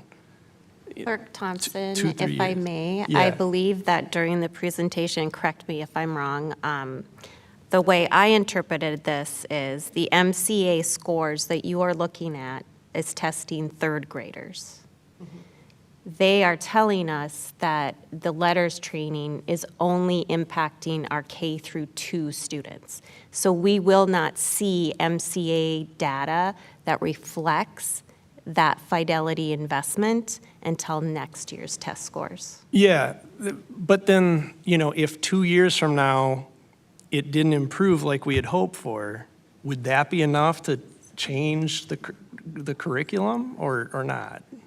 Letters isn't a curriculum. It's a professional development. So the curriculum is not being analyzed when teachers are in that training. They're learning about how to teach reading. Or would we change the letters, how we train the teachers? I'm just wondering, at what point do you course correct? Well, and I Or is think- there always more fidelity to be gained? Right. And we are seeing strong benefits with letters. Agreed.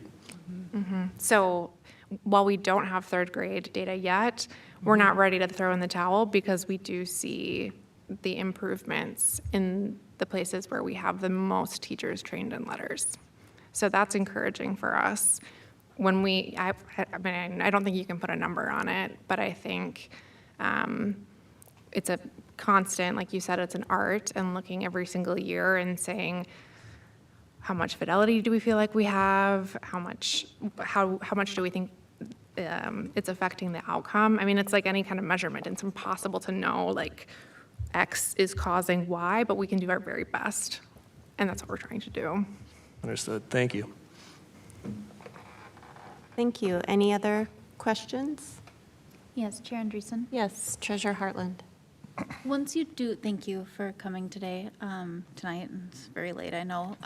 Once you do all this work, you're building your understanding here, and what's the next phase? So you know this, and so what? Is it building leaders that take it to teachers? What happens now that you know this so that we can all work more towards those goals? Because I think Know everyone. this information.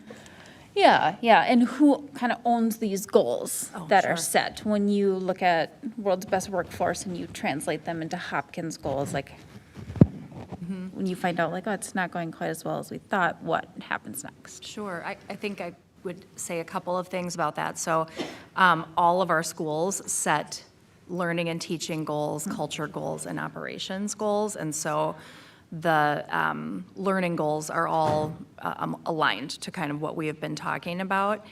And then I think too, maybe what you were also asking is who owns the work of it? And or now that we know, here we made this goal, but maybe we didn't make this one. I would answer that twofold. So we do work closely with our building leaders and their leadership teams to bring that awareness, and our Hopkins instructional leadership team as well. I think one of the other ways that we are working on fidelity, it was mentioned on one of the slides, was also really helping our school leaders and our school leadership teams to understand what do these changed practices actually look like, sound like in a classroom, so that they can be highlighting and emphasizing where these practices are in place, and we can then correlate data that say, yeah, we think we saw practice X, Y, and Z here we have an observation tool that we use, and we think that there's a strong correlation there to improved data, like Dr. Holm was saying. We're training our leadership teams on that as well, and in addition to supporting all of the teachers who are kind of going through the training. Mm-hmm. Thank you. Great, thank you. I just wanted to echo appreciation on the fidelity focus. I think that is often, when you made the comment that you said we make a change and hope it works, I feel like that happens all the time. So it really resonated with me. So I like that we are focusing on that. And I also just want to make sure that, to urge the administration that is something that's consistent across all sites. I think we get a lot of anecdotal feedback that that's not necessarily happening. Yeah. So I'm thrilled that fidelity is a focus and part of this report. I also just have a few questions where I think my understanding was not quite wrapping around. When I looked at the ACT data, I was wondering why it was a goal to keep our score where it's at. Yes, so the goal is actually not showing the averages. The goal is around, let me pull it up so that I say the words correctly. The goal is around the percent of students who score that average. Right. Is that what you were asking? I'm sorry. Yeah, so I'm wondering why it's a goal when we are attaining a score of 21, or maybe we didn't see the data on that. Do we have data on that? Yes, but we can't compare it to our state and national. So it's been a practice where we share the state and the national averages with you as well as our school average. So we just maintained that visual. So the percentage of students in grade 11 at Hopkins High School increased by 48% of a composite score of 21. Is that what we're saying? 48% is what the goal was, and we did meet that goal. Okay. Yeah. Okay, that's what I was wondering. So in the past? Yes. Had we not? Right. Scored at 21? Because the graph is saying that we have consistently scored 22, 22, 22, 21, 21. Yeah, it's not the average that we're looking at. We're looking at, so if we think about the distribution of, the student gets a 21, the student gets a 24, the student gets a 28, we want 48% of our students to get a 21 or higher. So that's what we're looking at. And so it's a little bit mismatched, but because we can't pull the data for this on state and national, and that's what we've been asked for before, we provide the state and national data. I think the thing I would add that I'm still helped me to confused. understand it was, so when you have an average, it's made up of all these numbers, right? And it could be that you have 10 really, really high numbers and 10 really, really low numbers. And I think what we're saying is we want to reduce that span and have a higher percentage of our students actually at the average, so that our average is not made up of like enormous gaps. It's more made up of a lot of small spaces along the way, with close to half of our students, right, 48% of our students meeting that average number. And Because so- over time, that will then help raise our average number. Yeah, average or higher. You want a normal curve around 21? Yes. Okay, so that's something that I guess we're not seeing the data that says that we've hit that mark? We can follow up with that data if that would be helpful. Yeah, That we didn't think it would be visualization. confusing, but it seems like it is. so. Sorry. No, that's No, it's our okay. mistake. Numbers are not my strong suit. And then I was also wondering about the fidelity goal around the PSAT. Is this an aspirational PSAT administration for all 10th graders? Because currently I know we only offer it to juniors. No, the PSAT is for 10th graders, and the Yeah. ACT is for 11th graders. I'm sorry, repeat your question again. Yeah, I'm wondering about the PSAT administration at the high school.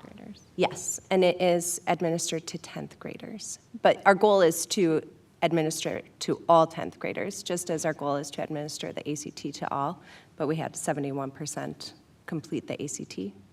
We want to increase and provide the PSAT opportunity to all students. Yeah, it just gets them ready for the ACT their junior year. Right. Okay, thank you. Yeah. Oh, and that's all. We don't have any board action here. This was information. Oh, yes. Sorry. I was Chair waiting for Andreessen? somebody else to. Well, I just want to thank you for all of the work that goes into this. I do want to mention that we are sitting in the midst of multiple truths. So on the one hand, we are required to look at these traditional measures and report out how we are doing with our teaching and learning systems against these traditional measures. And at the same time, we just heard from our LAC, which on their platform is a recommendation to decrease our reliance on standardized tests and implement systems that better and more accurately measure the strengths and gifts and talents of our students and also their readiness for real-world expectations. So I think we just have to hold that we are doing those two things at the same time. We're reporting out on these traditional measures, and we're also really working hard to reimagine student success metrics here in Hopkins. This team and I recently attended a 4-hour training by John Tanner at the Association of Metropolitan School Districts meeting, along with probably 60 or 70 other superintendents, some board members, and district office leaders, including in teaching and learning. And we were reminded that standardized tests were never designed to inform instructional decisions. Standardized tests were never designed to indicate school, teaching, or student quality. They were never designed to pass judgment about what students know or are able to do or what schools are doing well. Instead, they are designed to, at a very high level, identify patterns and trends amongst large tested populations. And so we have to really remember that as we are reporting on these traditional measures, as well as continuing to work on building balanced and more holistic assessment systems. So I thank you all for sitting at the center of that juxtaposition and just, partnering together so we can think of ways to educate our parents and teachers and community that a single score is not the end-all, be-all. We have to be balanced and holistic, and we have to help our students do well on tests. Thank you so much. Thank you. Thank you. Thank you. And that takes us to our next agenda item, which is policies in first read. I will invite Assistant Superintendent Nick Lightfoot to the table and turn it over to Vice Chair Ross. Thank you, Chair Andreessen. Yes, we have 5 policies that we are going to review today with the collective peers here at the table, and I'll turn it over to Assistant Lightfoot. Assistant Superintendent Lightfoot, please. Good evening. Good evening. Good to be with you.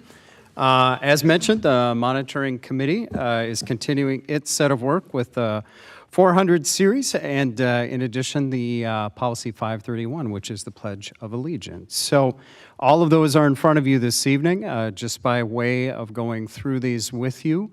What we did review, I'll go through each of these individually, but the first one that the monitoring committee took a look at was gifts to employees, Policy 421. You will note that the Minnesota School Board Association has a corresponding model policy as well. There were no recent revisions to that Minnesota School Board Association policy. There are no specific changes that the monitoring committee was recommending. Pretty standard, been in place for periods of time. If there are specific questions or other comments from monitoring committee members, would entertain those at this time.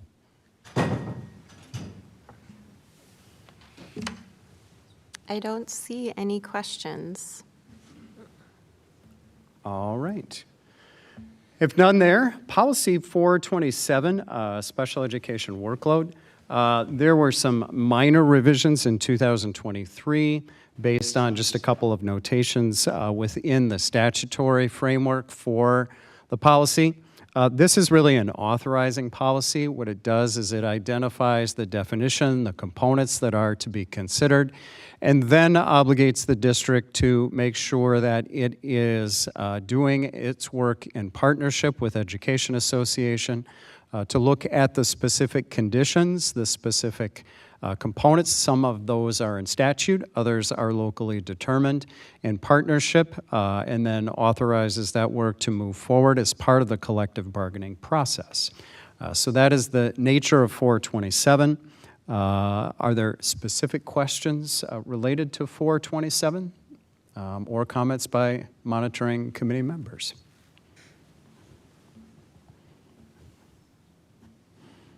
I don't see any. All right. 451, this is a policy that does also capture required information. This information is staff notification specific to sets and conditions that are outlined when there is violent behavior. They are outlined according to the model policy that was developed through the Minnesota Department of Education and has been carried forward into the policy that you see here with you. There are specific questions on 451. There are no there are no changes for the staff notification policy so noted. Nothing has been recommended to be changed, and there were no other model policy changes to reflect any different need at this time. If there are other comments from monitoring committee members or questions, happy to entertain those also. Chair Andreessen? Yes, Director Zhao. I do have a question for Dr. Lightfoot. So we're required to notify the teacher. I'm reading the policy. What are they allowed to do with that, right? Do they take different action? Are they just aware? What is the implication of telling them? Yep, absolutely. So if you look, the notification and the receipt of notice, there are specific parts that are taken into consideration and dependent on the nature of what has occurred. In partnership with the instructor, the administration will work on looking at what those plans are and developing those plans for what that future action would be. And then how that information is captured, and then how that information is then communicated forward. As you'll note in the policy, there are some specific actions that need to occur, such that there is notification that moves forward, even as it identifies here to substitute instructors, other information that can be moved forward into plans that are even beyond the present school year into the next. So that partnership is really the essence of what next steps would happen. Thank you.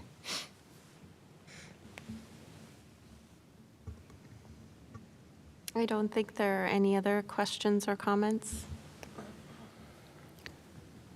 All right, Policy 453. Policy 453 is a part-time policy for staff. And there again, that is in the 450 range, a Hopkins local policy.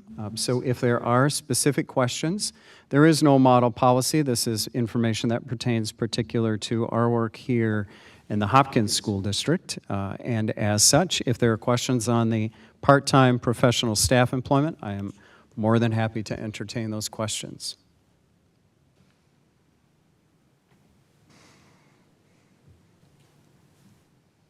I don't see any questions. All right.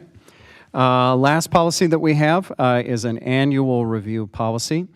This is the Pledge of Allegiance. In the Pledge of Allegiance policy, you will note that there was just a minor edit to the language there. Monitoring committee may want to speak to that change, but was really just a minor edit to the language. And then in addition, there was staff request for the board to consider what is outlined within statute, which is the option that a school board could consider, and it has been a practice in the 2022-23 school year that the statute that requires that we have a Pledge of Allegiance policy also allows the board to annually, by majority vote, waive the requirements that are part of this policy. So yes, we are required to have the policy. The policy is here. The policy is up for an annual review. And as such, as a board, annually, you also have the ability to waive this being a requirement in the way that it is brought forth within the district. Monitoring committee members, did I capture that correctly? It's not an easy concept, but I know we discussed that at length and tried to think about how we could present that to the board. Based on staff feedback, asking the board to consider again for 24-25 the action that it took in the 22-23 school year. Chair Andreessen, Vice Chair Ross, do you mind if I provide a little context?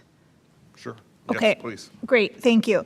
So when we discussed this previously in 2022 and decided to vote on this waiver that is contained in statute, it was really to provide more flexibility for individual schools to determine how and when they wanted to say the pledge, how they wanted to do instruction around this, how they wanted to do instruction around, because contained in the policy is this idea of how we treat the flag, how we show respect to the flag.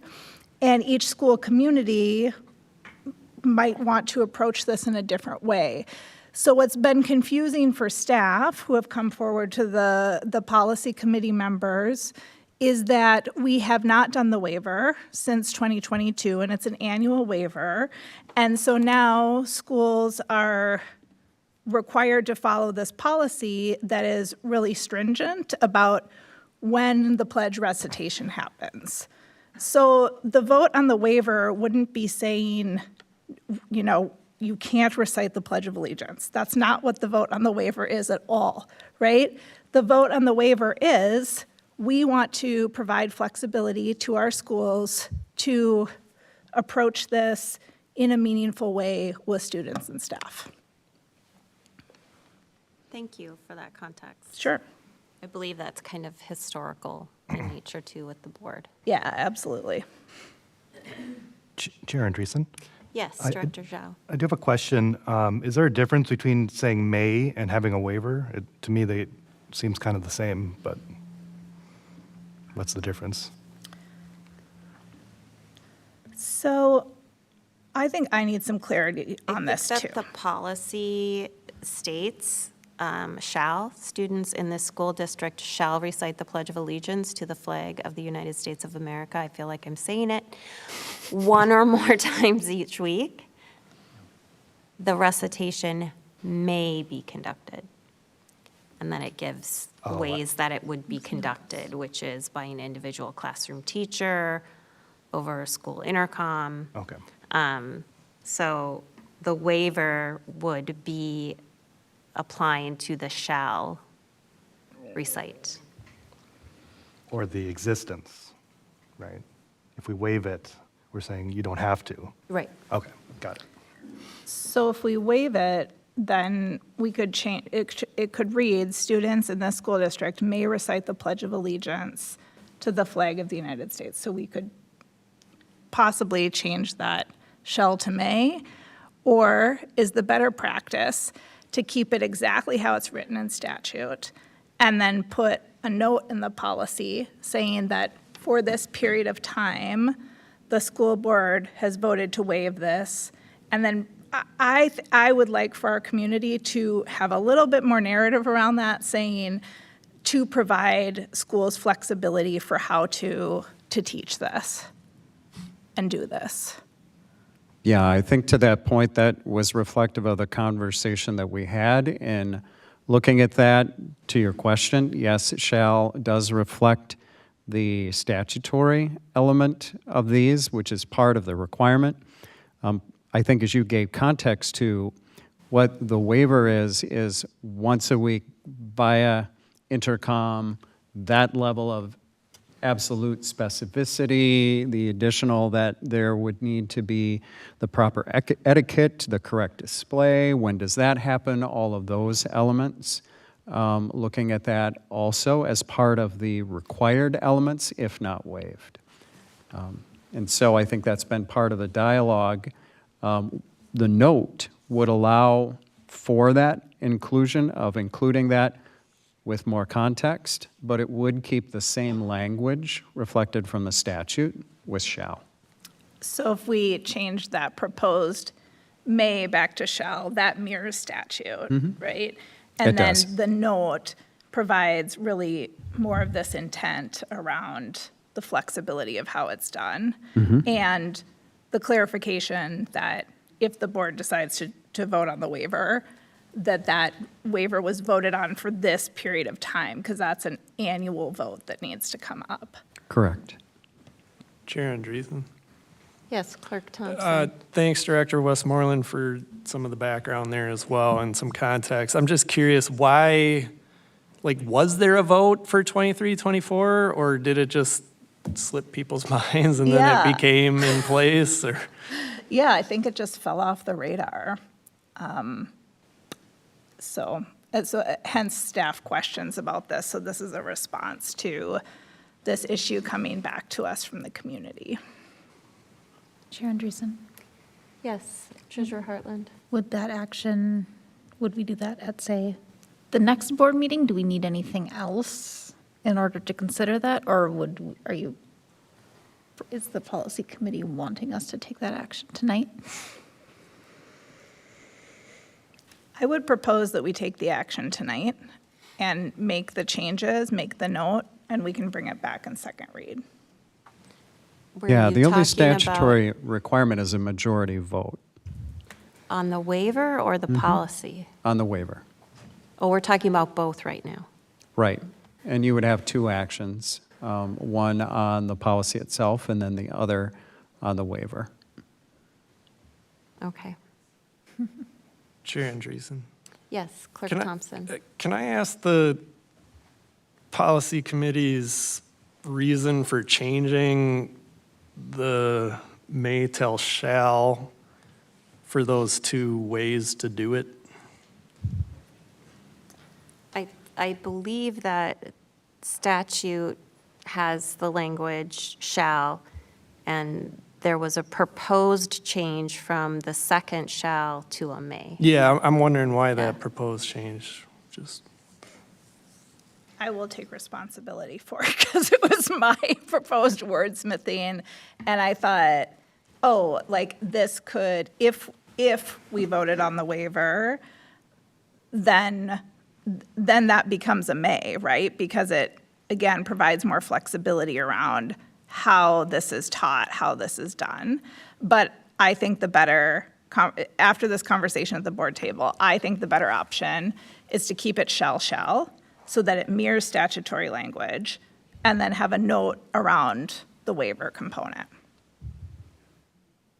Oh, so we don't forget. Right. like we did, yeah. Yeah, exactly. I get Yeah, it. what, Okay. one, It's so finally we don't clicked for me, forget. sorry. Yeah, one, so we don't forget, and also so that we're not tinkering with the policy language every time. Because there might be a board that doesn't approve the waiver, and then you've got this random may in there that doesn't make any sense, and it Right. doesn't reflect statute. Right. Yeah, I think that's good, to add the note about the waiver, why, maybe a little bit, to provide flexibility. So would we direct the monitoring committee to make those changes? And then just have it be on approval, the consent calendar for second read? Does everyone feel comfortable with that? Chair Andreessen, I think I would be more comfortable seeing the wording of the note before I were to vote on it. You will as part of consent. So if you didn't like the wording, you could pull it for discussion. So the policy would be in second read,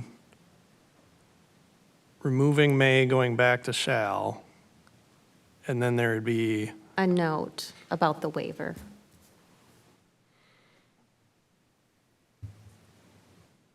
And like anything on consent, you have the opportunity to review it before it's voted on.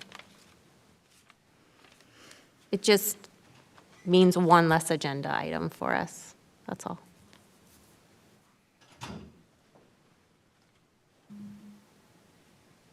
So process-wise, we would vote on the waiver tonight, send the policy back to, because the note is moot if we don't vote, if we don't waive it. So we would vote on the waiver tonight, send the policy back to the monitoring committee to be able to add the note, and then that would appear on consent, and it could be pulled and discussed if needed. Yeah. Is that good for everyone? I mean, I apologize, I'm still, I suppose you'd see it in consent, but I'm just not comfortable doing something, approving a waiver when I haven't seen the note, that type of thing. No, we're not so. approving the waiver. I mean, unless we are, but we're discussing this policy language, retaining the second shall, inserting a note about the waiver. That's what's going to appear on consent. The waiver will be voted on tonight. Okay. Does that make sense? It's been a long day, but. I know. Yeah, it has. Yeah, and the point of the waiver is just really to give more freedom to each site to make whatever decision they want to make. There's nothing being stripped from a language or nothing that we're mandating to any sites or any teachers of what they cannot say or they can say. We're just basically, it's almost like the federal government saying, states rights. You manage how you see fit. And so that's kind of how the approach is with what we're trying to do. So a building would not have to teach flag etiquette, for example, specifically, right? Correct, if we pass the waiver. If we pass the waiver. Okay. And this came directly from community members. So, and let me clarify. This came specifically from staff. So this is not like Supportive. right, in support of having the freedom to be able to let each site choose how they want to manage. Do you know how difficult it is to teach flag etiquette? Like, is there free resources or something? I'm not sure. I would imagine. Assume so. So for purposes of this policy, I'm sorry to continue to try and separate the two, because I would like to just know what we're doing with this policy.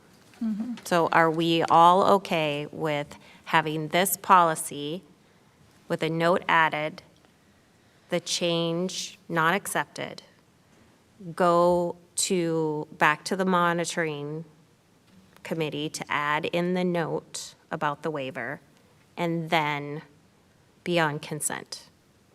So we can pass these as a slate into second read. We're all good. And then, now we can discuss the waiver. Can we have that be a separate action? Yes. Is that okay? It So we would can need to be. continue discussion if necessary? Awesome. So I would look for a motion to pass, sorry, that is not the correct wording. I would look for a motion to approve the above policies in first read. Further, the board directs the administration to prepare the policies with all suggested revisions for approval in second reading at the next meeting as part of consent. So moved. I have a motion. Is there a second? Second. I have a motion and a second. Any discussion? Seeing none, all those in favor, please say aye. Aye. Any opposed? The motion passes, and we can move on to discussing a waiver of Hopkins Policy 531 on recitation of the Pledge of Allegiance. Okay, thank you.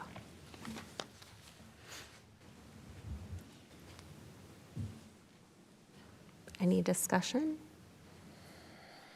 I would look for a motion to, I'm not quite sure the language needed, but to waive the recitation of the Pledge of Allegiance to the flag of the United States of America one or more times each week, and that it shall be conducted in individual classroom teacher or over a school intercom system. I move that we waive the requirement as contained in statute. Do I have a second? Second. I have a motion and a second. Any discussion? Seeing none, all those in favor, please say aye. Aye. Aye. Any opposed? I'll abstain.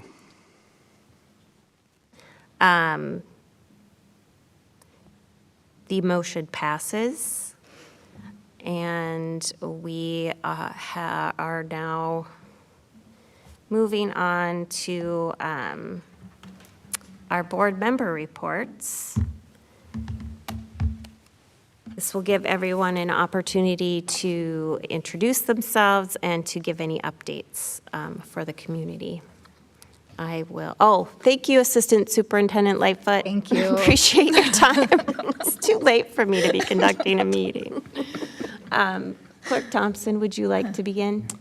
I think I began 2 weeks ago, so I would not like to begin this time. Okay, sorry. That's all right. I will take it to Director Westmoreland. Hi, I'm Dr. Jen Westmoreland. I've served on the Hopkins School Board for 7 years. I am a proud graduate of Hopkins Schools. I am the parent of an 8th grader who went through the Xingjing program, is still in the Xingjing program, is moving through the Xingjing program. And just one thing to update the board on. So for the past 2 years, I've served as the only school board representative in the county to the Heading Home Hennepin Executive Committee. That is a continuum of care partnership that is convened by Hennepin County with the goal of eradicating homelessness throughout the county. And so they brought me on 2 years ago. I was the first school board member to be appointed because they really wanted a school district perspective on the work. So I'm completing my term. And I have made a recommendation to that committee that Director Brooke Roper take my seat on it. So hopefully that transition will happen in January. And that's all I have. Hello, this is Jiming Zhao. I am on my first year on the school board. I have 2 kids in the system in Xingxing 4th grade and 1st grade.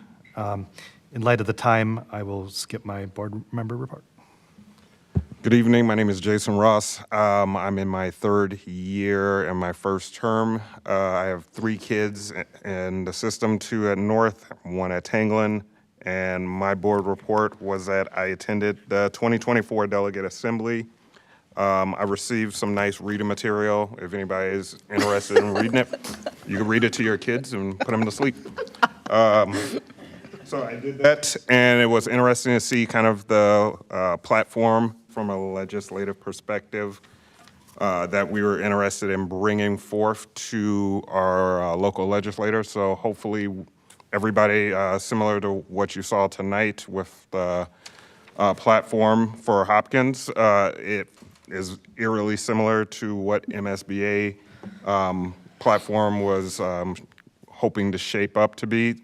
And so, yeah, speak to your local legislator and tell them we need money. That's it. In a nutshell. Hi, everyone. My name is Shannon Andreessen. This is my 5th year on the Hopkins School Board. I work as a paraprofessional at Gatewood Elementary, and I have a junior at the high school and a recent, well, maybe not so recent, graduate. And I was also at the Delegate Assembly, so I will pass it on to Dr. Mary Perry-Reed. Good evening. I'm Rhoda Marie Perry-Reed, Superintendent. I've already provided my board report for the evening. I do have a junior at our high school and a 7th grader at West. I am Treasurer Rachel Hartland. I'm in my 3rd year on the board. I use she, her pronouns and have 3 children in the district at Meadowbrook North and the high school. And in light of the time, I'll refrain from further board report. Hello, my name is Brooke Roper, and I'm serving my first year on the board. I have 2 amazing students in the district. A really quick report. Last week, I had the opportunity to sit on a panel with other school board members from across the metro to talk about the future of education, and with a specific focus on Black and brown students. And it was a really good discussion with the Minneapolis NAACP and the United Black Legislative Agenda, and just determining the best way forward to support Black and brown students' outcomes in our districts, in our public education system. I look forward to having more conversations and being in collaboration with partnership with the districts and the community to move that forward. I'm Kai Thompson. I'm in my first year on the board, and I serve as the clerk. I've got 3 kids in the district, 4th grade, 8th grade, 9th grade. Board report I would have is, I've just had some conversations with community members, with parents of kids in the school and district recently, and I just wanted to echo something I had heard Dr. Mary Perry-Reed say earlier about really the importance of hearing from the community, both about the good and both about the bad. And I just really was impressed by some of the bravery of some of the parents who were able to speak in public this evening. So appreciate that dialogue. It's just very important for our district. So that's the end of my report. Thank you. And with that, I would look for a motion to adjourn. So moved. Is there no more public comments? No. Oh, okay. Thanks for checking. Yeah, just making sure. I have a motion. Second. And a second. Any discussion? Hearing none. All those in favor, please say aye. Aye. Any opposed? The meeting is adjourned at 10:22 p.m. Thank you all for staying. Thank you all, parents, and- families, staff. We'll be here till